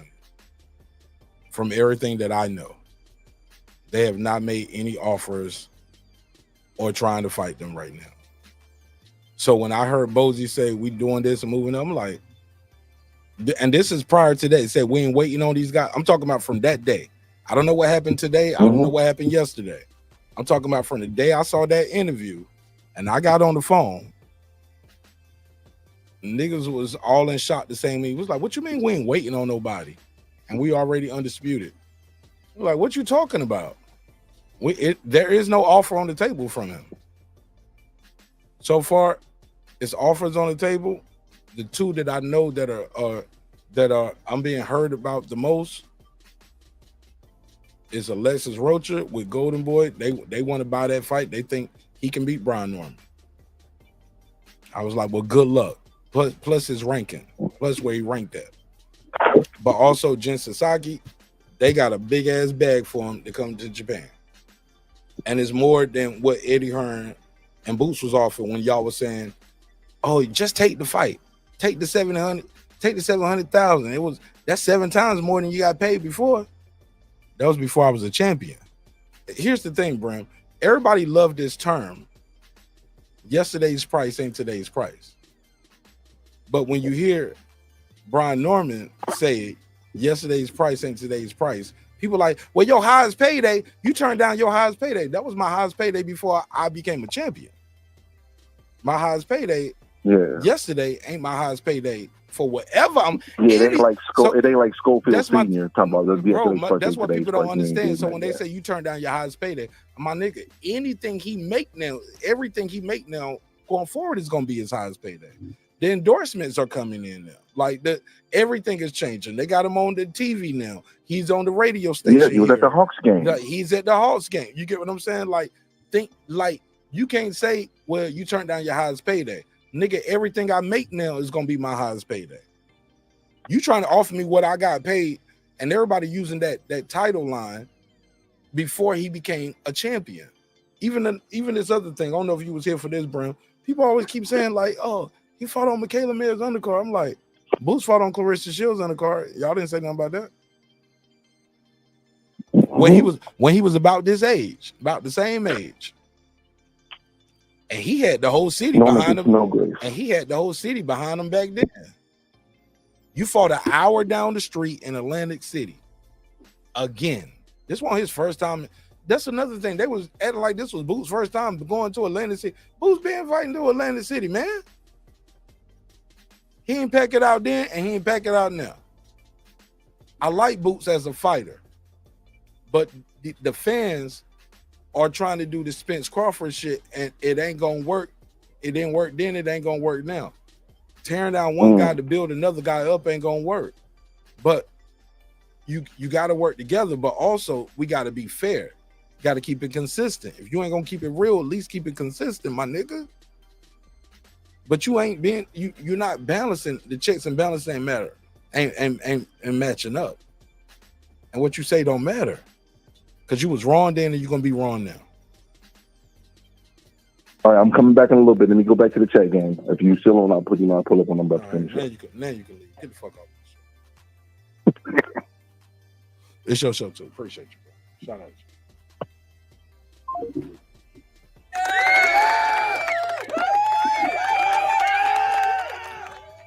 And then there were 2. Go ahead, Lake.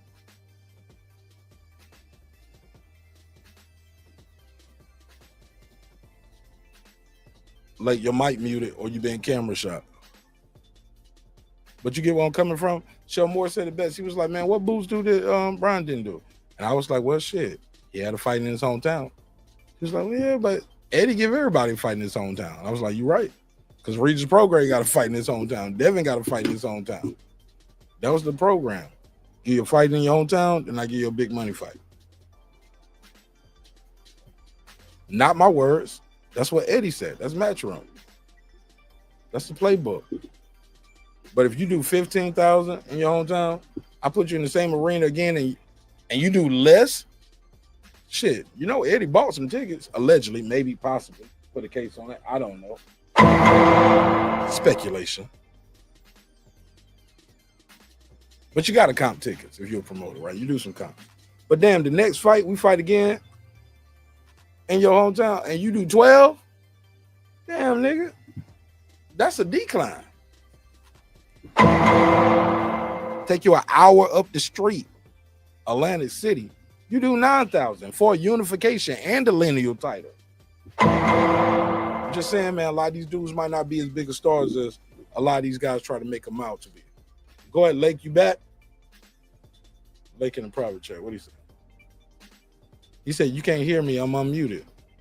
Nah, I can't hear you, bro. I can't hear you at all. No, I don't hear you. Yeah, he said he's going to beam out, beam back in. I don't hear you. And I don't mean to beat up on him, but I'm just like, come on, bro. This nigga Bogey said, we undisputed.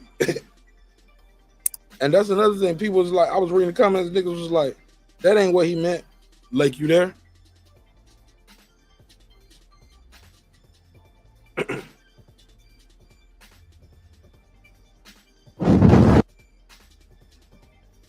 Yeah. Yeah, I just be shocked that y'all be taking all this duck advice from the same people that told you Crawford was ducking Spence, then he whooped his ass. Like, and even when they made the fight, it was like, yeah, Spence too big, too strong, been at the weight too long.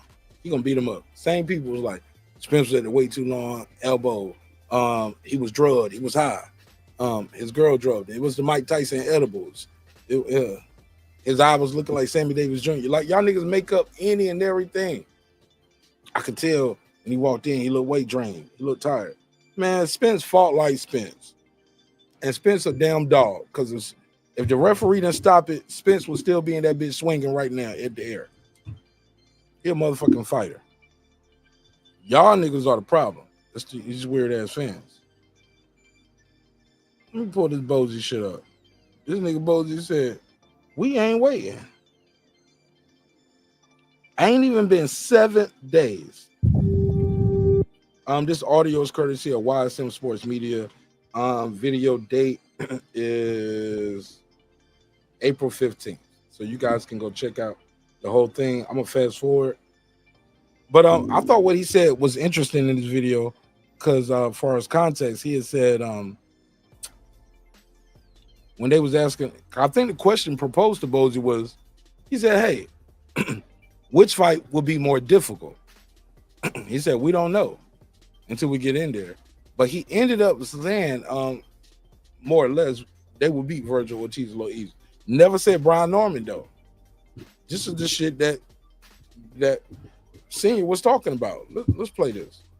He never fought any of them guys yet. You never know till you get. I know you think he's gonna win. He's gonna stop him either way. No, you think would give him a tough. He was like, no. Shout out to Bozy. Bozy's like, no, we don't know, but he's gonna end up saying, but yeah, we'll beat that guy. But he don't say that about Brian Norman Jr.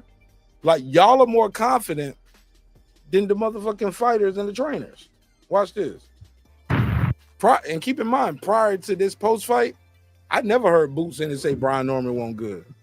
And you never heard Brian Norman say Boots ain't good. Talking about the fighters, not the daddies. Respect to both the fathers, respect to both the trainers. Interview with them both. I have the deepest respect for the fathers, especially having a child in combat sports myself. That shit is different. That shit is different. So I have the immense amount of respect for these fathers, but Bozy it's wrong when he says Boots is undisputed, and I just gotta keep that a buck. My man 50 grand, but he's wrong with that. But I'm gonna play the interview and we're gonna react to it. Let's go. He just asked you, because I want to just repeat my question. I know you don't think your son loses to anybody. But And after this, I'm gonna get to my my other topic about being cool with your ex, and I'm gonna do this Corey Holcomb reaction. And I'm gonna have y'all out here in less than an hour. I'm gonna try to wrap this shit up in an hour for y'all. All right. Appreciate y'all rocking with me though on the late night tip, and it feel good to be home. Let's go. in terms of who do you think would give him a tougher fight?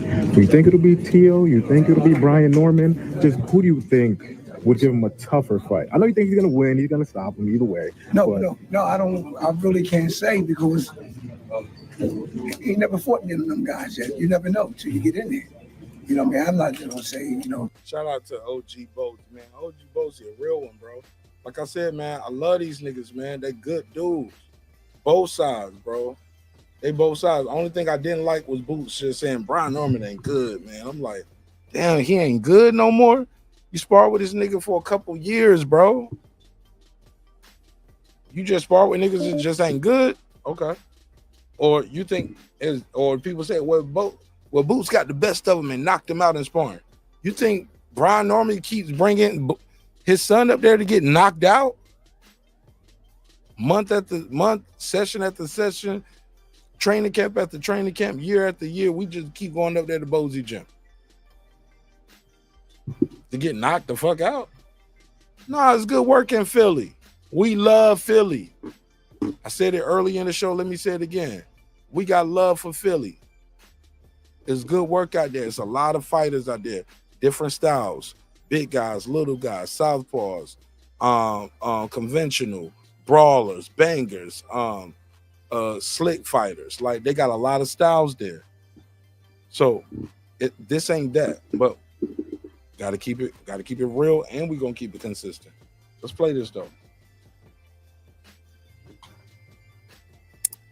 He's tougher, or he's tougher, but I think Stenionis was the tougher out of 147. You know what I mean? But Tio, he never fought any of them guys yet. You never know till you get in there. You know what I mean? I'm not just gonna say, you know, he's tougher or he's tougher, but I think Stenionis was the tougher out of 147. You know what I mean? But Tio, I don't know about that. I don't think Tio. But he shut that shit. He said, but Tio, I don't know if he does. But he didn't say that about Brian Norman though. But Tio, nah. You're a fighter where you're just like, that guy is gonna be my son's Terrence Crawford. He's gonna be his Errol Spence. That's gonna be his Mayweather Pacquiao. Do you think it's like a Virgil Ortiz? Who do you think is gonna be the guy on the other side? I think Virgil Ortiz be a good fight too. I think that'd be a good fight down the line. You know what I mean? But like I said, I can't really tell once you get in there. See, I can't. Right, because it might be an easy fight. Shout out to Bozy. You might think it's your hardest fight. It might be one of your easiest fights. I'm being fair. They say, no, he's gonna be tougher. But I knew Stenionis was tough. Yeah. You know what I mean? Do you want to? I know you want the son to become undisputed, but you know how boxing goes. It takes a while. But if we don't get it, we just gonna move on. Do you have like a certain timeline? Like, all right, if he can't get one more champion in the ring by the end of the year, we're just gonna move up. Well, we undisputed now, so stop. You know what I mean? Even without the two belts. What? Shout out to YSM, and he pressed him. He pressed him. For the people said he didn't know what he said, YSM pressed it. Look, I'm fair, bro. I'm fair. I'm more fair to people than they are to me and my team and my camp and what we do. I'm more fair to all of y'all. Do you have like a? I'm more fair to all of y'all than y'all are to me, and I show more grace and mercy. Do you want to? I know you want the son to become undisputed, but you know how boxing goes. If we don't listen, it takes a while. But if we don't get it, we just gonna move on. Do you have like a certain timeline? Like, all right, if he can't get one more champion in the ring by the end of the year, we're just gonna move up. Well, we undisputed now, so you know what I mean. Even without the two belts, you still feel like. But see, it all depends on how Boots feel though. If you want to move up, yeah. You know what I mean. Stop. You heard it. With all he said, he pressed him. He asked him. He said, even without the two belts, you feel like you're still undisputed. He said, well, it all depends on how Boots feel. You heard it. Y'all heard it, right? Okay. Shout out to Bozy. Bozy keeping it real. And shout out to YSM for I'm actually impressed that they pressed that question. I'm actually shocked and impressed, pleasantly shocked. But they pressed him. So for all the people that say, well, Bozy misspoke, he meant we already unified. He said undisputed twice. And even after he said it, the interviewer said, even without the 2 belts, you feel like you're undisputed? He was like, well, it all depends on how Boots feel.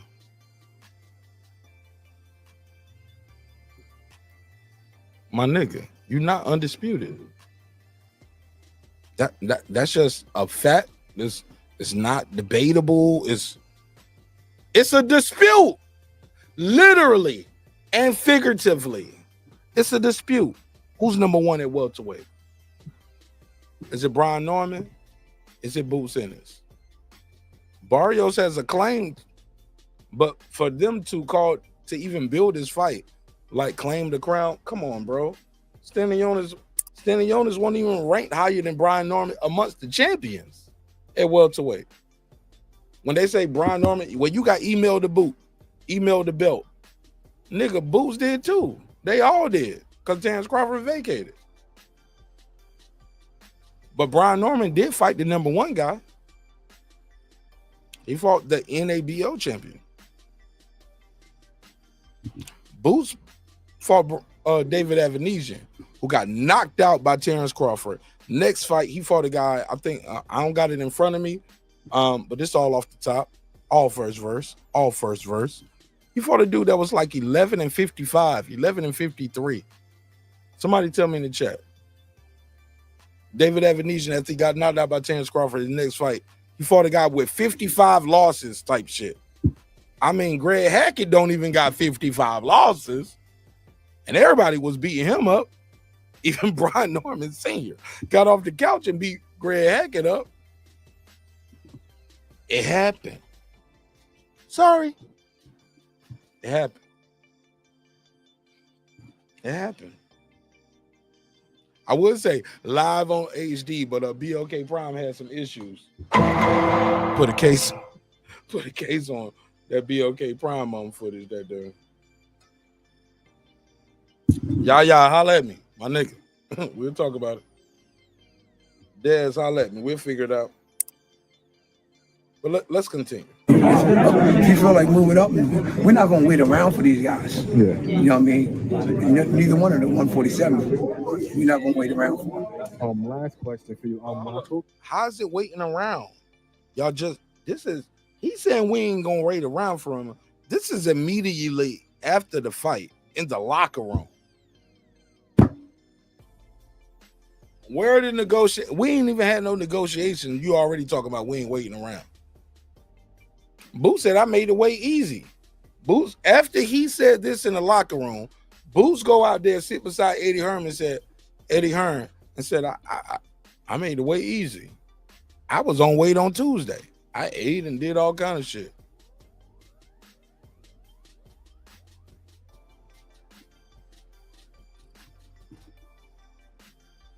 The fuck? What you mean we ain't waiting around for him? Depends on how he feel. He just said right after you said this, he got on stage and told all of us, I made the way easy. Made the way easy. This is what Boo said. Let's play some more of this. Let's put Sergio Mora after the fight. He was like, look, Boots is great, amazing. But he was like, he still gives the slightest edge to Virgil Ortiz against you guys. Is that like a little bit of extra fuel? I got Boots beating Virgil Ortiz. Because of the style. Virgil Ortiz don't have the footwork, the athleticism, can't switch southpaw like Brian Norman Jr. And y'all don't know that. See, I see B do that shit all the time. But granted, some people probably in the gym with Virgil, like we see Virgil do it all the time. Fair enough. You can have that. You might be right. But those guys was right there for the fight before. And that's why I get where people come from. They was like, damn, all the biggest fights, Boots find a way to not fight him. Had a chance to fight Bud, had a chance to fight Virgil, but from when I interviewed Bozy, because I got an interview with Bozy too, and I asked Bozy about it, and Bozy was like,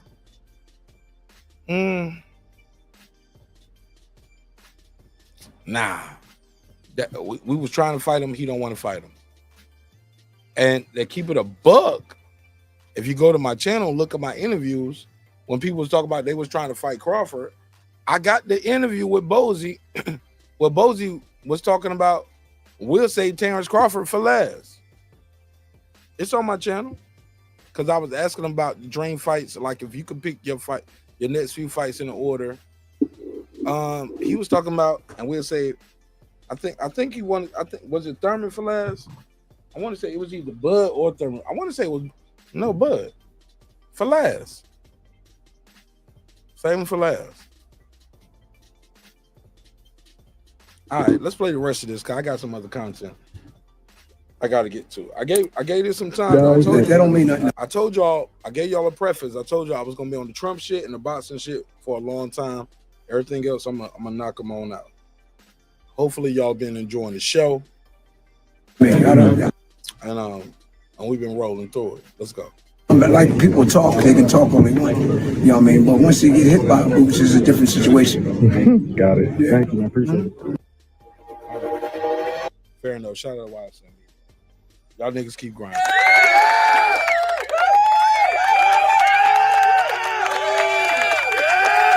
I'm gonna read a couple of these comments and I'm gonna go to the next one. Yeah, Food was talking about that nigga Brim Gas 289. How you do that? Shout out to that. I wish I could get some 289. I paid $4 a gallon or more. I'm happy when I see $3.99 or $3.89, but I gotta use premium. But yeah, I see that shit. She said, y'all niggas love to argue, respectfully. Yeah, I call it friendly debates. You know what I'm saying? Disagreements. But me and Brim, we get into that. Like, we'll talk about, me and Brim talk like that about battle rap. Like, it's passionate. Like, we disagree respectfully. But Brim, he's a good dude. He's my brethren, man. We'll talk about some shit sometimes.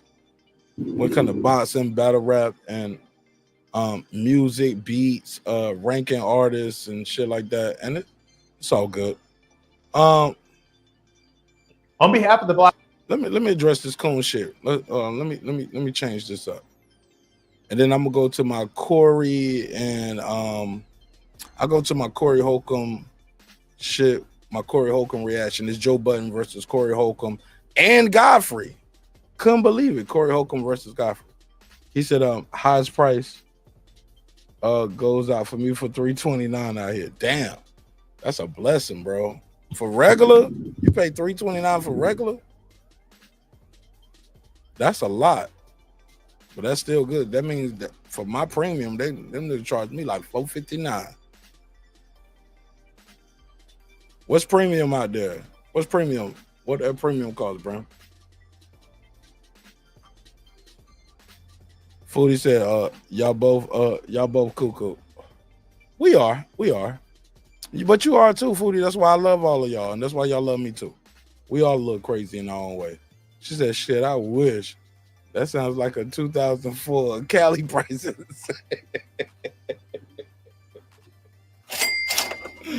Y'all niggas said, did y'all have the Terminator still in 2004? When did Arnold leave?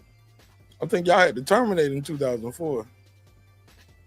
That was right when that's right. We knee deep in that Afghanistan at that time. Yeah, gas prices was different. Brim said he said spot by my crib premium is $385. All right, that's good. Ain't enough to move though, because I already told y'all my next car, I'm getting me a vet, yo. I'm gonna have me a little vet. I don't know how long I'm gonna keep it too. I might lease it. I don't know. I might buy it. I might lease it, but I always wanted a vet. I used to drive my dad vet when I was like 16, 17. And I was like, damn, man. And I remember when I left, came back from the army, he had another one. He had the red vet. I I got a video out there too. While I was driving my dad's car in the video, and that shit was cool. But I'm like, damn, I used to get pulled over in that shit all the time too when I was driving around that little country ass town, driving my dad's red Corvette with the top down. Motherfucking crackers just pulled me over every day. Literally every day I drove that car, I got pulled over at least one time. Got to the point I was like, well, it was only one time a day. Maybe it ain't gonna happen no more than that. Sometimes it happen 2 times a day. I just want to check your ID and just send you on your way. Now look, knowing what I know now with these First Amendment audits, I'll be one of them niggas. Why you want to check my ID? Why I can't drive this red Corvette? Well, it says disabled veteran on top. Well, I don't look like no disabled veteran. It said Vietnam. So fucking what? So my tag say Vietnam veteran, you get to pull me over? Nigga, I wish my dad still had one of them shits. I'll drive around town right now. But my dad don't drive no more. And if I drive his car, that Nissan Versa don't hit the same way. Driving that Nissan Versa around town, they be like, oh yeah, Nissan Versa. Leave him alone. He's struggling. But with that drop top Corvette, young niggas pulling up right around that big music loud bumping some fucking Jigga or some Wu-Tang or some shit, or man, them niggas was always pulling me over. It was like, oh, we got one. Got us a little YN right here. We got us a little YN right here. Came through 95 on the dope deal. Let's get him. Nah, Zelensky. Nah, Mr. Rosenthal. Nah, this my daddy shit. My uncle used to have his Jag. I used to drive too. I used to drive my uncle's Jag, my nigga. Shit was crazy. Nigga had a fucking platinum Jag. Nigga was blind though. My uncle had lost his sight, and but he still had a Jag. So my dad would drive him around, like, and shit like that. And when I come to town, when I come home on my army visits, I'll park my little Hyundai Elantra, and I drive that fucking platinum Jaguar around town, nigga. Whipping, nigga. A fucking Jag, nigga. Platinum Jag. Sunroof down, music loud. Nigga pulling my ass right over at Golden East Crossing Mall. The fuck you doing up here? Who the fuck are you? They just want to know something. Nosy motherfuckers. Somebody said highest price for gas is $3.29. That's in Connecticut, right? He said gas around my house $2.89, and I get 25% off. Lake said shout out to Lake County with the super chat. Let me give him the drop. Get no drops all night ever. I just been reading. My bad, y'all. I'll give you the $2. You give him the $2. All right, pay him the $2. Oh, pay the $2. I'll give you the $2. You give him the $2. All right, pay him the $2. Oh, pay the. My bad. What's up, ma? What it do? Talk to me. Getting ready to go out of town on vacation, chilling, listening to you. Sure. Arguing about my I said cool, not cuckoo. See, you added another cuckoo to it. Yeah, I cool isn't cool. Both of y'all are cool. We love you, Foodie. Talk to me. Where the hell you going? I'm going to Vegas, baby. Man, why you ain't tell me? I would have flew the fuck out there. That's why. No, I'm just kidding. I didn't get away sometimes, Foodie. Like, I'm like, damn, man. Like, I was talking to somebody the other day. I was like, man, I've been stressed the fuck out. I took this long ass break. I've been going through it, and I'm still not over it. You get what I'm saying? I feel you. And if niggas keeping scoreboards, I lost my father-in-law last year around this time. You get what I'm saying? I remember. So now my wife lost her dad, but her birthday is right then, same time as Mother's Day. I just lost my niece. My nigga, I'm getting the fuck up out of here. And I dare Donald Trump or any of these weird ass niggas tell me I can't come back home. My nigga, I'm getting the fuck up out of here. I'm going on vacation. I'm going to Jamaica in like 2 weeks. Getting the fuck up out of here. and I'm staying for a week, foodie. I'm gone. I'll holler at y'all. But I'm gonna do lives from there though. I promise myself. So I'm gonna get more active, and I'm definitely, if I don't do nothing else, I'm gonna start doing more members only check-ins. Like I'm just check in with y'all. Like it's not just with posts, like, cause I be feeling like I owe y'all these long episodes. Like, man, I love these niggas. They love me, man. I gotta give it to them. I gotta give it to them. Like Lisa Bell was like, man, you don't owe these niggas shit, Mark. Fuck these. Shout out to Lisa Bell. She was like, and they was like, Mark, fuck these niggas. They don't fuck about you. Let me tell you, young man. Shout out to OG Sheldon Moore and Lisa Bells. They was like, they don't give a fuck about you, man. Live your life and live your life. Exactly. And take care of your family. You take your breaks. You know what I'm saying? You taking losses. Cause like if people follow the show, man, I keep, man, I don't have a lot of losses like cut off my family tree. You know what I'm saying? Motherfuckers been dying. It's like, damn, man, I don't get no break. I be watching everybody else show. I be like, these niggas ain't got nobody dead in that family. Like, these niggas just be going day to day, month to month, week to week, year by year. These niggas ain't missed a beat. Maybe they ain't fuck with them. Maybe, I don't know, but I love my family. And I'm like, I can't imagine just still getting on YouTube and just, the show must go on. Fuck this shit, foodie. You gotta take time for yourself, yeah. The hard thing about living and getting older is seeing the people that you love die before you. But the thing about that is somebody's gonna mourn you one day, you know. The babies though, foodie. Yeah. They babies, man. I'm watching the babies, my little cousin, my nephew. Yeah. Or like the people my same age, like just branches of my family tree get cut off. I'm like, God, man, I miss them. You know, it's hard. Yeah. I feel you. My son's uncle on his dad's side just died last week of a heart attack, and his other uncle let me know about that today. He didn't know him that well, but they would communicate on Facebook and stuff like that. But so his dad, and then now his uncle, that side is on. And I feel for his mother, you know, and she's still here, and she had to mourn to her sons, her first, oldest. Gone like that. Oh, I got two super chats addressing you. Let me hit you with one of them. Let me hit you with the drop. Lake County said, I'll give you the $2. You give him the $2. All right, pay him the $2. Oh, pay the $2. he said, I know Food Revolution ain't talking about no arguing. But he also said, oh, she didn't want to pull up to Vegas when we was there. Talking about Normanton when we was all in Vegas. And he also gave you another, he said, let's do, oh, maybe that's for me. He said, let's do a movie review for sinners, members only. I'll do that, but it'll be on Patreon, because on Patreon, I can show the movie. Patreon, I've heard about that movie. That's the one with Michael B. Jordan. I saw it coming out. I don't know nothing about it. Yeah, I saw the preview when we went to go see another movie. Yeah, I think it's out. When you're playing a twin or something like that, yeah. I don't know nothing about it. I just saw some demons, and I was like, damn, this nigga going into other genres. He's not just trying to be the figure guy. Like what? It's kind of trippy. What's the movie about? Like, it looks. I think it's like kind of like set in the, the Western times or whatever. It's a horror movie in that time. I don't know if it's a horror movie, but it does have a lot of like demon stuff in it. I heard that shit go, and there'd be motherfucker flashing some fangs, and like, but it's the movie out though. Well, I think he wants to do a review on the movie that's out.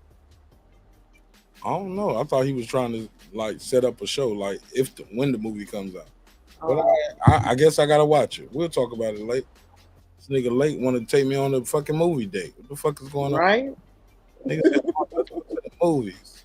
He want to share popcorn with you. No. Put your hand in the popcorn and he put his hand in the popcorn. No, it's a dig in that popcorn. I'm not going.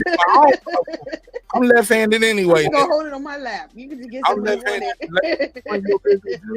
I bring me a nice young lady with me. They gonna sit in between. I'm gonna stop at the dollar store and get my little snacks. I don't need your popcorn.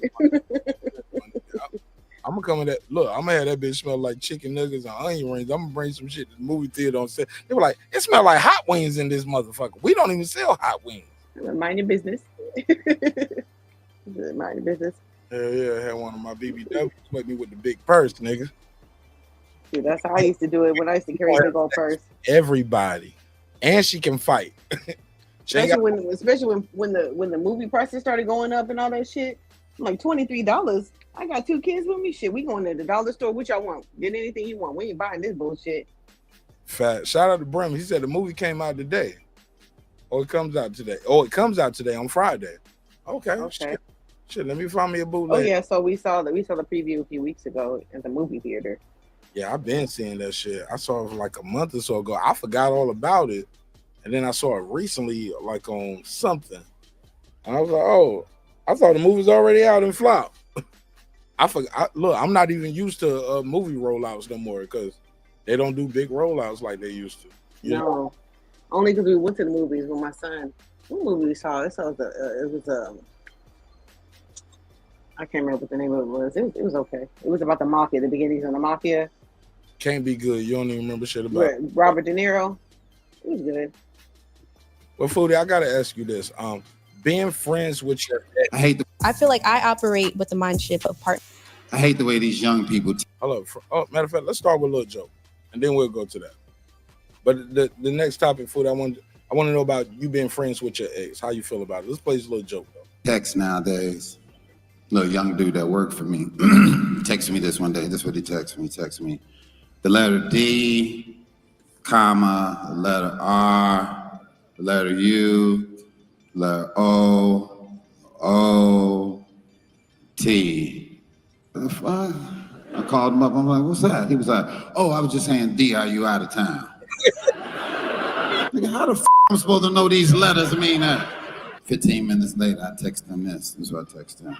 Y I A B I M B B E D O H F L I T M.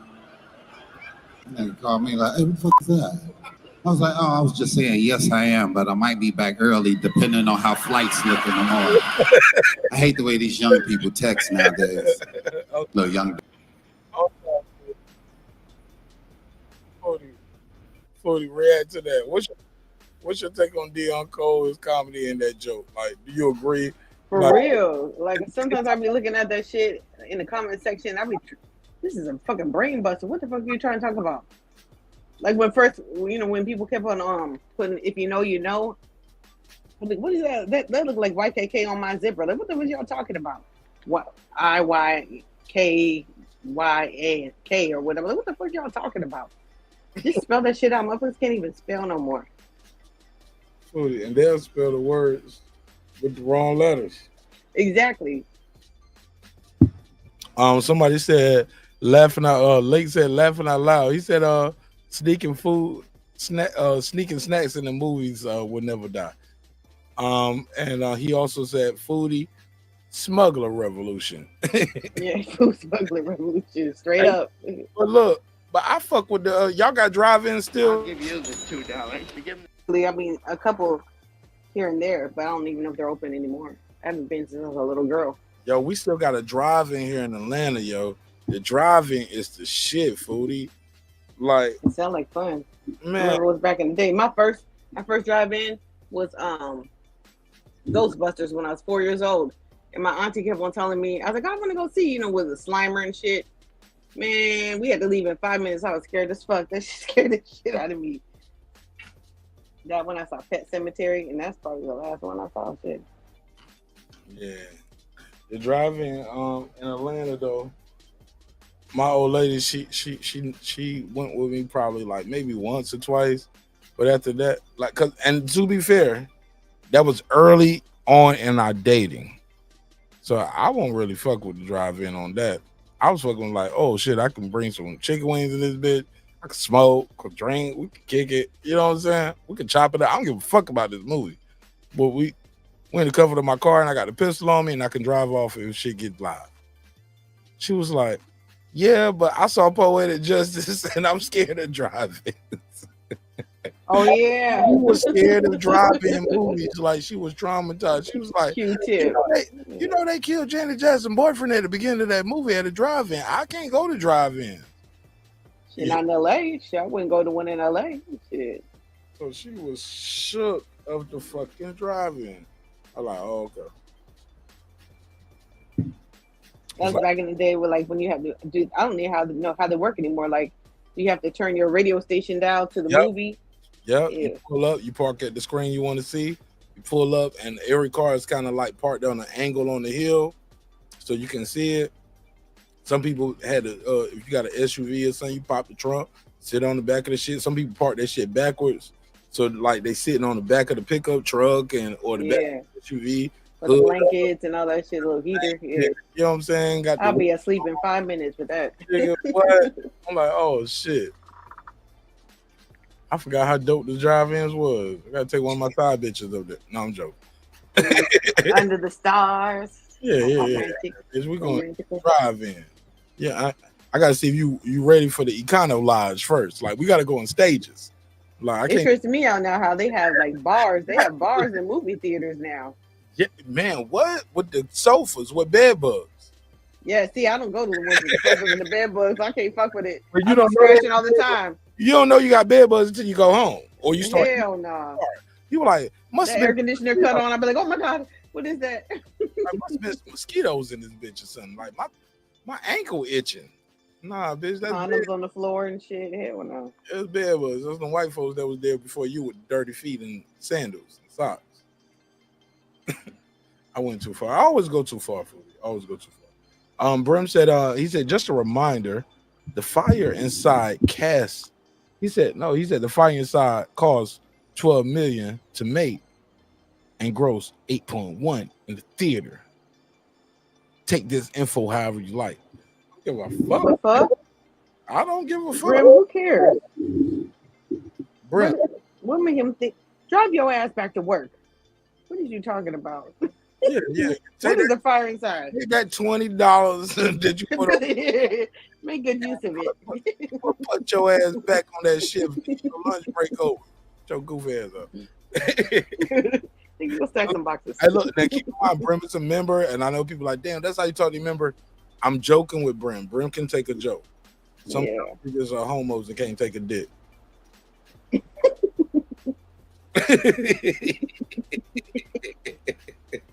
Your ass, oh my god. I'm back. I'm back. Foodie, I ain't been back in a minute, and I'm giving y'all a long episode tonight.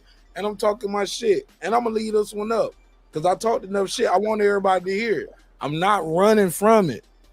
I'm not running from it. None of y'all nigga. Y'all gonna get it how you like it. You gonna get it how you like it, get it how you want it. Niggas been talking crazy. In my absence, niggas got absent-minded, Foodie. I know you be talking like you on the phone and shit in this comment section. And you gotta include all the rest of us into this shit. Like, what are you talking about? Talking about me? No, like I'm looking at the comments. What is it? Lake County said the one on Moreland Ave still. What the fuck is Moreland Ave? We know. That nigga Lake County on the stroll right now looking for some hoes. That's what that is. He's like, oh, this one on Moreland Ave still. The one on Fig still popping. I don't know what the fuck you talking about. I don't know what the fuck you talking about, sir. Lake County about to go pick up some bitches right now. That nigga in the car playing that T.I. Sexy, gorgeous, beautiful, chance, the real freaking tonight. That's the shit. That nigga said, we the ones in the line, like bitches want to right now. That nigga on that motherfucking trail bill. He got the shit squeaking out. What it is, how what's up? Yo, that shit was a hit. That shit was a hit. Man, when that shit, man, that was back when I had digital radio and people would be like, what's this? I'm like, that shit you don't know about. That's before we had like line wire and everything. You was popping. I was popping, hell yeah. What it is, how what's up? Yo, say what you want. Cali talking about white tees and like, what's this? Yo, say what you want. T.I. shit. Mm-hmm. Yo, I ain't gonna lie. I didn't realize how much I like satellite radio. Mm-hmm. I don't, bro, since I'm sorry, I hate to call women bro. I get too comfortable, sorry, respectfully. Thank you, sir. Ma'am. Thank you, ma'am. Ma'am. Satellite radio. Let me get it together. I want to sound like rebuttal entertainment, speech impediment ass up. Oh, they disrespected me on this motherfucking weak ass channel. Nigga, what? I told you I was gonna get you back, nigga. And he gonna listen to the whole episode. And I'm gonna pull up on the show tomorrow or maybe the next day. Or when I feel like it. And I'm gonna watch that wrench be gone. I'm like, I told you. Block him. Shoot us, get him. I was like, nigga, you talk crazy to me? And he was like, Foodie, he was like, why do men care so Foodie, why do men care so much how another man talk on their motherfucking show? I was like, nigga, because you can't talk and you got a talk show. You got a lisp and a double tongue. Nigga got a lisp, a double tongue, protruding teeth, like nigga got look. That nigga got them. Like he had a stroke and shit. That nigga got them dentures. He got that new all on 4 dentures, and he think he cute. So he think you talk crazy to me on the internet. I'm like, nigga, you got some new teeth. And you think you can talk crazy to me, nigga? You ain't even learned how to talk with them new teeth in your mouth. Why you up here talking crazy? That's how some people be. Like in person, sometimes people come in, and I tell the doctor, I'll be like, I don't know if this person had a stroke or if they got a lisp or what. They be like, oh no, they just got some new teeth. Like, god damn, that should be having you motherfuckers enunciate. Like when motherfuckers used to get braces. Oh like, yeah. You need to move your lips over the braces in order for you to enunciate. You can't talk lazy with some braces and all that new hardware in your mouth. But that nigga need to move his ego, his arrogance, and his pride over his words before he address me. Cause that nigga be speaking out of turn. He don't know who the fuck he talking to and what the fuck. He'll learn shit. Yeah, he gonna be one of the ones. But it's cool. It's the only way. Yeah. It's cool. It's cool. Yeah. Cause look, people only respond to certain stimulants. Mm-hmm. And pain is one of them. Pain is one of them. Oh, and I'm pain lets you know you're alive. Oh, wake up, motherfucker. I'm gonna let them live. I'm gonna let all these niggas live. All these niggas gonna live on this episode. You know, I know. I'm a female in these all male dominated spaces. Y'all niggas don't like for us to talk to you nice. Oh, say it again. Y'all niggas don't like it when we talk nice. Nah, most of these niggas feel they intimidated by a woman, especially a woman with an opinion and is powerful and is confident in what she's saying and what she believes, even if she wrong, even if you disagree. Most of these niggas are insecure and they weak as fuck because it reminds them of their mama, their baby mama. It reminds them lack of a mama. It reminds them of the girl in the house that they living off of and they ain't got half of the rent money. And she's saying, nigga, you better do something. You just up there talking to these niggas on YouTube every night and ain't getting no paper. Right? Like, oh my God. I'm talking about can't be getting no pussy. But it's all good. No, I ain't gonna lie. There's some bitches out there that let a broke nigga fuck on. Well, they need to stay over there. And that's their problem. They think their problem too. They think all these girls on the internet gonna let bum ass broke niggas fuck on them. And they look at every woman who talks about boxing like she's somebody that wanna fuck on you. My nigga, she don't give a fuck about you. You just something to do while she on her job tonight. Or while she up, just cleaned up the crib. It's just something to do. It's this YouTube shit is interactive TV, foodie. Right. Watching TV. It's background noise sometimes. Yeah, but also too, it's like watching TV, but I can type something and the person who's on TV or on the screen is responding to me. Right. Or I can actually pull up and say what the fuck I gotta say. And that's the only attention some of y'all motherfuckers get. Exactly. This is my leisure time. This is not my all the time. Right. Niggas think like, oh, she liked me. This bitch don't know you and don't give a fuck about your weird ass. Right. Respectfully. To both. You think you want me, but you don't. You don't want what's over here. I guarantee it. Nah, with all due respect, don't nobody want to deal with you. That's a motherfucking lie. No. That's a lie and the truth ain't in you. Foodie. If they talk to you long enough, shit, they gonna know you're a problem and a half. That is true. You're a problem and a half unless they got a bag to shut you up. Nigga better say, look. No, you're describing me as a whore. That is what a whore will do. You can throw some money in her mouth and shut her the fuck up. No, a whore will fuck any and everybody. That got a bag. Whether they got the big bag or the little bag. The whore don't care if you Look, the whore gonna fuck with me if I throw $1,000 in the club tonight or $10. I still get that damn dance. $10. I got a $10 That's dance. that's not a whore though. That's a working woman. I get my $10 dance. That's a working woman. I'm gonna get my. But you're not the only one though. I'm gonna get my $10 blowjob or whatever she charges. Well, that is definitely a whore. She's doing all that, yeah. You are that, Foodie. I will never reduce you to that. That's definitely that because Not you. and them bitches do that because they ain't got the money no other way. You can't talk to me crazy because I got my own money. But Foodie, I do think you are a woman that know how to play your position. Absolutely. If a nigga doing what the fuck he supposed to do. No problem. Yeah. What men don't understand. That's his program. You gonna get with the program or you gonna get the fuck on. But I don't think you a $10 lap dance or $10 blowjob girl. I don't think $100 I'm gonna get Foodie in the Econo Lodge. $100 you can't get me in a bathing suit. You get what I'm saying? Like, come on. Like, it is what it is. I won't reduce you to that. I wouldn't do that to you. That's all. It's a show. All right, so let's play this clip, and I want you to respond to it. But hold on. What did like you say? Foodie bring that ass to Moreland Ave instead of going in a vacation that's only a 4-hour drive from LA to Vegas. That's routine weekend-ish right there. You got that right. And it is free because I'm visiting my people and I ain't got to do nothing but fill up my gas tank and be there. Well, look, well, Moreland Ave got a lot of tourist attractions, to be fair. It sound like. You'll find a lot to do here in the city of Atlanta. But I have to do here. But Lake, I won't put her in a hotel on Moreland Ave. Like, damn, Lake, that's what you want?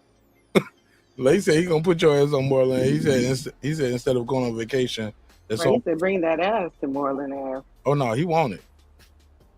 He got it. That's why he keep arguing with my comments.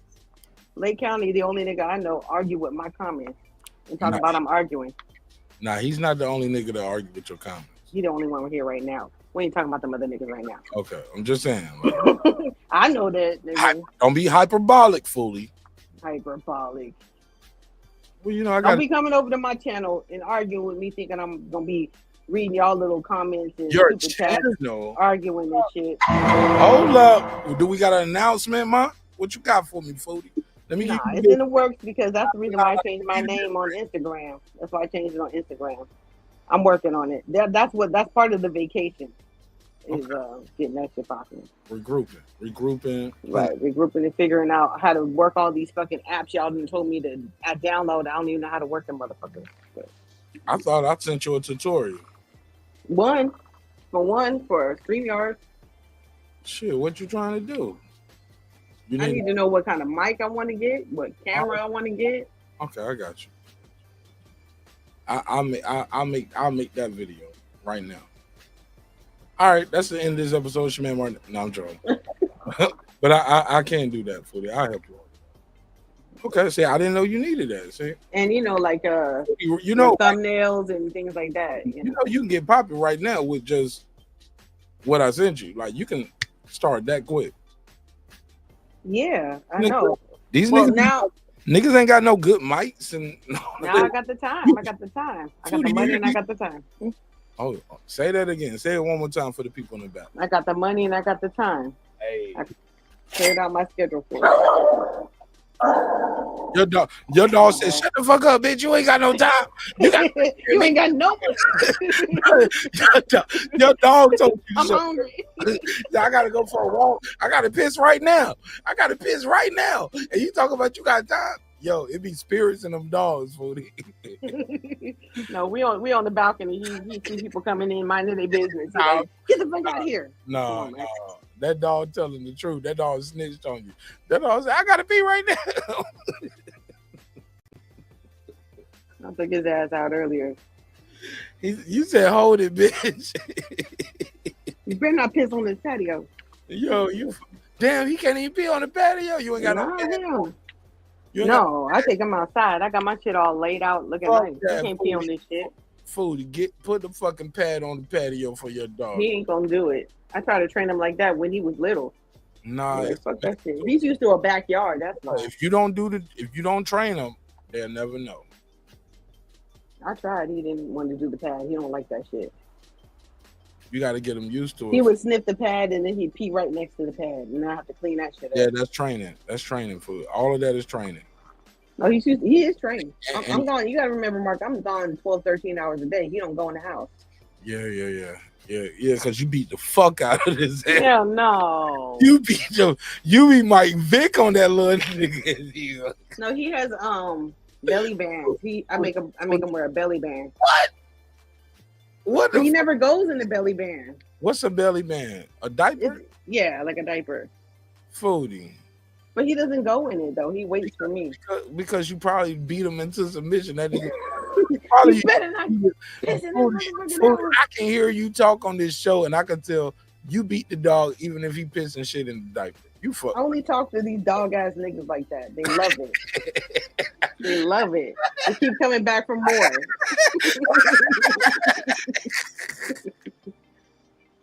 One more time. Can you say it one more time without me laughing? I want to use this as a drop. Go ahead. I only talk to these dog ass niggas like that. They love it. They can't get enough of it. They keep coming back for more. You got them right where you want them, huh, Foodie? Can't get enough. Got you right where you want them. All right. You ain't shit for that. So yeah.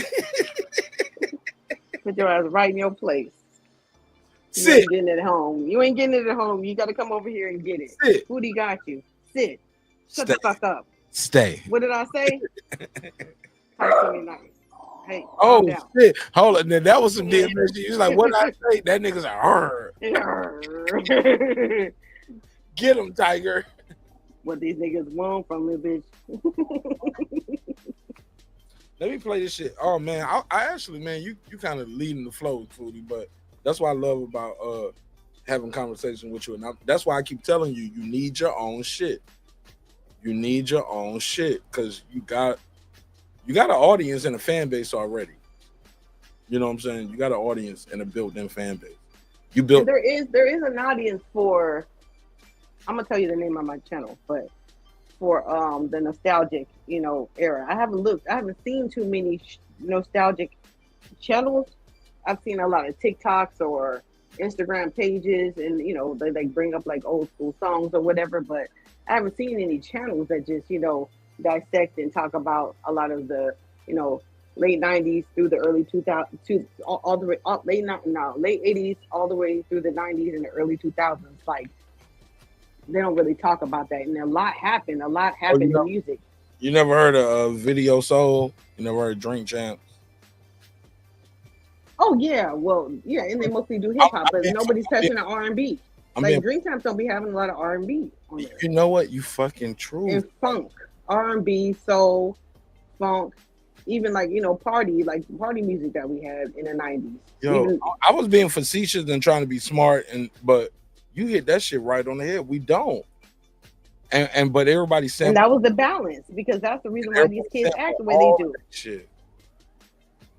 Like even the gangsters, like if you watch any of the gangbang side of YouTube or whatever, like the niggas talking about like there's no balance. Like niggas in the streets, they used to pull up and they be bumping the latest Brandy or the latest Monica or the latest even fucking Mariah or whatever. Like like Toni Braxton. Like there were so many beautiful women in the 90s, but now everybody just look the same, think the same. Baddies now, what they consider a baddie now, shit, women naturally were beautiful and they had talent. You know what I'm saying? And like even the men, you know what I'm saying? Men weren't afraid to profess their feelings back then. That's what all these motherfucking ungrateful ass kids now, they were made to that music. And you'd have, Wu-Tang, and then you have your little 6-disc CD changer, and you have Brandy, and then you have motherfucking DMX, and then you have fucking, Drew Hill. 112, Jagged Edge, R. Kelly, Jodeci, Brian McKnight. There was balance. Well, you gotta fucking. And the videos, like we didn't have to like go to concerts a lot back then because the videos were so fucking, you know, conversation pieces. You know. So tell me more about how you're gonna incorporate that in your show, because shit, I'm getting excited about it. I'm like, damn, man, let's partner up. I want to do an episode with you or a show like that, like. So that's what's kind of been giving me, you know, I've been taking time. Like, how am I gonna introduce this? You know, I mean, there's a lot. Like, I mean, I'm a single chick, so got an idea. We can do singles, we can do videos, we can do, you know, just like but the specific pieces on specific artists, like B2K or whatever. And B2K feeds into immature feeds into like a lot of shit, you know. So different ways. You got to do it though to stay within the guidelines of YouTube constraint. Yeah, I know. I mean, I don't have to do like the whole video. We can break down the video. Yeah, but even when you do it, it's a way to do it to it's a way. It's a science. That's why I got to talk to you about it, because I don't know the rules. You know all the rules. You know all the rules. And you break them. I do. I find a way to break them, and I'm still here. I just need a start, and then from there, I'll take it from there. I'll just go do whatever flows, you know. Yeah, that's what everybody do. It's just a hobby, you know. I'm not worried about getting monetized and all that kind of shit. I mean, if that comes and comes, but just, you know. But with that said, you can do it a whole different way, and you'll never get monetized, but you'll have your subscribers and you'll have a following, but you'll never be monetized. So that's a whole nother. I'm fine with that. I'm just trying to build a community. People need an outlet. People like to reminisce. You need to always stay tapped into your childhood. You know what I'm saying? Like the things that you loved growing up. Otherwise, you just become grumpy old people. You know. Don't you become that eventually though? If not, you got dementia and Alzheimer's. You don't remember nothing. But well, no, I mean, not with the internet now. You don't have to. Like, you can have communities all as you age through life. You know what I'm saying? I don't know what it might grow into. We might have meetups and meet and greets and shit. Technology always outage you, and we all gonna be the old person on the couch telling, 80-something years old, asking our great grandchildren. No, that's why you got grandkids and they help you. Yeah, hopefully. I help my mom all the time. Shit. That's your mom. My mom be like, go into that Amazon basket that you have and see if they got. Put this in there and send it to me. I'm like, all right. She don't go on the internet at all. That comes with depending on the new generation, though. That's true. People ain't having kids and shit, but bro, and everybody. I think technology is only going to get easier as long as you're not afraid of it. Like, cause there are people my mom's age who understand like technology. She just don't want to do it. I'm like, the FBI is not going to come get you if you put the wrong thing in your Amazon basket. Mom, like, calm down. Like, it just makes her anxious. She don't fuck with it. You said. Yo, don't say that. Leave your mama alone. Like, there ain't no motherfucking Amazon basket jackers out there. That's hilarious. Nobody else did again for you. My mama said, they gonna steal my Amazon basket. Yeah. Damn it, you left it in there. That shit been in the basket for 90 days. Foodie is about to go. They saying it's gonna expire. She thinks you're gonna get a bill one day. I'm like, you have to actually give them permission. You got to purchase it. She was like, and that's when they get. She's like, just take my card and do. I'm like, I don't need your card. I'm just gonna buy it. Just don't trip. Don't worry. I promise, I'm the same way with my pops and my family. I just buy it. But also too, my American Express. I be looking up sometimes. I look up my American Express like, hey, look, you got this many reward points. This purchase is only going to cost you $2.86. It probably be like a $40 bill. But because I use my MasterCard and my American Express, so I'm always looking up on Amazon. I be like, oh shit, shopping at Kroger, buying gas, hotels. Like, you just look up and I was just like, damn, my credit card made my Amazon shit free. That's what that Lake. I'm on it. I'm on the soundtracks. What do you say? He said, Foodie, your first episode needs to be whatever happened to good movie soundtracks, i.e.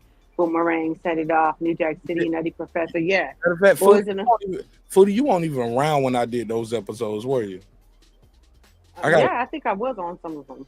We've done some. Yeah, I think you did the first one, and then me, you, and Brim, and I don't want to say his name because he's gonna call. We did one. Megazord? No. I know he's though. I'm trolling. Damn, y'all niggas ain't cool. I've been gone for a minute. I thought that should be off and on. Yeah, you've been gone for a minute. Now I'm back with the jump off. But yeah, I little fool. But that's a good concept. Like the thing is, that's why I want to break down. Because kids nowadays they don't know nothing about soundtracks, and then I can go into the movie. Like my first soundtrack that I bought was Boys in the Hood. After I went and saw the movie with my sister in the theater, and that shit was life changing. And then like finding out like how to survive in South Central, a place where busting the cap is fun to admit that shit, huh? I didn't see that at the theaters. Damn, that's dope. I didn't know what I was going to see. I was out here just visiting LA for the first time, and it was like 91, right before I went to junior high. How old you been, a little thought? No, I was 11 right before I turned 12, and I was with my sister. My sister's 15 years older than me. But Foodie, you was kind of fast though, right? No, I wasn't fast. I didn't know what Boys in the Hood was. I lived in the suburbs. They didn't advertise that movie in the suburbs. Oh, so Deuce is right when he say you ain't about this life. Or no, I'm way more about this life than that nigga is. That nigga is. That nigga about that city train life. I know about him, but he don't know about me. How about that? I Right. can break a nigga like him down. He don't know nothing about me. But yeah, exactly. The soundtracks, and just like how they used to have the little blurps in the videos of the movie, and then that would entice you to go see it. But we was on the soundtrack. The New Jack City soundtrack was hard. Minister Society soundtrack was okay, but Boys in the Hood was hard, man. Poetic Justice and Above the Rim, Boomerang, those are bomb ass soundtracks. Yeah, Some of the best ever. That soul food joint, Waiting to Excel. yeah. Waiting to Exhale was the best, one of the best ever. Yeah, It see, was all I was female. like, I Yeah. don't believe he was here because I think I had Zar up here. I might have had Reg, B, like Troy. I don't know. I want to do like top tens. Like I'll go from like and see. The thing is, you can't just always just do like I want to do R&B, soul, hip hop, but then there were some good pop songs that were out, here and there. The Backstreet Boys, and just little singles and just breaking them down. I'm coming from my point of view and how they made me feel at the time that they came out. You know what I'm saying? That's the nostalgia of it. Well, Foodie, let me ask you this. Speaking of nostalgia, like certain songs make you think about certain people, right? When you listen to music and relationships. I gotta ask you this, because I'd be remiss if I did. Certain songs remind me of certain women I've dated and had relationships with. What is your take on this? I'm gonna play the clip and I want you to respond to it. It's about dating people, or not dating, but being friends with people that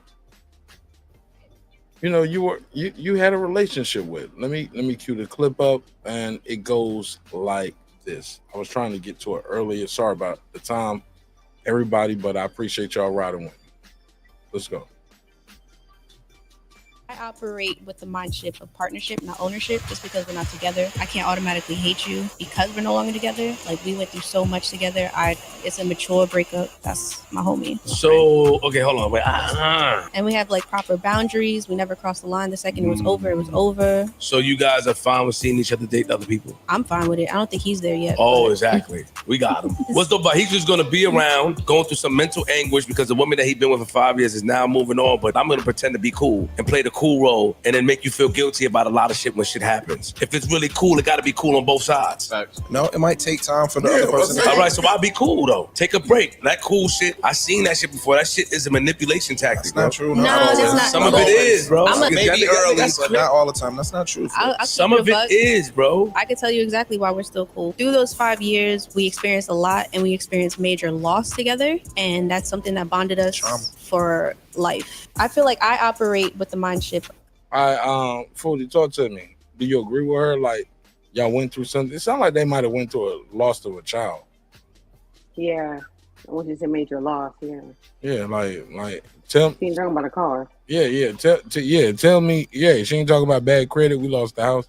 Listen, if I lost my credit score because fuck you. No, I'm just you would just say that. Like she said everything except saying.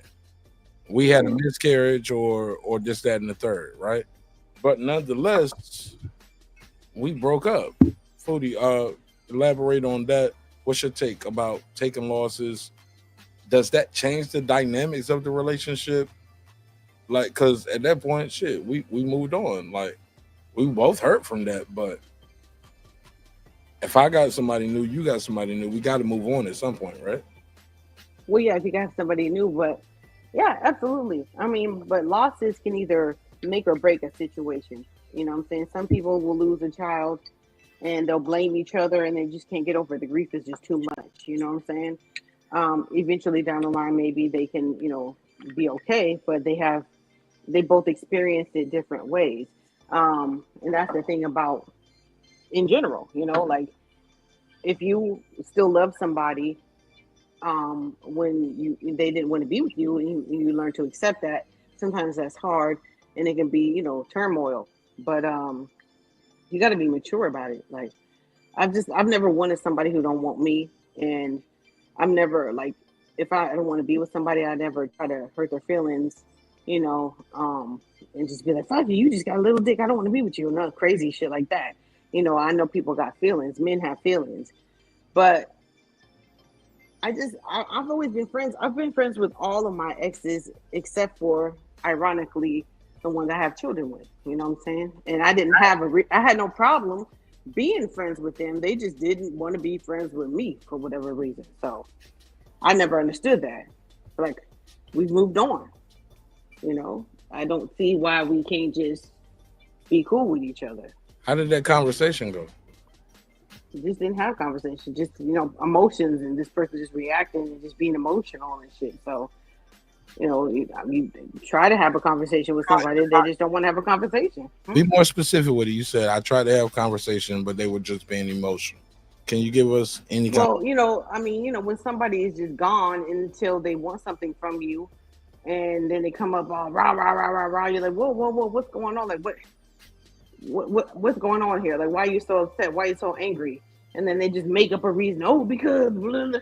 They're just an emotionally immature person.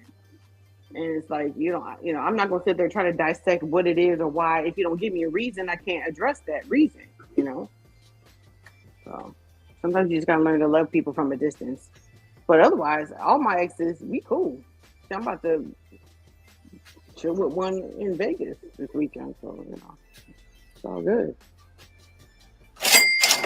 Go ahead, boo. Do your thing. Shout out to King Gage Meth. He said you should dictate the boundaries as an alpha male. Speak on that, Foodie. For every alpha male, there's an alpha female. So I really don't like the alpha thing, because everybody has their own interpretation or description of what they feel an alpha is. What is an alpha female other than a hyena? An alpha female is somebody who, until you meet her, is handling everything on her own, which is somebody you want, an independent adult, right? Who handles her own business, right? No, no. Just because you're a single mom and you handle your responsibilities. You don't have to be a mother. Let's just say you're a single woman. Mm-hmm. That doesn't mean you're an alpha female. You could just be a single woman. Like, I'm just out here surviving, looking for a man. Well, what if you're not looking for a man? Well, shit. Look for a woman then. But you ain't just because there ain't no alpha. You're not an alpha. Well, if you are the breadwinner for your entire family and you're taking care of your elderly parents, you're taking care of your children, you're taking care of your business. You have your own savings. You have your own money, you have your own income, you have everything that a man said. I get it. That's what a lion. When you apply those things, hold on. When you apply those same traits to a man, he considers himself an alpha male, right? No. Okay, then what is an alpha male? Maybe I don't understand. It's more to being an alpha male than. Break it down for me. Taking. So okay, I got the food, I got the money, I got the shelter. It's the protection too. When those other motherfuckers want to come in and take our food and our shelter, that's the alpha. You can stop doing everything you're doing and everything gonna keep running. That's the alpha. But the thing about that, Mark, is before you showed up, hold on, no, before you showed up, who was doing that? Her daddy probably. No. Or her mama. No. But even then, no like matter I said, when you are a woman, no matter listen to who's me. doing it, you can't produce and procreate without me. You We're got not talking about producing and procreation. You See, got talking about another thing. You said protection. Let's stay on that. No. I wasn't finished, but you jumped in. But I'm cool with it. Well, we can only address one thing that you say. We can't talk about Let's flow. procreation. Let's go. And you can't talk about Yes, ma'am. So one thing at a time. Yes, Who's ma'am. protecting her before you came into her life? God. Right. You It's lucky. the same person. That's the same person. You lucky you alive without me. Right. See, that's the goofy shit. You lucky. You better pray to holy heaven. She's out here shivering in the world, and if you die, who's going to protect the babies? God gonna bring you back. Right. Until the next alpha nigga come take care of you. Right. That's what happens, yo. That's bullshit. Wow, that's some real shit. That's a bunch of bullshit. Tell me why I'm lying there. Because she was taking care of herself just the same way that you would. A lot of these niggas can't fight. No, These niggas don't fight no more. I could shoot just like you could shoot. Might have to shoot you one day to protect your own lineage. You know what I'm saying? Because every man who's an alpha doesn't have their man who's an alpha doesn't have their brain right, don't have their mind right. You know what I'm saying? So a woman has to hold on. So a woman has to be strong enough to know what alpha she can let into where her cubs are or not. She has to have discernment. Things right now, Foodie. We confusing male genitalia and no, we're not. Hold on, let me say this.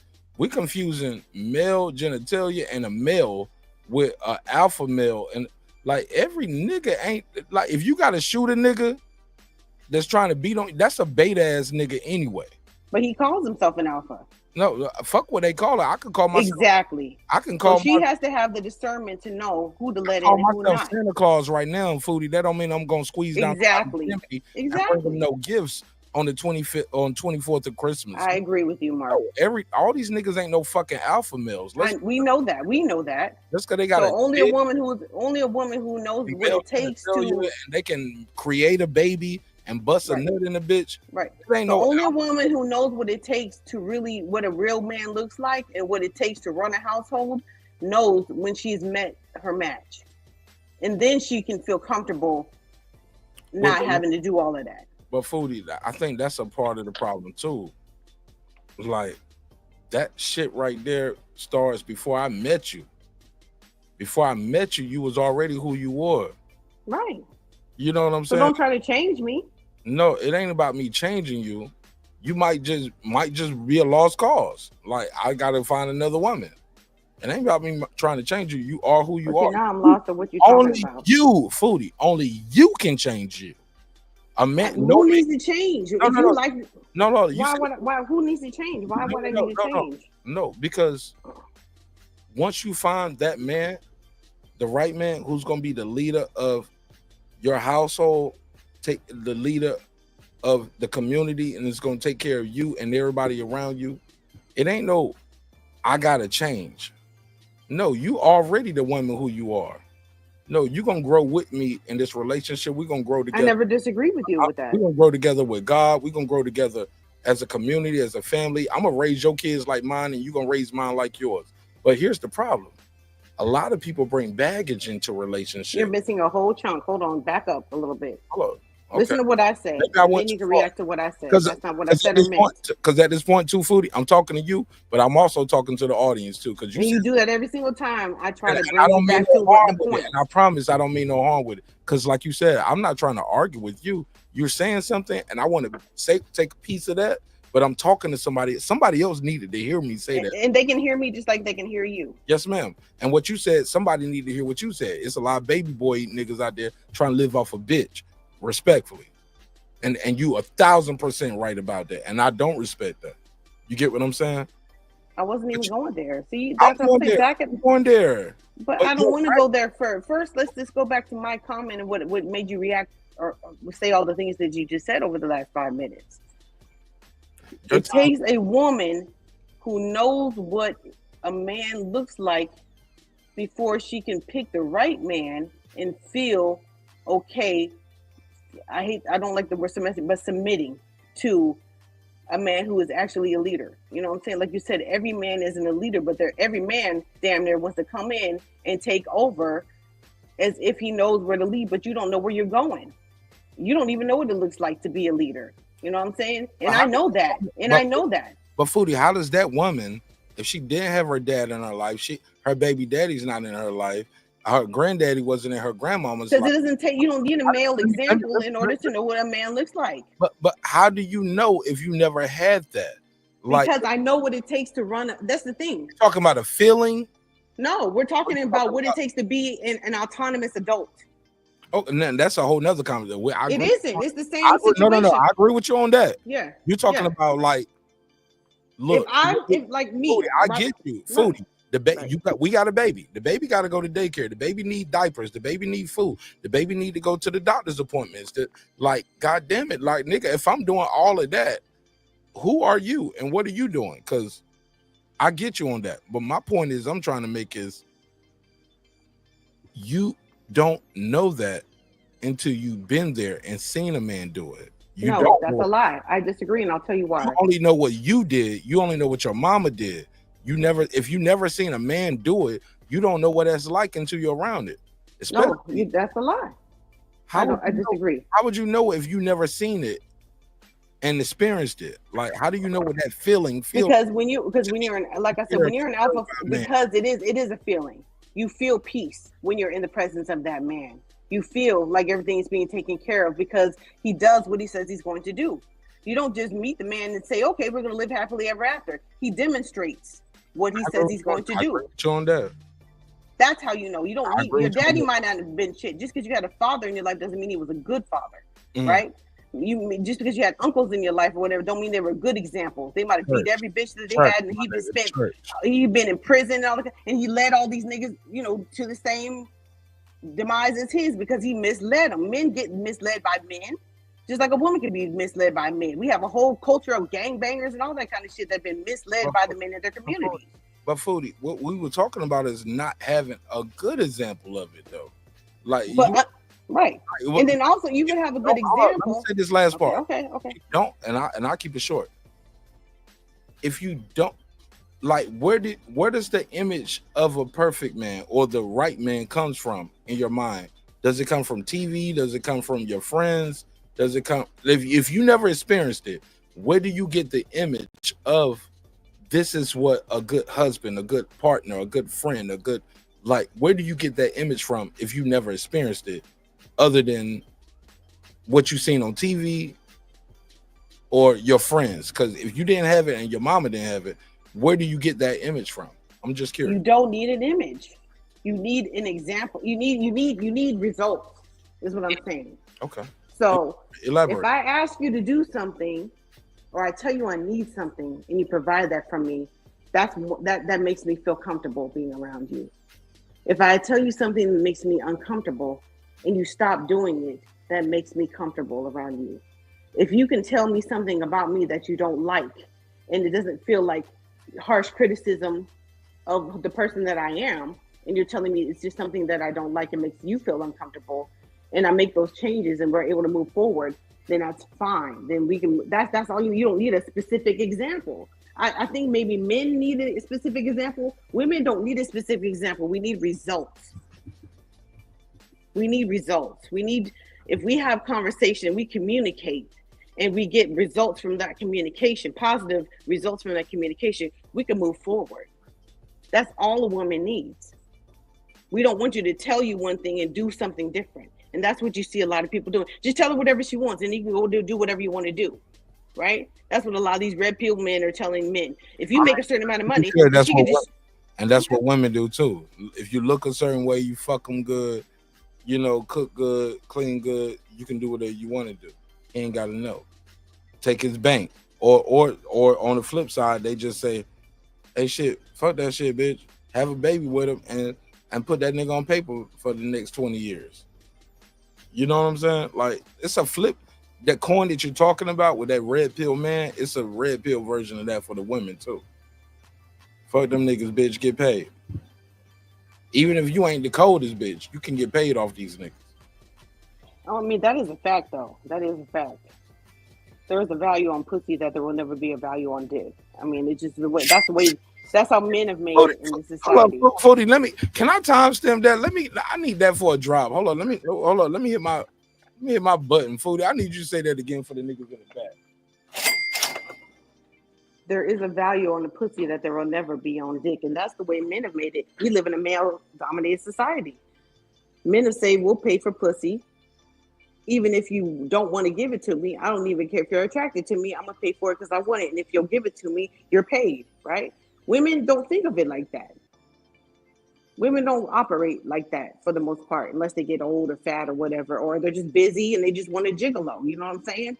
But listen to what you said though, like what you just said was kind of some of the illest shit. Because I always hear women keep women single.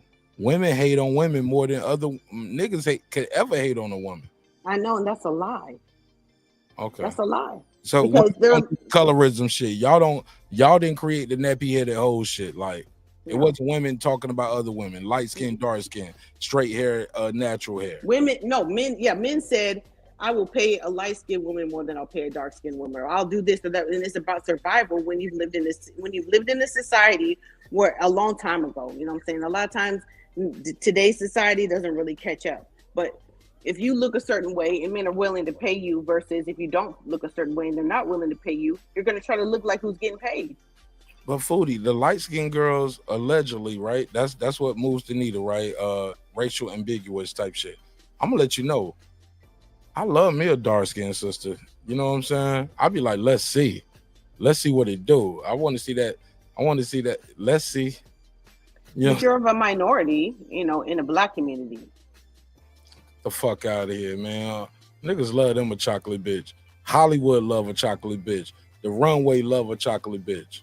You get what I'm saying? Like, none of those things are real tangible things that create a good family. We were talking about family structure and things. So, I mean, I'm not really, it doesn't matter. Like I said, I know plenty of women who are young and beautiful, and the woman that the man decides to marry is round, and she's, like you said, she cooks, she cleans, she listens to him. She's a soft place for him to land. So I've never paid attention to the looks because I see what I see. You know what I'm saying? A nigga will fuck a light-skinned bitch, you know what I'm saying? But he's not gonna make her his wife. And I'm not saying that, that's not always the way. They married a long-faced, light-skinned girl. The dark-skinned girl, sometimes do. The dark-skinned girl be the model that you see on the runway in Paris with a bald head and high cheekbones. And that's what Cat Williams said on Club Shay Shay. He said all these celebrity niggas got the same looking chick, light skin, long hair. They leave the dark skinned white for the light skinned one, yeah. Well, that's what Nicki was trying to say about Kanye when she said, when you get on, you leave your girl for a white girl. Like the light skin chick is the closest. But we're talking about paranormal. Like Hollywood's not a real place. So we can't use examples from Hollywood. That's the what's the name? That's the influence. Standard. Reality.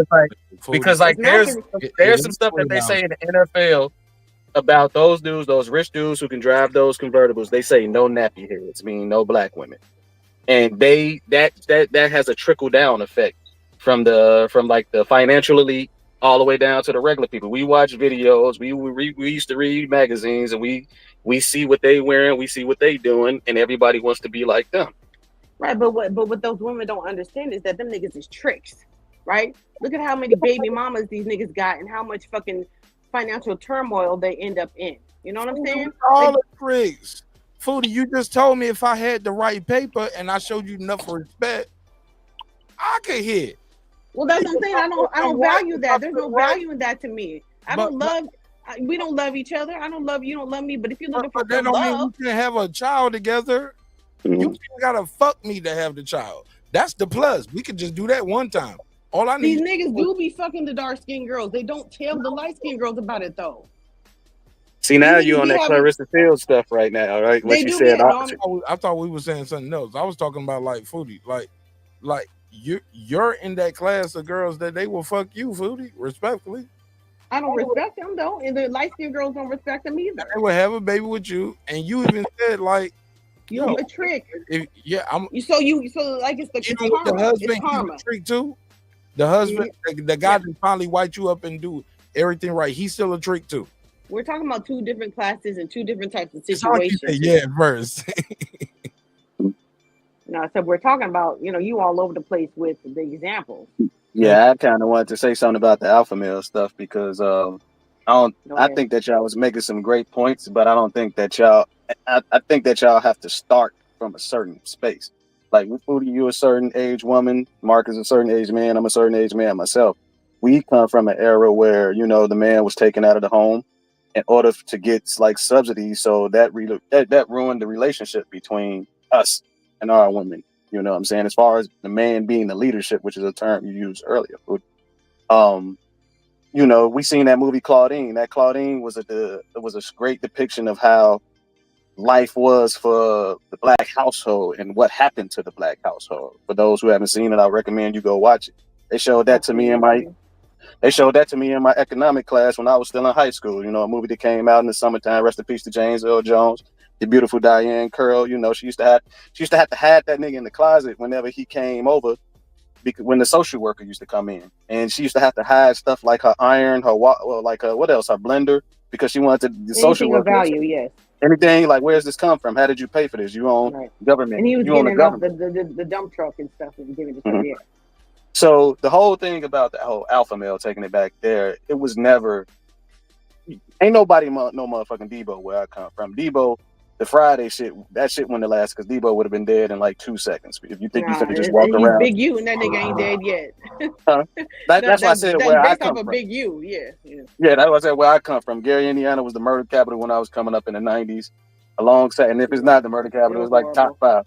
And that's terrible.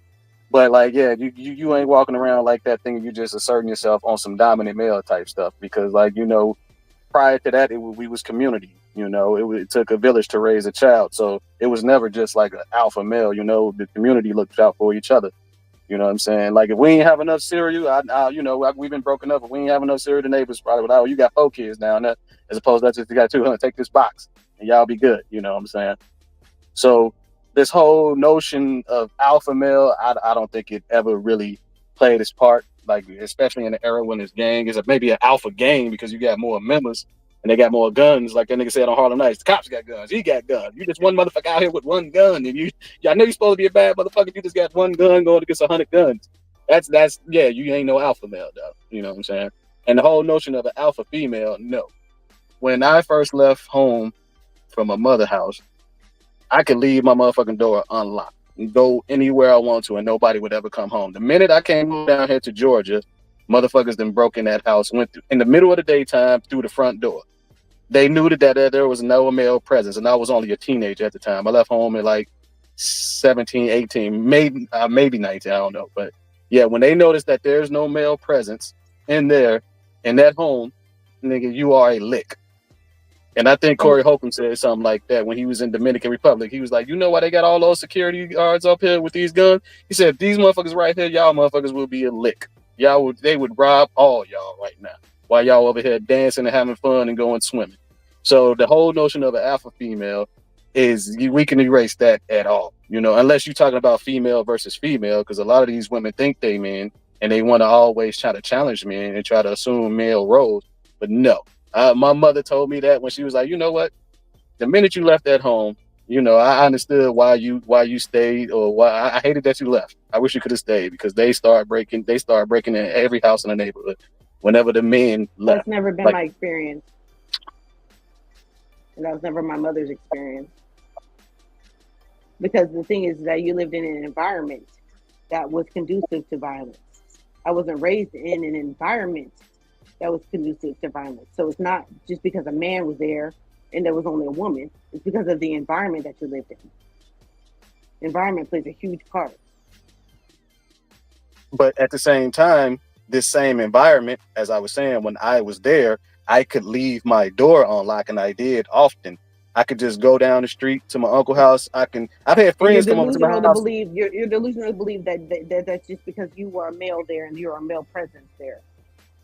That has nothing to do with deleting. It was a fact that nobody ever trespassed against my home or my mother home while I was there, just a teenager. It never happened. Yeah. And But if they knew when that I your mama, if your mama had an, if they knew your mom had an AK, if they knew your mom had an AK and she would blow any nigga back, that ever stepped on her porch that was not invited, then they wouldn't have done that whether you were there or not. Because there was a time when you could not defend. There was a time when you were little and you couldn't defend yourself. Did they care that there was a male in the home because you couldn't defend yourself? Like, doesn't make any sense. Who protected you then? Shoot, man, I had an older brother. Yeah, if he wasn't there, because a lot of people, they brothers, they're dead, they in jail. And then another thing is that you notice, like you said, it's environment. They notice, like, okay, he's not there no more, so it's not even a lot of none of his homeboys came pull up to the crib no more like that. Oh, it's easy pickings. You know, that house used to have. Like I said, it has nothing to do with just being a female. It's the environment. You live in violent environments that you shouldn't have to live in, have to survive in, and therefore you're speaking on an environment that you can't speak on, like you said earlier. I can because I'm a female, and I raised two sons, and I never had those types of experiences. But you already said you couldn't speak on it because of your environment. I spoke on it because it was my environment. No, I'm speaking on it because the point of view you're saying is it because your mom was safer because you were there. Because I was there and then I wasn't. And then immediately after I wasn't, it was like they was a lick. Well, it don't matter. It don't matter what you can put it. I'm just going off facts. Raise your kids in a better environment, and then you don't have to go through these types of things. Raise your kids in an environment where the police actually respond. You can raise your kids in whatever environment. Okay, you raise your kids in better environments there, then just go to school shootings then.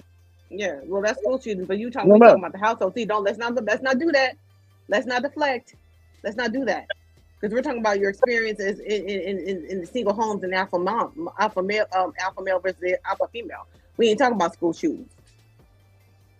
So you're telling me that I'm not who and what I am because of your experience and what happened in your house. You said that. You said that. You said I can't speak on. I didn't grow up in that environment. But you're trying to tell me. You said you don't believe in alpha females. And I yes, and I also said I said versus men versus women. I said maybe an alpha female versus an alpha female. When we talking about alpha male, we're not talking about man versus woman. The way women talk about alpha females. You brought that in.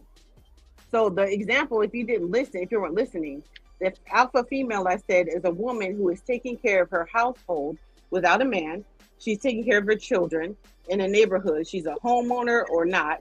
She's taking care of maybe a family member. She's doing all the things that a man would do in the household within the absence of a man, and everything is okay without a man there, right? And so therefore, her living in that environment and operating her life in that way, that's how she knows when she's met her match, a man who can do those things. And when she's met a man who can do those things, she no longer needs to do those things. That's what I'm saying. That's what an alpha female. Okay, that's what you're saying. I brought up a whole different individual perspective. That's the whole thing about people. We're individuals. We see things different. We think things different. Like you said, you had an experience. I'm bringing up another experience from another totally individualistic perspective. And sometimes that's okay. We don't always have to shut down and try to say somebody's not listening. When you didn't listen. No, because I wasn't talking only about what you were saying. I came on to say you guys made up some good points, but I wanted to add to it my opinion. This was my opinion and how I think about it. You're right. And like I said, that's okay. And I disagreed with yours. So go ahead. Because I think it's more of your environment that played a part into your mother not being safe in the neighborhood versus if she were living in the neighborhood that I live in right now, or the neighborhood that I grew up in or raised my children in, or the neighborhood my mother raised me in, we wouldn't have to be worried about those types of things. And like I said, we didn't have to worry about that when I was there. So that's kind of, the caveat right there. When I was there, like I said, door can be unlocked, windows can be wide open. Right. But what's the name of that? What's the name of that J album? I bet you it wasn't women. I bet you it wasn't women. I bet you it wasn't women breaking in. It was men breaking in, right? Okay, that's deflecting. That don't matter. It's not. What does that have to do with anything? It doesn't matter. It could have been. It could have been. I don't know. She had to defend herself against other men, not other women. And that's why she needed a nigga in there. Exactly. She needed to do. That's the name of an album called Streets is Watching. She needed to do. She needed to move. Both of those things are true, Foodie. But with a nigga there, like especially that we know that men. Niggas get jacked and killed too, like I said, boys in the hood. I wasn't let me. Look, I was quiet. I let y'all cook. Let me at least finish. Is that a residential situation like you said, Foodie? In Boys in the Hood, yes. Have you seen the movie when the nigga broke into Yeah, but I ain't talking about no old boy's movie, house though. and he had to I shoot ain't the talking about no crackhead? Foodie. I ain't But he was a talking about man, no and movie. he was a man in the hood, just like that nigga brought up the example. Foodie, but I ain't trying to tell you no movie. I'm trying to tell you some real shit that I'm experiencing, that I'm going through, and I'm trying to tell you, and retort to what you guys were saying. Like, both of you guys are correct with what you're saying, but I think we got back to that initial point that I was talking about earlier when I was first talking to you. It was about protection. You know what I'm saying? And it's different. Now, granted, if you got to pull out a trigger and you got to kill the nigga that you living with, for you right. That's not good. But I agree with what I said earlier and what Lake is saying. That's a beta male anyway. If he in there beating on his woman and that's how he getting his stress off, and you got to kill that nigga to defend yourself. He a bitch ass nigga in the first place. He's not an alpha male. Yeah, and femicide is a real thing. That's the only reason why I brought that up. It's a whole nother term for people like that. He's a predator. Like, he's a predator on a whole nother level. Right. It's a term for that too, where the nigga don't care what I eat. I'll eat my own. He's a cannibal. He'll eat his young. Agreed. I heard a story about one of my family members, and I ain't gonna go too deep on it, but I want to say this. The motherfucker don't got strung out like her pops, right? One of my family members. Nigga don't got so strung out. Nigga don't hit his daughter up on IG late night on some crackhead shit, flirting with his daughter, trying to holler at her. You heard the story with Game when his daddy, came home strung out on heroin and took his sister up there and raped her.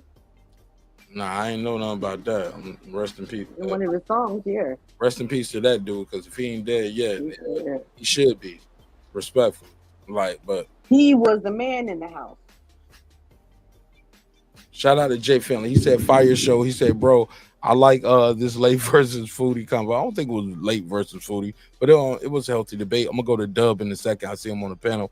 It says he also said he said we community needed this intellectual debate. Okay. He thought y'all niggas were intellectual late and Foodie. Okay. I think so. All we doing is talking about our experiences, so it's like not a lot of intellect involved in it. It's just, I thought it was healthy. I'm gonna read the rest of it. He said Lake is patient and Foodie is respectful. So shout out to Jay Finley, man. Jay Finley gave both of y'all props. Let me give him the drop real quick and we'll proceed. Shout out to Lake. Shout out to Foodie. Shout out to Dub. Shout out to everybody watching. And definitely shout out to Jay Finley. I shall proceed to continue to rock the mic. Y'all doing good. That nigga loving the show tonight. We call this here a little twin. Wow. Nigga. We call this here a little twin. Hey, Foodie. Hey, look, Jay know you very well. He said, and Foodie's respectful. I was like, yeah. I was like, she is. Like, this is nice, Foodie. Like, if you're offended by this, you this ain't the channel for you. And y'all said Lake is patient. I'm done with all the arguing. I like conversation, but I don't like the fucking hecklers and all the trigger bullshit. So yeah. Wait. I respect Lake, but I'm just saying, environment plays a part. Is all I'm saying. Man, Lake is a G, man. I don't know a lot of these niggas, and I ain't met a lot of these dudes. It's a couple dudes I can name on one hand that I met them. Matter of fact, I can met people I met on a couple hands. How about that? Maybe toes too. I met a lot of people, but more than once, and hung out with them. Like, and Lake is one of those guys. I hung out with him. Show him more. I hung out with him. You get what I'm saying? Like, these are good dudes. You know what I'm saying? I can vouch for them. Them niggas see me in my element, out my element, and yeah. Lake Can I just say something before you go to Dub? Go ahead, finish your statement. No, that's it. And I've talked to Foodie offline several times. Foodie's a good woman, man, and I respect her too. And I'm glad we can have these kind of conversations without going into personal text, and we can move forward. You know what I'm saying? Because that's what it's all about. It's about the community. Shout out to my girl Just Jay, Dad Tias, the Wabbits, and everybody out there thing. Go ahead, Foodie. What did you want to say before I go to Doug? I was just, like I said, like my definition of an alpha female, and I know the word alpha is a triggering point because people feel like she's a brolic chick, and any dude who comes in, she's just gonna shut him down. I'm just saying, like, if you die today, you want a woman. You need to, as a man, I tell my sons, you need to pick a woman who would be able to either handle the fort by herself, like Coretta Scott King, or pick the right type of man. Because like we said, you can pick the wrong type of man just because you want a man. You know what I'm saying? Just a man type of chick. She just got to have a man. And any man that comes in, yeah, I'll do this or whatever, and he's a hen hunter. Like he coming after the babies. He don't even want you. You know what I'm saying? I'm just saying, you need a strong woman by your side. But a strong woman also recognizes when she's picked a strong man, and women want to be able to rest in their femininity. Women don't want to have to do it all. You know what I'm saying? So it's not like it's gonna be a tussle all the time. If it's a tussle, she got some issues that she needs to work out, before y'all can get together. Don't pick her. You run away from her. That's the problem. But go ahead. All right, what up, Dub? Talk to us. What up, fam? Well, first things first, shout out to my brother Mark, man. Mark, good to see you back. Feel good to be home where we belong, man. Hey, it's good to see you, my brother. Good to be shout out to my brother Lake. You know what I'm saying? Shout out to my sister Foodie. It was nice meeting you too, Dub, man. I ain't talked to you since then, but it was good meeting you, Dub. No, it's all love, my brother. It's all love, and I ain't even gonna lie. I'm taking a step back from this situation because I want to be in order, and in this situation, me being in order is shutting the fuck up. So, you've been listening for a long time. Like you don't have nothing on nothing we talked about. No, I understand the conversation. I will say, and Foodie, you my sister, but there's no such thing. I know. I'm sorry, sis. It's no such thing as an alpha female. That's not how life works. At the same time, I do think there are females who take that role, and I have to give them all the credit in the world. You know what I'm saying? My grandmother, my great grandmother, my mother took that role in my life. So I understand where you're coming from.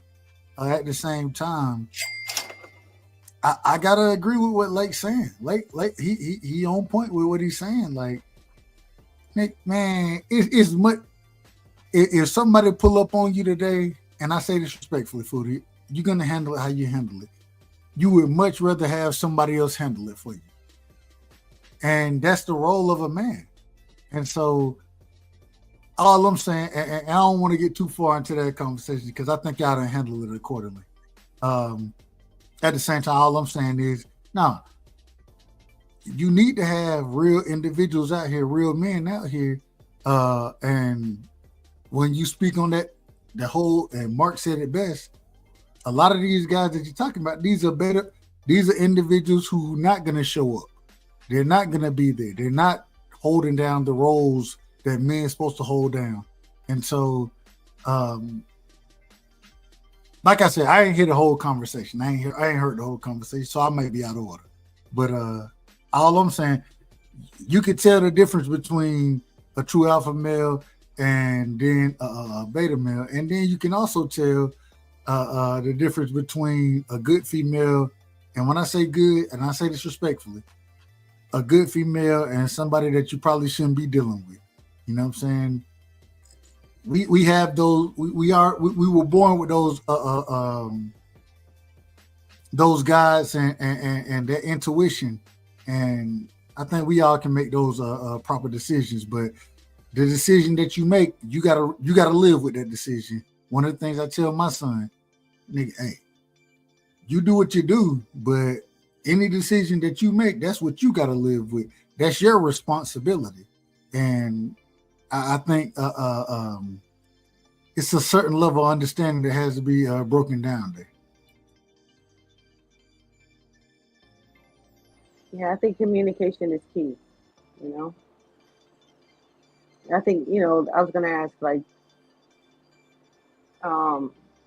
divorce in America specifically, is at 60%. And it's not just because of gender roles, I think. It's simply because the dynamics are changing. Because women can make their own money. They want to stay in their household, and some men feel threatened by that. Some men look at it as an asset, and a lot of men look at it as they're threatened by that. But Foodie, the problem is divorce, and because you brought this topic up, divorce. It's a business for once. To add to what Foodie is saying, but it is indeed. Hold on. But the thing is who are the individuals filing for divorce? Shit, that don't even matter, man. Honestly, man. Like when you driving down the highway and you see billboards that's advertising for divorce attorneys, that is a fucking business, and that is like an indirect, like a subconscious influence on just like, man. But that's what I have to do. I just call it divorce attorney. But like, this is why it means something. This is why it means No, I get what you're saying. Let me ask you, Dub. And yes, more women are filing for divorce than men are. That is a fact. But have you ever heard of a thing that it's called a lot of men are willing to live in an unhappy relationship because they can get their needs met somewhere else. It's not because they want to, and also it is because unhappy. You mean an unhappy relationship? An unhappy relationship. Okay. A lot of men will stay in an unhappy relationship because of maybe social pressure to not get divorced, how they feel like it would make them look, career and things like that. Their career, and also because they don't want to have to pay child support and all those type of things. Don't mean they're happy. So there are a lot of people who are unhappily married. Life isn't about happiness. Yeah, I was about to say define like happiness, because what survey that can it is. If I could live the rest of my life unmarried and happy, I'd rather live the rest of my life unmarried and happy than to be married and unhappy. But Foodie, the thing is, go ahead, Mark. I apologize. No, go ahead, Dub. You got it. The thing is, and I understand what you're saying. The thing is life isn't about happiness. Life is about, and once you make a commitment, we went half on a baby. We done went half on a child, right? So once we have a commitment in that relationship, at the end of the day, us being statistically speaking, if we want to talk statistics, I really don't want to talk to, well, we got to. If you talk statistically about it, children that are in or grow up with a mother and a father in a married household, they're much more likely to be successful. The other thing is even if you want to have whatever, you got to, first off, you got to be responsible for your choices. That's the first thing. But if you're gonna say that I'm gonna do this, well, you can't. Your happiness doesn't supersede what goes on with the children. It doesn't supersede it. And if you think it does, then you're a selfish individual. Okay. Hold on. Would you agree or disagree with that first? Would you agree? I do agree in a lot of aspects of what you said. I do agree, but that comes with maturity. And unfortunately, when you're at a childbearing age, like most people are not having babies at 40 years old. Some are now. That's a new thing. If everybody waited till they were 40 years old to get married, they would look at it differently, right? They would. They wouldn't look at it when you're 21 years old and you get married and you've gotten all these social, marriage is a happy thing and you need to be validated as a woman in order to be married, and people get married for a lot of the wrong reasons, and they marry the wrong person for the wrong reasons. So when you get older, you realize that and you make better choices. You don't make the best choices when you're in your childbearing ages. So that does have something to do with it. But the thing is, if you look at the reasons why women are getting divorced from these men, it's because they are overwhelmed with the household part of things. So if I work and you work, why can't we both take care of the child? Everybody is not doing that. There's a thing called weaponized incompetence. Men will be like, man, this baby's crying, take the baby. Man, this baby's shitted, take the baby. Man,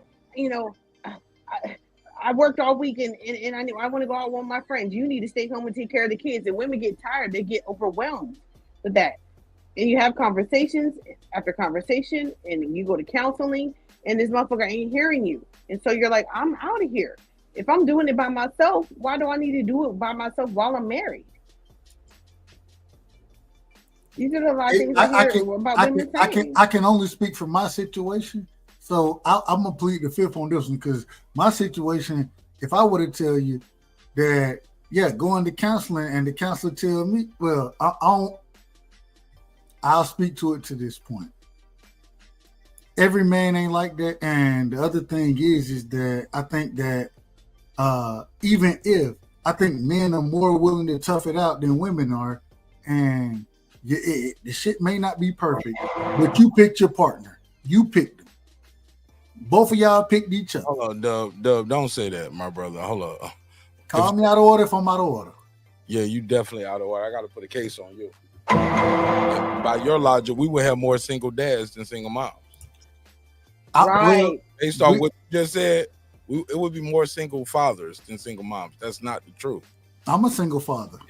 No, that's why, and that's why I said from the beginning, my case may be different. That's why I said that. Right. No, you were speaking. What you said was a little hyperbolic, maybe based off your own. I guess that's the word for the show tonight. We're gonna call this the hyperbolic episode. But I guess that was more your personal experience that you're speaking from. But that's not the norm. Single moms are the norm, sir. And we all know that, Doug. It's mama's baby, daddy's maybe. And niggas move just like that. I'm sorry, I'll let y'all continue, but I just had to interject on that part. It's definitely more single moms than single fathers. I don't disagree with it. All I'm saying, and that's why I said, I probably need to sit this one out, because I'm gonna fight for mine, and everybody not gonna do that. So I probably need to sit this conversation. I ain't gonna say sit the conversation out, but everything ain't a fight neither though. I get where you're coming from. Go ahead. Anybody else got anything to say on this one? Go ahead, Foodie. No, I'm just saying, I understand what you're saying, but like you said, you are the exception to the rule. You're not the rule. And I was just saying, when you asked me why more women are filing for divorce, it's because of the new dynamics of if it takes two incomes to, raise a healthy family nowadays, because that's where we are in the world, in most places of the world, then you also need to share the household chores. And a lot of these women are not feeling like they're getting that. Some women do have unrealistic expectations of it, but a lot of times, they're married to men who feel like all they got to do is go to work, and they come home and dinner needs to be ready, and you need to be sexy, and the kids need to shut the fuck up and be quiet, and homework should be done, and all these things just happen magically, because we don't live in a society where we have extended communities anymore, where grandma can help out, and grandpa or whatever, because grandmas and grandpas got to work longer than we used to have to. So therefore, there's this unrealistic expectations when you only have two parents taking care of everything, and you want me to continue to get pregnant and have babies and work, and it's just it's too much. They don't have the support that they feel like they should get from their partner. So if you got to do everything on your own, a lot of times women are getting divorced. And this is what I'm hearing. I mean, I'm out of the age of where I feel marriage is realistic for me. I mean, a reason, because I feel like marriage is for people who want to have children. I no longer want to have children. I'm saying I can, but I don't want to have any more children. So I don't feel. I respect that shit. It is not easy raising a child. No. I feel like if you want to have children, you should get married first. That's what I tell my sons. Make sure you share that burden with a motherfucker. Don't do that. Right. It should be nigga, this is a labor of hard, man. It's fucking hard. And we don't live in a world where even talk about if you make $100,000 a year in my state is barely like middle class, lower middle class. That's not enough to raise a family of 2 or 3 or 4. Gotta move the fuck on. You want to have more babies? Don't get the fuck out of California. Go to Utah, right? Go to Wisconsin or some shit. Yeah. Hey, Dub, I got a question for my guy Dub though, because he got here a little late. Hey Dub, are you cool with your exes? And I'm not talking about co-parenting, Dub. That don't count. I'm talking about girls you don't have a baby with. Like, how do you feel about being cool with your exes? Is that all right? Long as let me read the question. Are you okay with being cool with your ex after a breakup? Yes, as long as we keep boundaries. No, we should move on completely. What do you say, Dub? Did you click the question in the survey? What was your answer? Nah, yeah, I'm cool with a lot of my exes. I'm cool with a lot of them. So that's me. That's me. As far as boundaries go, hold on. Well, let me finish. The other question was boundaries. The other question was boundaries. Dub, you got your avatar on, and I can still hear you laughing while you talking. I can hear the smirk while you talking. I can tell a nigga smiling when he talking. Mark, you out of order. Now you out of order. No, I'm putting the case on you, nigga. Shout out to them, man. Shout out to them. All right, go ahead, Doug. I'm gonna let you slide with that one. But go ahead. I don't know what you want me to. Hey, I plead the fifth, man. Can I plead the fifth? You still trying to fuck, Doug? Let me just get out there. I didn't say that. Hold on. You done created a whole other scenario. Now I'm putting the case on your ass, nigga. Like, are you leaving the door open like the Bruno Mars song said? Speak to it, Doug. Cause you had that smirk like, oh, I'm cool with all my exes. The door will always be open. Oh, don't say that. And that's the reason why some women gotta close the door. Should I lie about it? I'm just telling the truth. Foodie, I cut him off like 20 times. It's like my turn. Y'all can cut, that's why we don't cut me off. You can cut me out. I'm just telling the truth. What a bluff. No, it's your truth. It's your truth and yours alone.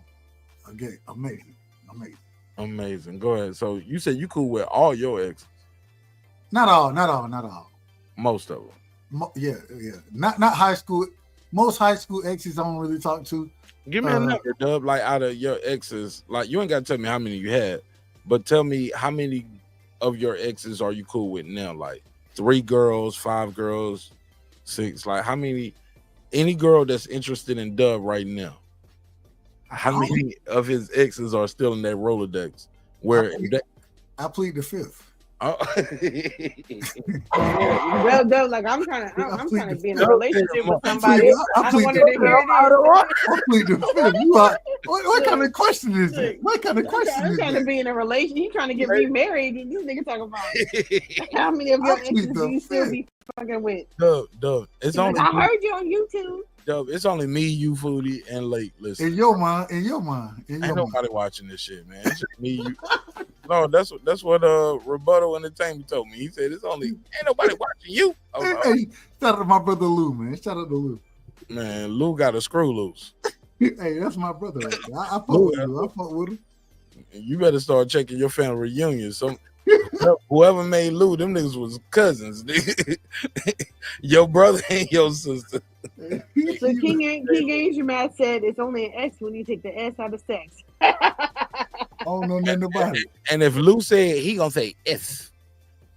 It's F. Nigga trying to roast me with a speech impediment. Boy, you better get your mother away. Hold on, y'all got smoke? Y'all got smoke? Oh, where you been? It ain't smoke, nigga. It's just jokes. I don't, you know, I'm not. It ain't no smoke. It's little jokes. I live my life in a bubble, man. I live my life in the Dub Bright side. Hey, look, same here. But Dub, if I'm in your chat on your show, you see me, I see you. Yeah. You see me typing in your chat. I got a wrench and everything. Yeah. You start roasting me in the chat, nigga. I got a microphone too. That's fact. Right? And you start joking on me in the chat, and you ain't got no link where I can defend myself. Okay, well, shit. Well, when I do my show, I crack some jokes back on you. It's friendly. That ain't smoke. Those are jokes, right? I've been there too, Mark. I don't know what that is. I have no clue. I've been there too, and I'm not gonna do that on my show. My show's gonna be about love. I'm gonna just tell you how I look at it. No, that's soft side. That ain't the right side. That's hold on. No. This is true. The way I look at it, nigga, if you say anything about me and you ain't gonna let me defend myself, I got it. I got everything and then some that you want. If that's Dub, what we're gonna do, then let's do it. Dub, you got a channel, you got a panel, you got a chat, and you got a link. That nigga know how to use StreamYard. That nigga said all that shit, but didn't put no link out there. Okay. Oh man. And when I said what I said, hey, look, when I do what I do, don't get mad. And I ain't even do nothing. And then the next day, I'm sitting there just listening. I hear he's like, that nigga's like pussy niggas. I don't talk like, oh man, he said all kind of weirdo shit. I was like, okay, Luke. I got you. I gotta pull up on my brother. I gotta pull up on him, man. All right. Oh, shout out to my brother. Hey, That's look, my you in brother. the car- hey, look, when I'm shooting, if you in the car with him, nigga, you gonna get hit too. I'm done with the nice shit. And I ain't gonna get hit regardless. I'm gonna be in order regardless. Oh, you gonna get hit as long as you trying to set up out of order promotions. Nah. You gonna get hit too. We ain't gonna do it like that. Hey, No, Dub. Go ahead. Dub, because you can't have it both ways. You gonna say I ain't got nothing to do with it, but you trying to set up a fight. My nigga. I ain't trying to set nothing up. Oh no, I heard the episode, Dub. I heard the episode. With me and him? Let me be clear, Dub. Go ahead. Before you set up any fights with out of order promotion, you might want to see Zone 6 first. You might need to be the first fight on out of order promotions. And I can set that up for you. Me and Zone 6 need to fight. I mean, he gave you a deliberate call out a long time ago. And as I always would say, yeah. As I would always say, I don't want no smoke. So I don't know what. If that's what we own, we could be on that. But that ain't my lane. Hold on, that ain't my lane. Okay. That ain't my lane, and that's crazy work for especially for you. That's crazy work. What you just said. That's crazy work. We having a conversation. But no. I understand. But you know, I got a good understanding. I got a very good understanding now. I appreciate that. But you did try to set up a fight for me, though, right? I'm not setting no fight up for you. Okay. How can I set a fight up for you, nigga? You didn't say that? What I said is I'm gonna hit Lou and I'm gonna be on. I gotta pull up on him. That's what I said. I said I gotta pull up on Lou. And matter of fact, what I was and the crazy hold on. And the crazy thing is, the crazy thing is when I said I'm gonna pull up on Lou, I'm like, bro, that's my nigga Mark. No, I ain't talking about Lou. And I ain't trying to box Lou, and Lou won't never trying to box. I didn't say nothing about you. You made it that. You just made it that. I didn't make it that. No, you literally just said you need. We can set something up. Out of order promotions can set something up. Cause you out of order, man. Okay. And it's bullshit. That's what it is. Oh no. But I understand it. I understand the Mark. Real shit. It's real shit. But it's love though. No, it ain't. That ain't no love. That ain't no love. That ain't no love. That ain't no love. Don't let him bait you in. He bored. Marcus bored right now. I got it. Dub got a short memory, but I remember all of it. Dub thinks this is about that, but it's. I owe Double an apology, though. About what? About remember Double when we was talking about Big Mama and y'all used to eat chicken backs, and I said there's no such thing as a chicken back. What are you eating? The gristle? It is. Mark pulled it up for me. Mark rolled it up for me. You pulled up the photo. I'm like, it is chicken backs. You right. My bad. I wasn't trying to disrespect Big Mama. So. No, you good, sis. You good. You do what you do. You eat what you eat. You know what I'm saying? Hey, that's what we came up on. And it's meat on that chicken back, Foodie. It did look like it was some, yeah. Some meat on that chicken back, and you can use it for stew. You can use that shit to season the grains. Yeah, like hog maw. That's what I was telling them. I was like, I've heard of hog maw. I've heard of fat back. Bacon. Like I use bacon, because we're more. We've evolved as Black people. We don't use the hog maws and all that shit. So I use like bacon. But yeah, I had never heard of like chicken back. You said we evolved as Black. We evolved. We don't eat slave food no more. But man, every nigga that still eat quote unquote slave food, them niggas be like 380 pounds. Them niggas big as fuck, 6'8". See, I know how to make it taste good without all of the extra shit. Yeah. Hey, look, they some Doug right side built ass niggas. Niggas eating that country shit. Like, ain't nothing wrong with. That right side is handsome. I've seen you before. When you was in the Dominican Republic. I'm just saying, like I got a homie named Chris. A big old dude. Yeah. I got a homie named Chris, right?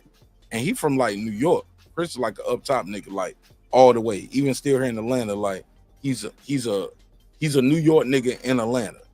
Like he ain't bent, bold, bulge, change shape, nothing. Like I'm a New York nigga. Boom. This nigga Chris big as a motherfucker.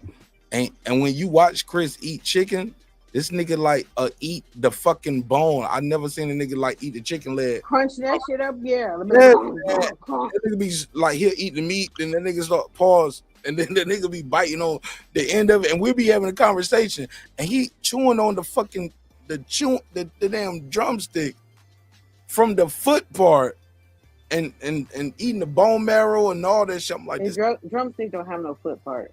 What you get what I'm saying? The spot where the you mean the bottom of it, yeah, with the gristle at the bottom? It's supposed to be. He come from humble beginnings, the man. He come from humble beginnings where they told me how to eat the whole everything, but not the bone. Like, good Lord. Chris and his wife rich Poor baby. I feel bad for him. Rich as fuck. That nigga them niggas got Rolexes and everything. Niggas shining. Yeah, but you can't change old habits. You know? We was in New Orleans. I think it was like a couples trip we took. And I might have told the story before. This nigga was eating the fucking. I looked up. The nigga had ate like it was like a half a chicken type shit, and it was like I will eat half a chicken, but not the bones. No foodie. It was a half a chicken delivered to the table. The nigga might have left some mashed potatoes up there, but that half a chicken is only 4 pieces, Mark. You eat half a chicken. He left the little sharp bones of the chicken back. But for the most part, that nigga chewed up everything. And we were just eating everything. I was like, what the fuck is this? But I said all that to say that nigga, he said, my grandmama taught me how to eat chicken. Cause we was all looking, we was like, nigga, you still eat? What the fuck are you? He was just chewing all that shit like it was like a chew stick, or like he had that shit in his mouth like a black and mild.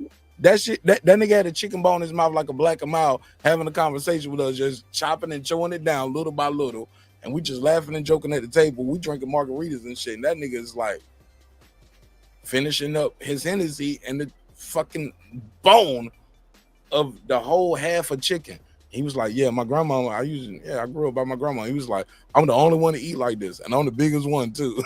I was like, I bet, nigga, you ate everything. Nigga, get down. You ate every scrap. You ate everybody else's. Hey, look. Are you done with that? Hey, look, but I got to get on this shit. This some deep shit real quick. And just ain't simple. And Dub, I apologize if I spoke out of turn or you took that any kind of way. You know you the homie.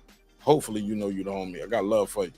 But I want to play this clip, and I definitely want you to respond first, because the area of Georgia you live in, I know you see a lot of shit like this, probably more than most of it. I'm gonna play this clip, and I want you to respond. It's a dude saying he wants to apologize for black people. Let's go. I apologize on behalf of the black community. I would like to apologize to the parents of Austin Metcalf for making a hero out of the young man that killed your son. I apologize that there are so few fathers around and so few male figures around to teach the black community about emotional discipline, about what's right from wrong, about emotional regulation, about not making a hero out of a thug and a criminal. I apologize on behalf of the black community because they're the ones that are raising money for your son's killer. They're the ones that are funding this new lavish lifestyle that your son's killer is living. I apologize on behalf of the black community because they are so confused about, again, what's right and what's wrong, that in some weird, twisted sense of racial solidarity, they would celebrate the young man that killed your child in cold blood. I apologize on behalf of the black community. I didn't know this nigga was I didn't see this much of it. My version was shorter. But Dub, you want to jump in there, or you want to hear the last 2 minutes? No, so I know the brother, but my first time seeing him, so enlighten me about him, or should I play the last 2 minutes? Maybe. Well, so he, I say this respectfully, he's a conservative, Republican, a gay individual. You know what I'm saying? No, don't tell me that, Dub. No, I'm telling. Hold on, let me finish. You can't tell by the shirt, Mark. I thought he was just showing off his guns. You know what I'm saying? I wear tight shirts sometimes too when I'm in shape. It's for the hoes, not for the bros. But go ahead, Doug. So he when he speaks on things, hey, the brother get somewhat hate from both sides because he is gay, but he is also a conservative. As far as what he's saying here, I'm not gonna lie. I think people are giving this young brother Carmelo Anthony. Are we talking about the same individual? Yeah. That's what he was speaking on. He's this nigga's apologizing to the white America on behalf of the black race. That's his poem right here that he's doing. I think he out of order for apologizing for it. You can't apologize for you can't apologize for niggas who didn't have nothing to do. What are you apologizing for black people for? Right, we ain't got nothing to do with that, right, Doug? But at the same time, if he's saying the people who raise money, this, that, whatever, well, that's those folks' right. And my whole thing is, I think that man was wrong. I think he was out of order, in my opinion. You know what I'm saying? You talking about Carmelo now, or you talking about Carmelo? I'm talking about the individual who took that man's life. I thought he was out of order, but at the same time, who are you to apologize for the people? Like you can't apologize for everybody. Some people, and I didn't heard, and I disagree with some of it, but who cares what my opinion is? You can't apologize for everybody, bro. Regardless of what your opinion is, regardless of what my opinion is, everybody have the right to their opinion and to do what they're gonna do. So when you saying that you apologizing for black people, you out of order, man. In my opinion. Fair enough. Go ahead, Foodie. What you got? I haven't even paid attention to. I mean, I have paid attention a little bit, but I don't know the story with the whole Carmelo Anthony and him killing that little white boy at school. I heard somebody who was being bullied or something like that, and he brought a gun to school and shot him or something like that. But so that's all I know about it.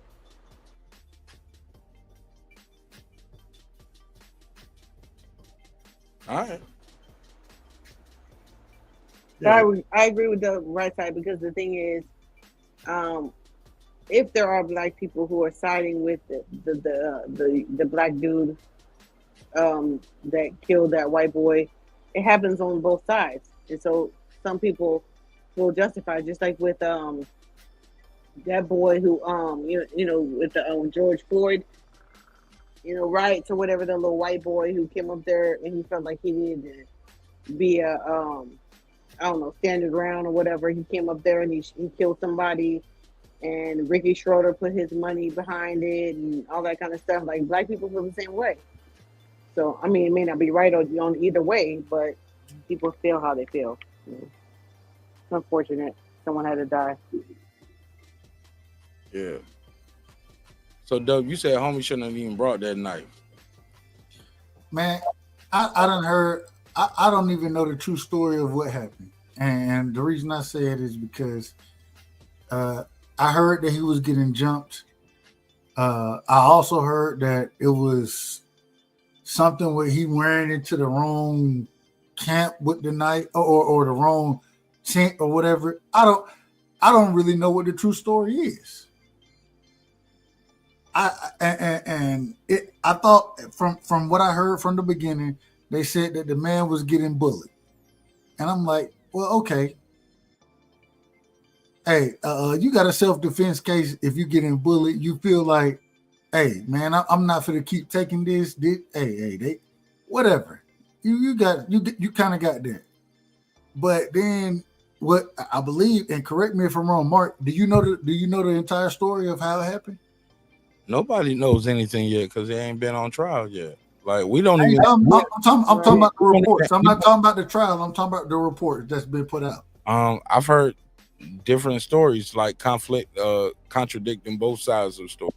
People that were pro Black Class, people was pro Anthony. So I've heard both sides of it. What I will say is this: somebody got some cell phone footage, because from all aspects that I'm hearing, that shit, he wasn't just sitting there.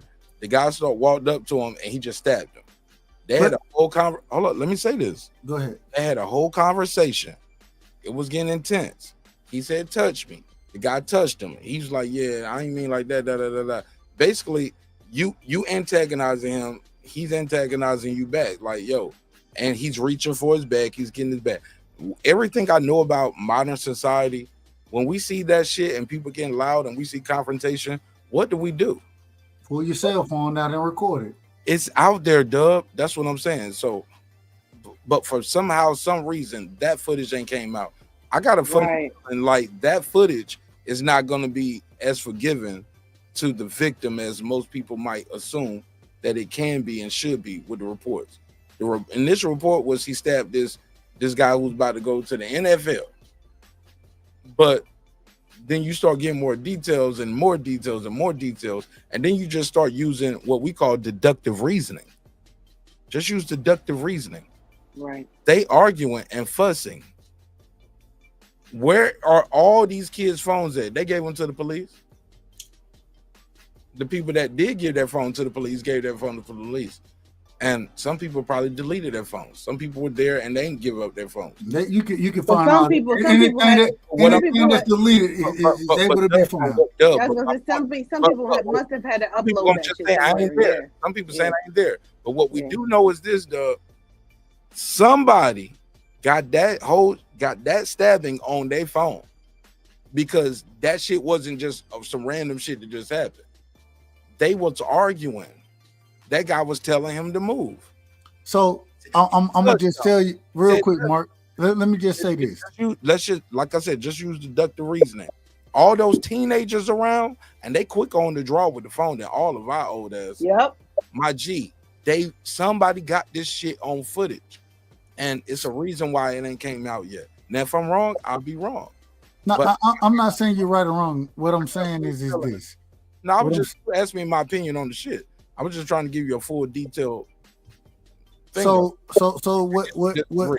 what's being reported at this current moment in time, and as you're saying, hey, somebody gotta have the footage. I get. You asked me. No, that what you asked me. No.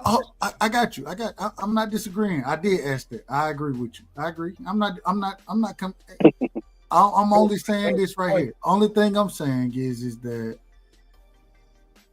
what's being reported at this current moment in time is that the man ended up.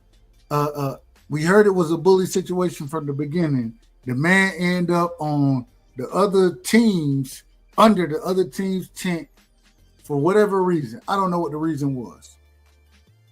This individual came at him, and he I'm gonna just use the word poked.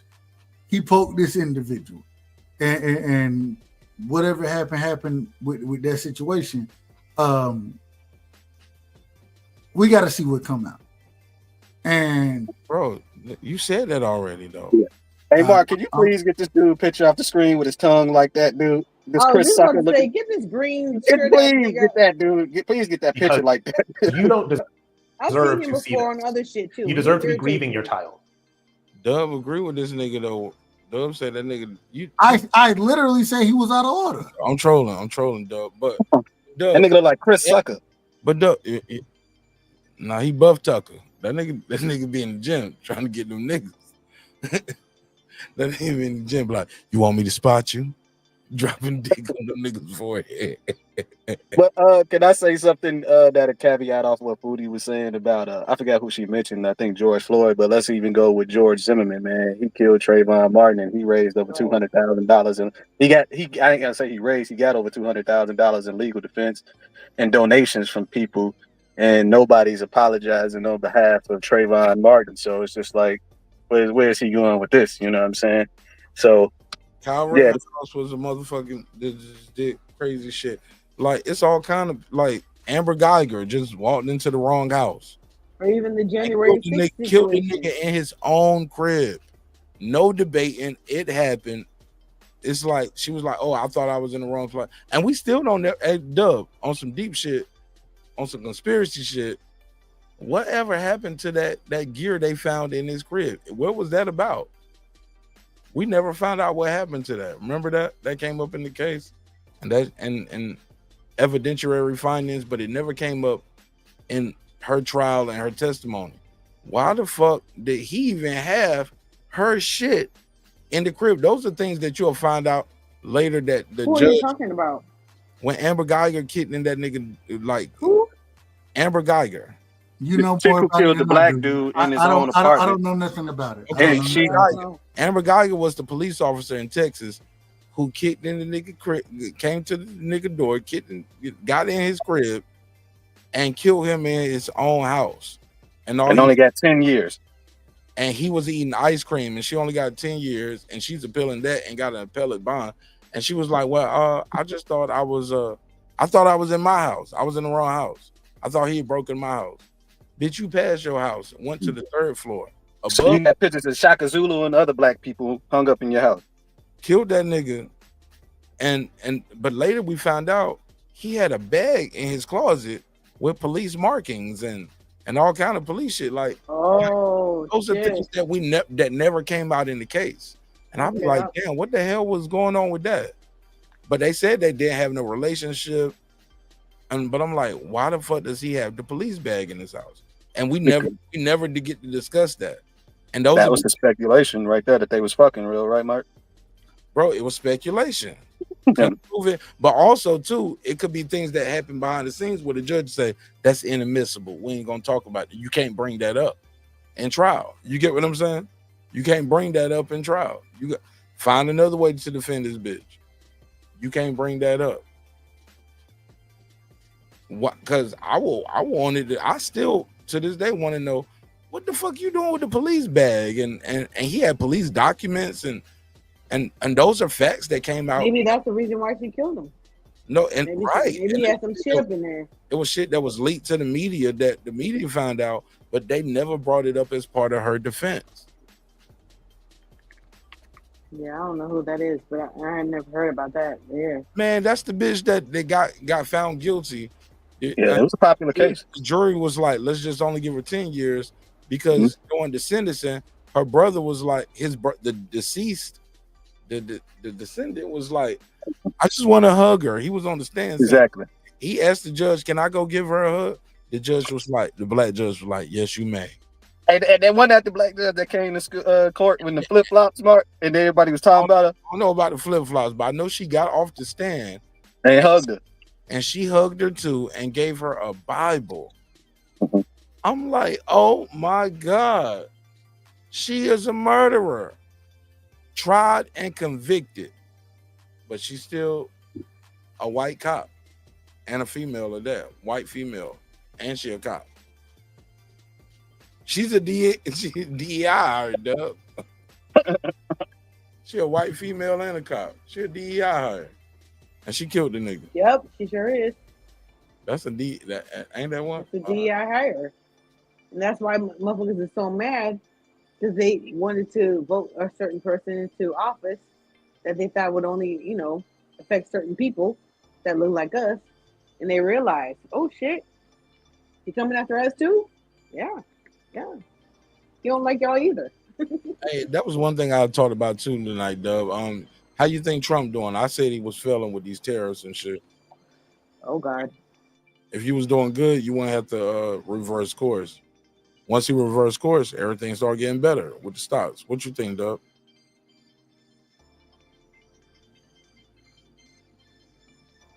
I don't think he's here no more. I see his logo here. There you go. Damn, my bad.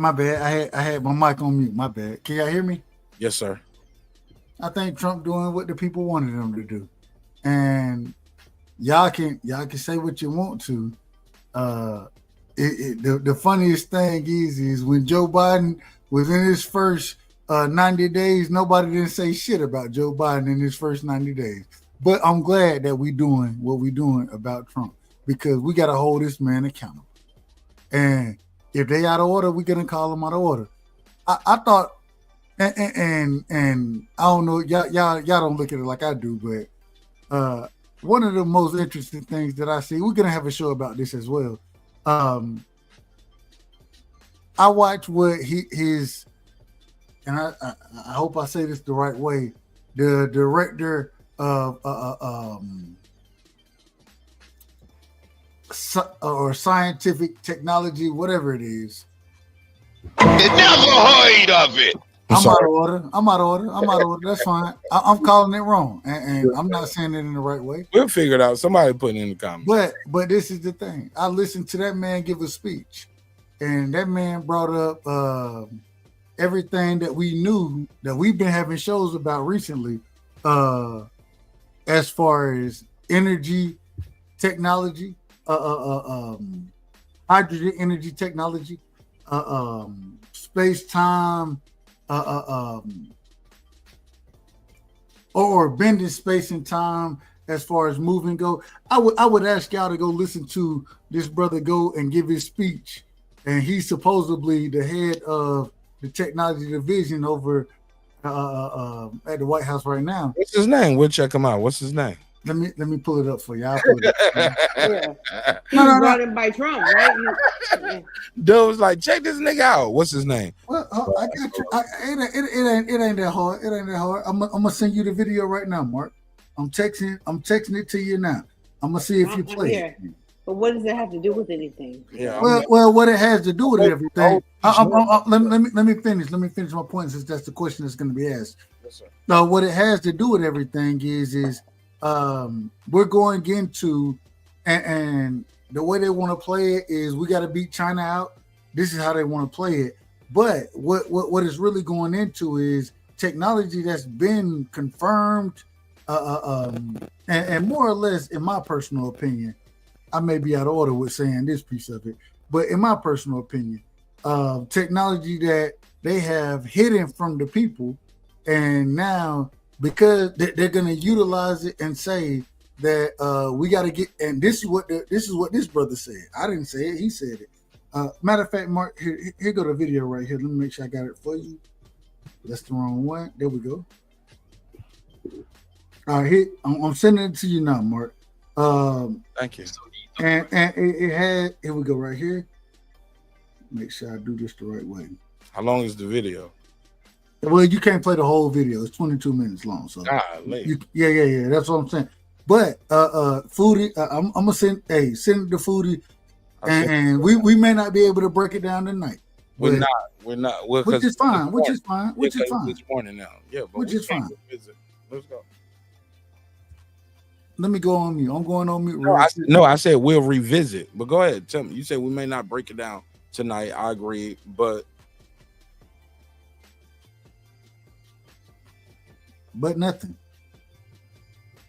I still don't understand what this has to do with anything.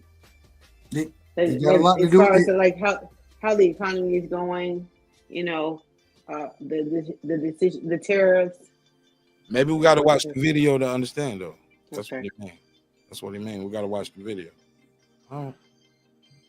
And what's the guy's name again, Doug? The guy. So this is on. Let me make sure I get the right show. Let me make sure. So it's on. So the show goes into it really, and the funniest thing is it goes into Trump's uncle. You know what I'm saying? Or I believe it's his uncle. What's his name? John Trump, who works at whatever university right now. But let me make sure I send it. Mark, hey Mark, what email you want me to? I'm gonna send it to you. marknash27@gmail. MarkNash 27@gmail. 27. Gotcha.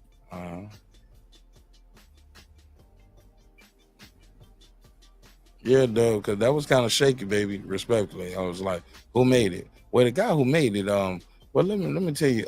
What man? It's like hey, when you look at so much information like I look at, sometimes, hey, this shit get out of order sometimes, and I'll be out of order. I'm referring it though, so that's fine. That's fine. I ain't got no problem with it.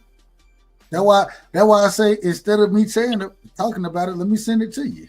That's why I say that. Because my question is, this is in regards to what, Dub? Queen P said to Mark, don't let him off the hook. He still ain't said the person's name. Who is this person? Queen P in the chat, she said, Mark, what is the person's name? Mark, don't let him divulge from that. He's doing a poor job of explaining it. I am. I'm doing a very poor job of explaining it. Matter of fact, I'm supposed to be asleep right now. Not to be just being honest. But I think we all should go to sleep. Not together. You out of order now. Lake was like, I'm taking the bump with Foodie. And nigga, I'm not taking the bump with Dub. It'll never happen. Mark, check your email. Make sure you got that. I'm checking it right now. So you think so? My question is, do you think he's doing a good job with the economy? You think he's doing a good job with? I think. Hold on. Oh, go ahead. You think he's doing a good job of what he said he would do in the first 90 days? And you mentioned Biden, what he said he was going to do in the first 90 days. I don't even remember what he said he was going to do, but I do know that the economy was doing really good when Trump came into office. Now it's not doing so well. What do you think about that? I think Trump is doing everything he said he's going to do. And I think that we're getting ready to look at the economy in an entirely different way, in my personal opinion. And I ain't even gonna lie to you. I think in what way the rich or poor is not. That's how we get it down. I can't even. Go ahead. It's a quick question. It was a little jab, a quick question. Everything is a quick question, a little jab with your ass. Yeah. Well, what does that mean though? I'm just trying to elaborate. You said you were going to look at the economy in a different way. We just had the election. We looked at it. It was bad. We wanted better. Trump said you're going to do better. When you say we're going to look at the economy in a different way, what does that mean? That's all I'm questioning.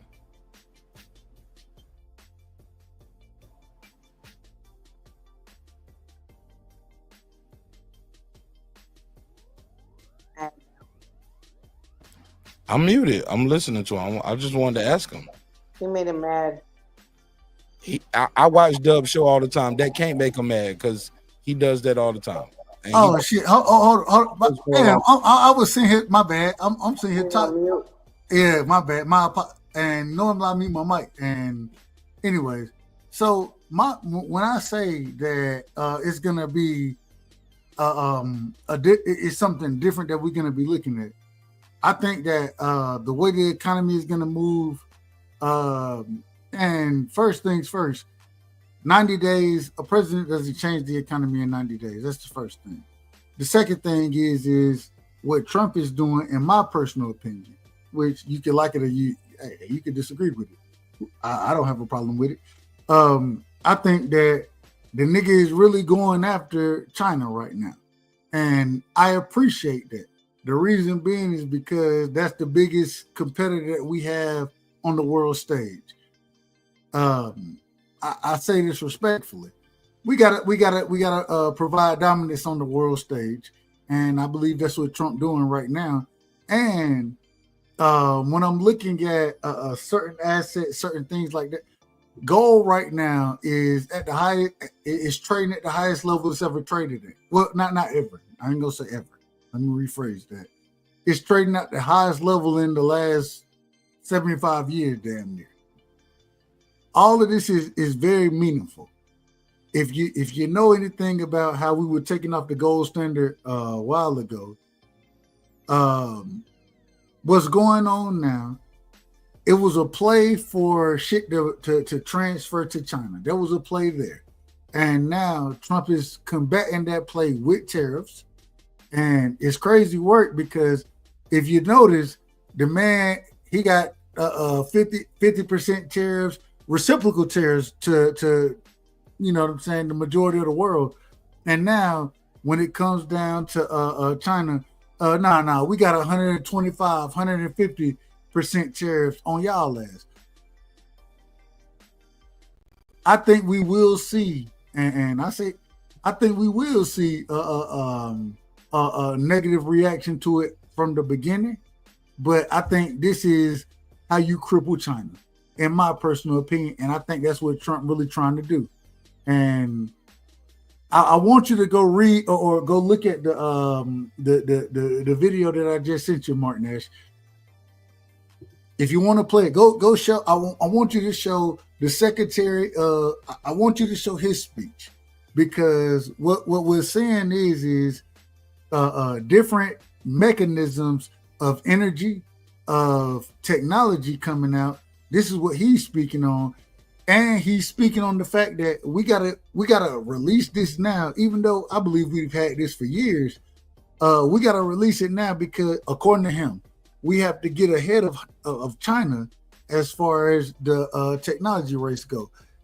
It's so interesting to me because I seen the play coming, but I didn't see it coming this way, and that's why I say I'm out of order. I'm out of order in this situation because I didn't see it coming this exact way right here. But I'm so interested in watching it. I would ask you to go watch that and do a show on that video right there. Show the people that video because these are the things that people should be looking at. I say that respectfully. I have a question. In the video you're referring to, is the person addressing like the Tesla Optimus humanoid, like the robots? Is he talking about? So he what he's really what it really goes into, and what actually happens in the video, it gives a small description of the speech that Donald Trump's I don't know, I can't remember what department he head of, technology and development, some shit like that. But it also goes into how Trump's uncle, John Trump, and if you ever hear the man talk about him, Professor, he was one of the individuals who went in to and when Nikola Tesla, right? When Nikola Tesla died, he went in, and we know the different things that Tesla had going on. He went in and was, I ain't gonna say the main individual, but one of the individuals who had the opportunity to look at the writings of Tesla, what he was producing at that time. And the brother came out, the head of the department that I'm speaking on. I got to go listen to it again. So call me out of order. That's fine. Y'all go listen to it for yourself. Mark, you got the video. I just sent you the video. Put that shit in the damn chat. Respect. No, I mean, you keep saying that. We haven't seen it, but go ahead. But what I'm saying is the man comes out and says that, we have technology now, and we gotta put this out mainstream because we gotta beat China, according to him. But we have technology that folds space and time. We have technology that unlimited energy. You know what I'm saying? It's a lot of technology that they're talking about that we've, anybody who's been thinking outside the box understands that yes, we have this technology. Hey, shout out to my sister, man. Patrice, she said it. There it go right there. There it go right there. She pulled it up. I appreciate my sister right there. But he's saying in a speech that we have this technology, and now for us to be the head of technology as far as the world goes, we got to start opening these things up to the people. That's more or less what he's saying. Hydrogen energy, all type of technology. And so all I'm saying is, man, this is the thing we should be looking at, man. We on a whole nother era of technology. But we have been right looking now. at those things, though, Doug. It's so funny that No. We've been looking at it, but it hadn't been released to us. We've always thought and had a or we argue with each other or have a conversation as, is this true? Is this possible? But now we have confirmation from the government that they do have this technology. They have it. They've always had it. In Tesla has been one of the number one leaders of this type of technology. Like it's crazy. Like what you're saying is that Trump, when he came into office, like he's against these type of things that you're talking about. Like he doesn't want green energy. He doesn't want technology. He doesn't even know how a Tesla works. Like he doesn't understand any of this shit. So you think he's gonna back all of this stuff now all of a sudden? So, in my opinion, one of the reasons they didn't want Trump in office is because of these type of things. They could have been released this, but they didn't. And now in the Trump administration, now it's being released and it's coming out. And so I believe that these individuals didn't want this release from the beginning. One of the reasons I backed Trump is because although I thought that, and I say this respectfully, shout out to the Kamala, I thought she was a horrible candidate. But at the same time, I thought that Trump, I seen what Trump did the first time. I was never a supporter of Trump until niggas told me I had to vote. I done told y'all this story 100 times, so I ain't finna go into it. All I'm saying is, hey, look what the brother doing. Look what he doing. Look what he bringing out right now. Why would we? Why did anybody else bring this out? And now this is all of a sudden starting to come out. Now we need this information. We need this technology. This should have been brought out years ago. He's a convenient idiot. He's not doing these things in your opinion. No, he's not doing these things because of what he believes in. He's doing these things because the people who put the money behind his campaign, this is what they believe in. And it's what's so funny about these people don't believe in the people who put they don't believe in free energy. They make money off of energy. You think Elon Musk doesn't believe in that? Elon Musk makes money off of energy right now. He makes money off of green energy. Not oil. Not oil, the lithium batteries. Right. He makes money off of yes. I didn't say oil. I said he makes money off of energy. But Trump is the oil guy. But what they're speaking on, and damn Trump being an oil guy, what they're speaking on is hydroelectric. So he just changed course. He changed course. All right. Based on who's backing him. In your opinion? No, in reality. Okay, so who's backing them? Who's backing them that supports Elon Musk and all of that money? Elon Musk don't get. All right. I'm not here for that. You got it. You're right. In all of the economies around the world that he supports, it's not just the American economy that he's putting money behind. He's putting money behind lots of different government economies around the world. This is all to benefit his thing because he fucked up. The same people who, like, he was a Democrat, right? And that makes sense because Democrats believe in green energy.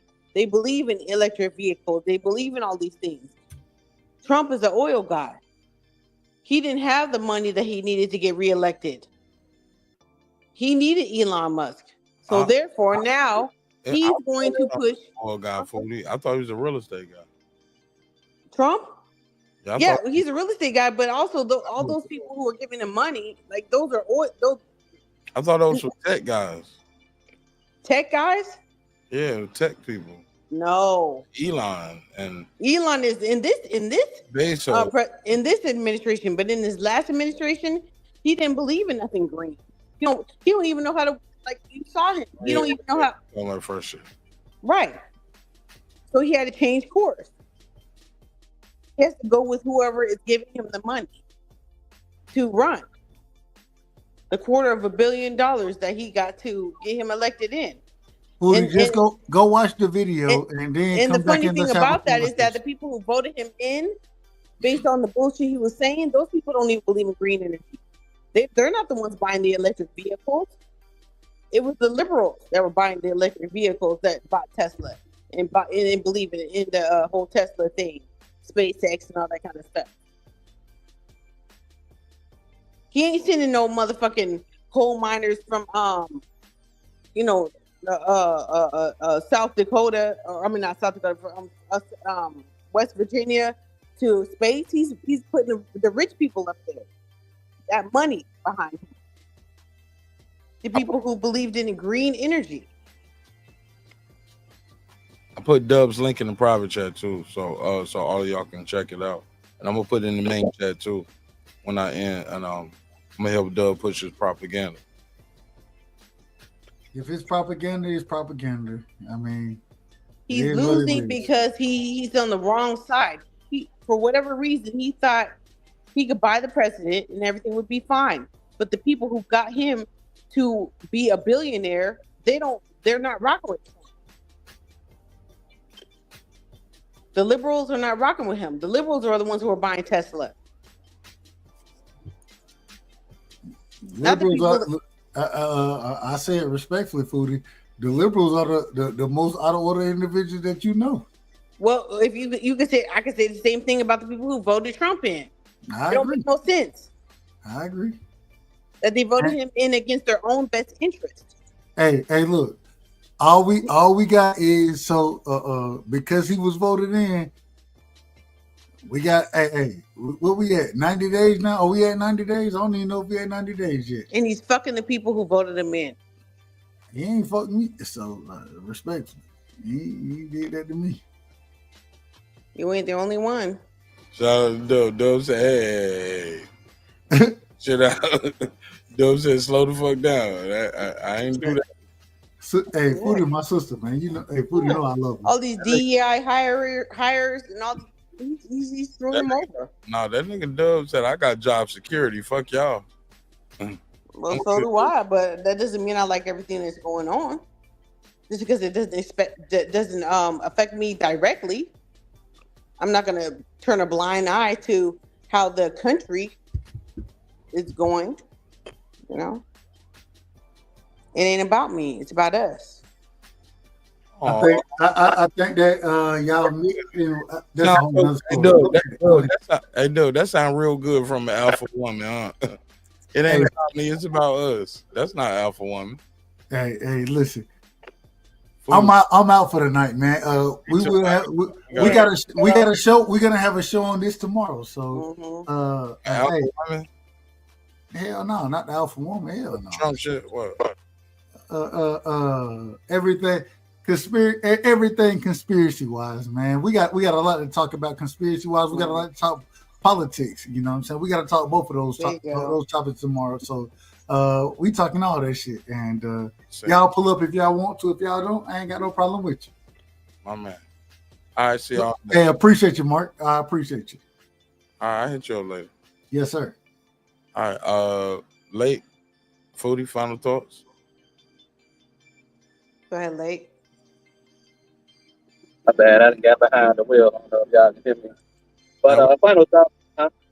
We can hear you. Go ahead. Okay, yeah, final thoughts on it. I guess I start off with the Claressa thing. The whole racist aspect, I don't get it. I don't think that she has a loud mouth. I think that's you are a little choppy. Hold on, late. You are a little choppy. I did. I'm good. I'm driving right now. I'm doing about 80 right now. So yeah, I this show. We can hear you a little better now. I clicked the button. Maybe that sounds a little better, but it's better than it was. But go ahead, brief. Okay. I know Doug just ended it on the alpha talk. There was some good points made on the alpha talk. I think in order to be an alpha, you have to hit it in situation against other people. So if you just feel like you're an alpha just inside, by default, and it's just like, hey, that's just what it is. You know what I'm saying? You got to have some type of formidable opposition to have hit it against you. As far as like the alpha female, I would just say like a female lion, a lioness or a female lion is still a lion, but the only way she get to enjoy her food in peace is because of that dominant male. Not all the animals are afraid of her the way they are the dominant male lion. So yeah, if it wasn't for that male lion, she'd have to fucking fight to enjoy a meal, or she wouldn't even just be able to enjoy a meal. She just have to just take her pieces as well. As far as Boots, Enos versus Brian Norman, or like the Bozy in this video, no, y'all boys not undisputed. Stop talking that talk. Yeah, Boots didn't. Like Norman Senior said, he never really specified what he wanted to do at the end of his post fight against Stanionis. Norman Jr. specified exactly what he wanted to do and what was willing to do. He said, hey, I want to fight the winner of Stanionis versus Boots. Bring it on. But at the same time, they not waiting around for Boots. They got other options, and if Japan is one of them options, I'm going to catch that flight over there to Japan and show them my support. And what else did we talk about? I think that might be it. There you have it. Go ahead, Foodie. What you got? I mean, I think that's just to what he just said. I think it's interesting that you use the lioness analogy, because A lot of times, you know, while the you know, if the male lion is not there present in the den, the women will join together and they will fight off any male who tries to come in, because he knows that in order for him to be dominant, he has to kill off the young. So there will be no traces of, you know, the last lion's lineage, so he can impregnate all the women in the you know, the den. You know, so they'll fight him off so that they can, you know, preserve their offspring. That's what an alpha female does.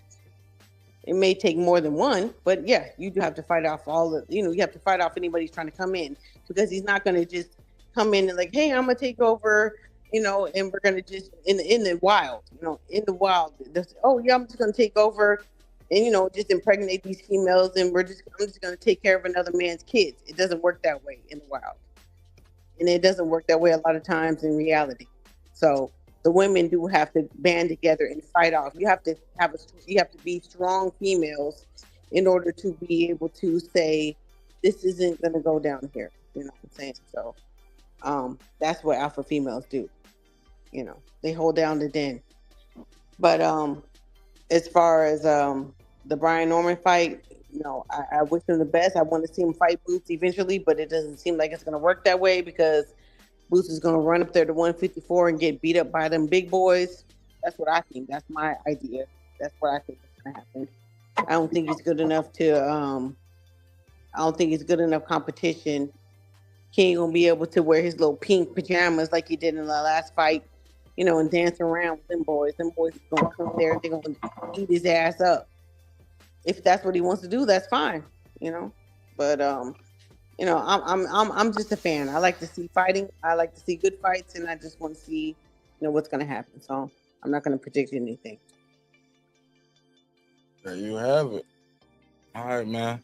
Well, it's been another great episode of Breaking Beats, where we break down business, entertainment, art, technology, sports, anything else you and I feel like talking about. We are the #1 hip-hop political sports show with a comedy twist. We like to let the jokes fly. You know why life is serious enough. Anybody got anything else they want to plug and promote before we close the shit out? Foodie, I know you got a channel you about to pop off. Let's get that going. Yeah, I'm about to I think I'm gonna name it The Culture Nostalgia. Say it again. I think hold on, let me look at my little board here real quick. I think the names that Hey, like she got her vision board, my G. I got my little board. Hey, look, it started with a dream, baby. It does. It was all a dream. Got my little light up chalkboard. I love it. I fucking love it. Yeah, Sure. the nostalgia experiment. Can we see it? Can we see the board? You ain't got to show you. Can you turn the camera towards the board? Let us see. Hold on. Yeah. I think people need to see this, man. That's dope. That's fucking dope. Hold on. How do I turn it around? Hold on.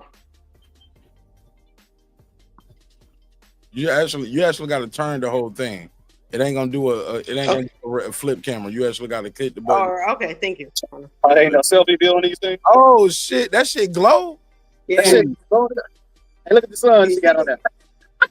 What's on? She said, okay, she said, The intro song. On my hood. Okay.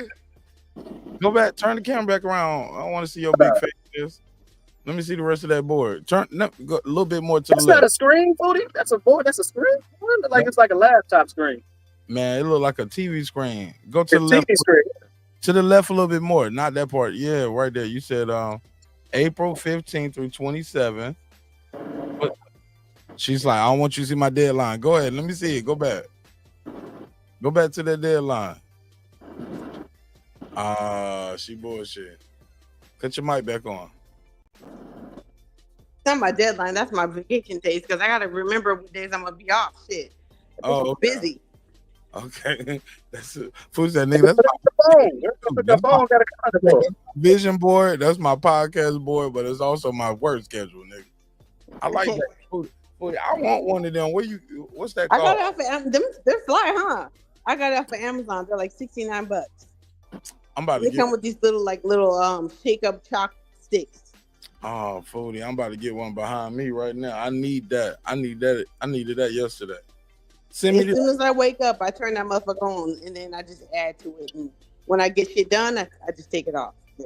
I like that. I want one right here. I need that, especially while I'm mixing on this album, because I always like erase boards and notepads, but especially erase boards. Like we're working on the song, I'm working on albums and knocking things off the list. So Right. That's the updated version. I have so many lists. I got them on my phone. I got reminders. I got all kind of shit. That's what I'm saying. Like, I don't be bullshitting. I just be busy. Yeah, but you gotta start knocking things off that list, though, man. I mean, you know, I got day-to-day things I knock off. Fair enough. And then I got this type of shit. So, Yeah. you know, like I said, you gonna help me get shit in order, and I'm gonna launch that shit. I'll do my best. And I appreciate your trust and support. And allow me to help you. You know what I'm saying? Yeah. So next week I'm off. So hey, look, and I'm caught up on Power Up other than the last episode right now. The last one they dropped. So I gotta finish half of 5 and 6. So I'm you ain't see Famous? Yeah, I saw the Famous shit when they found Famous body and all of that. Yeah. And I fell asleep on that. I still don't know who Me killed too. I fell asleep, man. It's taking me like a long time. Yeah, they doing the party for Famous, and I think that's one of the last things I remember. They was doing like a rest in peace party for Famous, and there was some other shit happening in that episode. But I think I'm right there. But that's like number 5. I haven't got the 6. I don't either. That's number 5, but I don't think that's 6. But it might be beginning number 6. But I'm not done yet. But I'm right there at the end. I'm past episode 1 though, because I was on episode 1 forever. All right, we'll see where it goes. And then we got the last BMF starting in June. I can't wait. I can't fucking wait. Yeah. I'm curious to see what they do with that shit. Me too. Especially like with everything that was going on.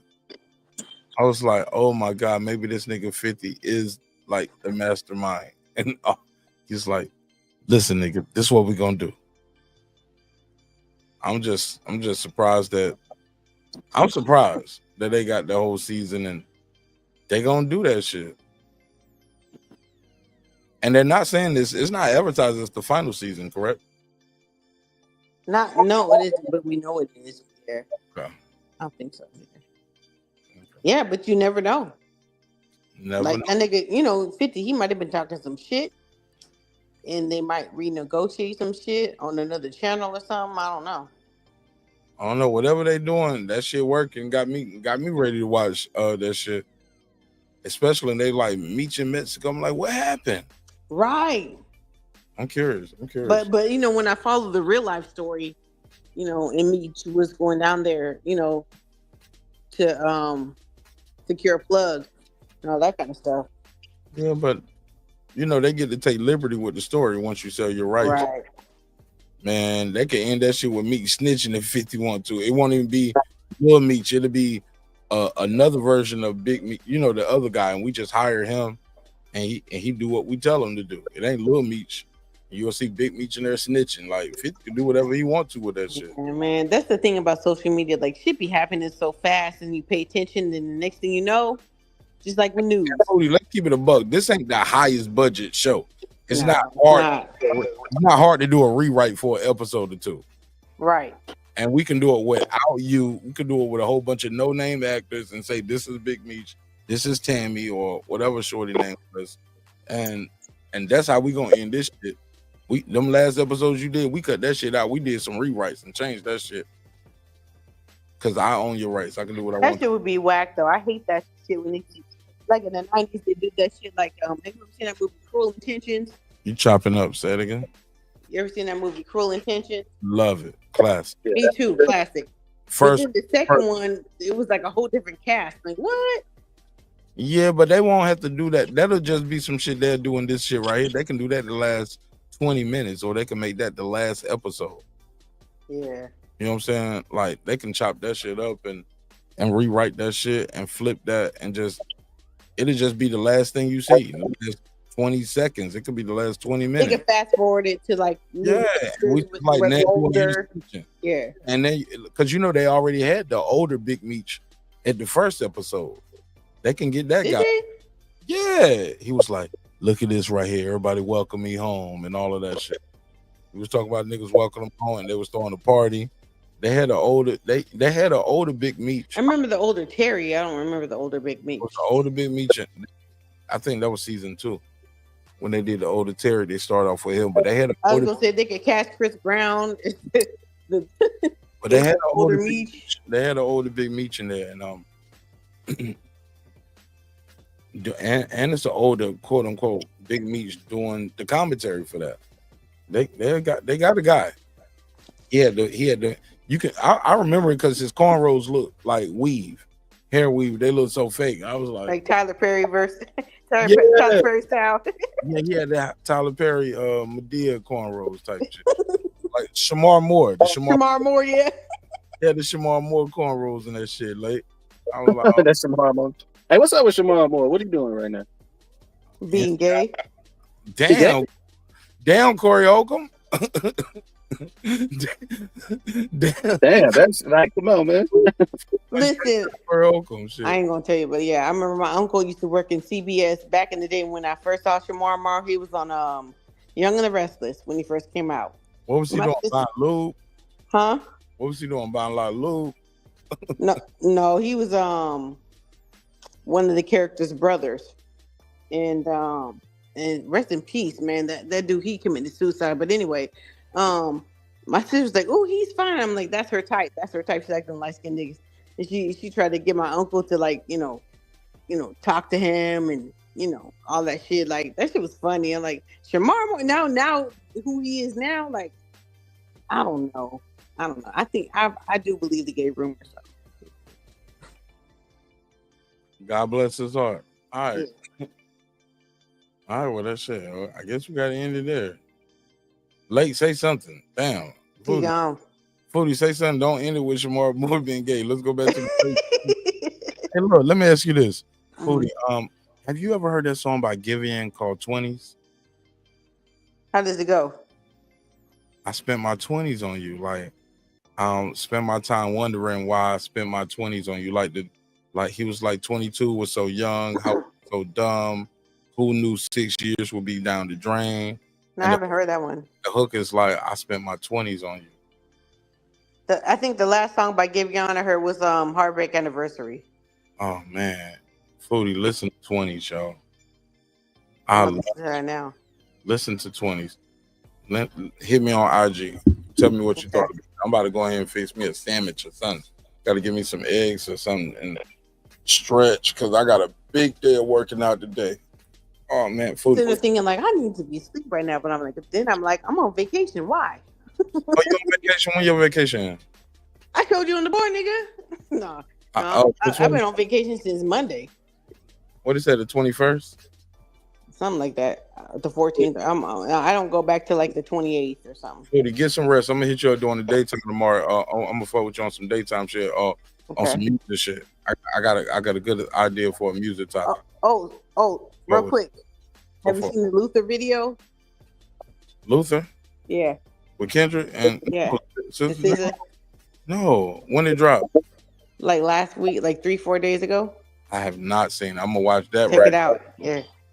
So I'm gonna watch Luther. You play 20s. Late, what's your assignment? Late, man, I didn't drop off. My album.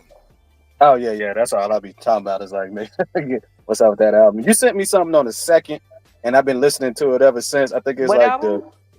the dual song. What's that? Go Get the Money. Plus, and then it got like it switched to that other song. Run it to the money.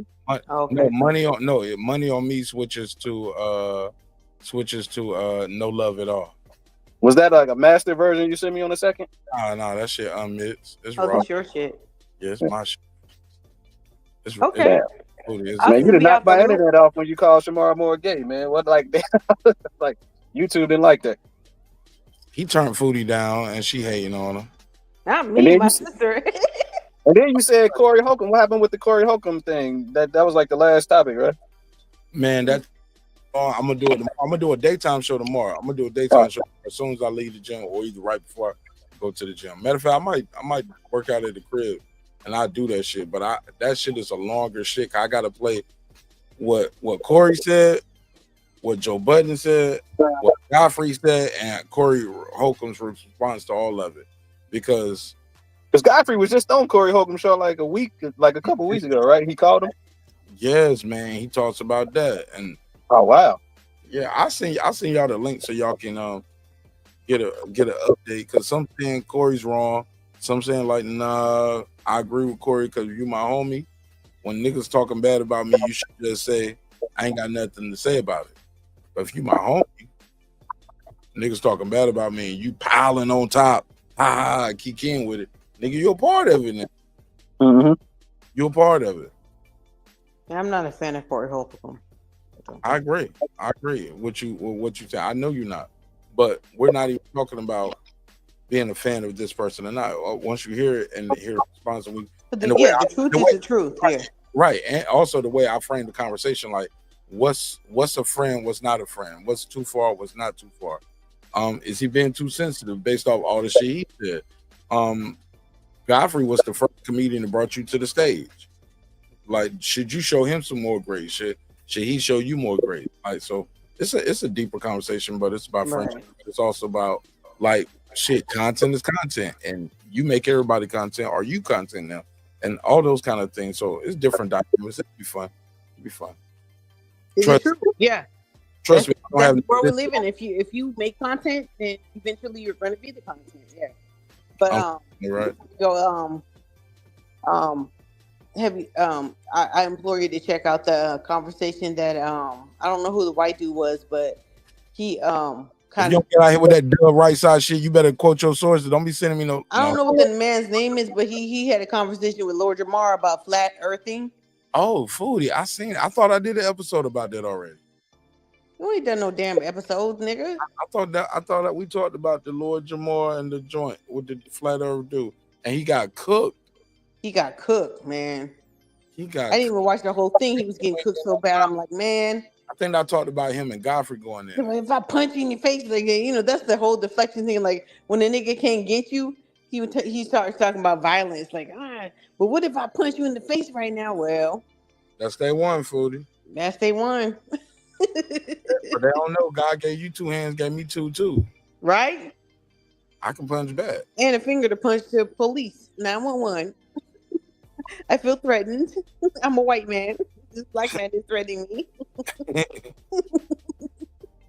He's with Farrakhan. They're gonna bring the whole SWAT team. Right? Talking about getting swatted, yeah. They got the nation of God's on earth with them. All right. Well, that's it for me, man. I love you. I hope you love yourself. If not, God loves you, and so does Martin Nash in the neighborhood here breaking beats. Late, you got anything to say? Because I asked you earlier, but you were blacked off. You say anything? Yeah, we're gonna be here tomorrow, daytime show. I promise. Daytime. Get that, what's the name, man? Like, I wish we could play that Mass Appeal trailer, man. Because I'm kind of excited about that as a hip hop head. Like, trailer show. Let me ask you real quick. Since you mentioned Mass Appeal, Lake County. Remember, what is it? Meet the Grams. Do you remember the beat to Meet the Grams? No, I never heard me with this shit. Okay, well, never mind. Like, I'm on the fan of those. Like, this is like it without even hearing them. I can't stand it. The Mass Appeal is like a trailer that you remember how Kanye released those 7 track joints with him? I think Nas is doing something similar, but he's doing 7 albums by 7 iconic MCs. One of the albums is gonna be him and DJ Premier. The other one is a new Mobb Deep album with Nas, Havoc, and Alchemist. The other one is gonna be a new Ghostface album. One is gonna be a new Ray. On a film about each album, or No, it's not a film. This is like releasing an album with all of these people. Yeah, he releasing all, like, we got new albums coming from all. It's like 7 albums. A Nas and Ghostface album? No. It's a Ghostface album. It's gonna be Supreme Clientele too. Man, so with Nas?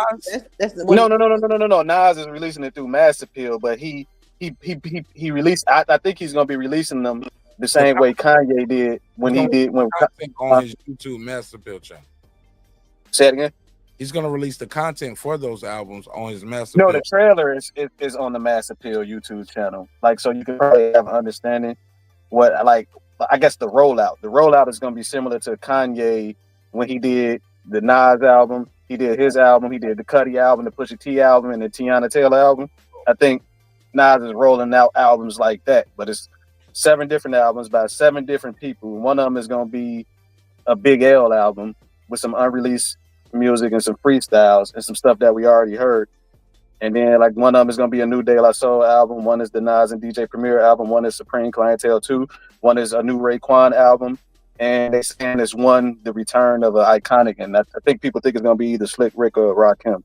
So that's just how the rollout gonna be. So that's that's a whole nother topic. We gonna build on that. I gotta get familiar. I'm behind. Like Yeah, I don't know nothing about that. Yeah. Look, When you said Master Pill, I started thinking immediately like a Gangstar guru. Oh yeah, definitely. No, Nas got the Master Pill YouTube channel too, so they do a lot. Well, that's his like multimedia. You know, he released movies and documentaries through Showtime. He had to deal with like Showtime. They was releasing all his stuff. But when you said Nas and Master Pill, or no, when you said Supreme Clientele, I was listening to that shit like a month ago when I was riding my bike. But I'm clicking that end button right now. Y'all can still talk, but I'm clicking that end button. Bye. Yeah. But no, real quick, I was just saying like that's one of the genres I want to hit on my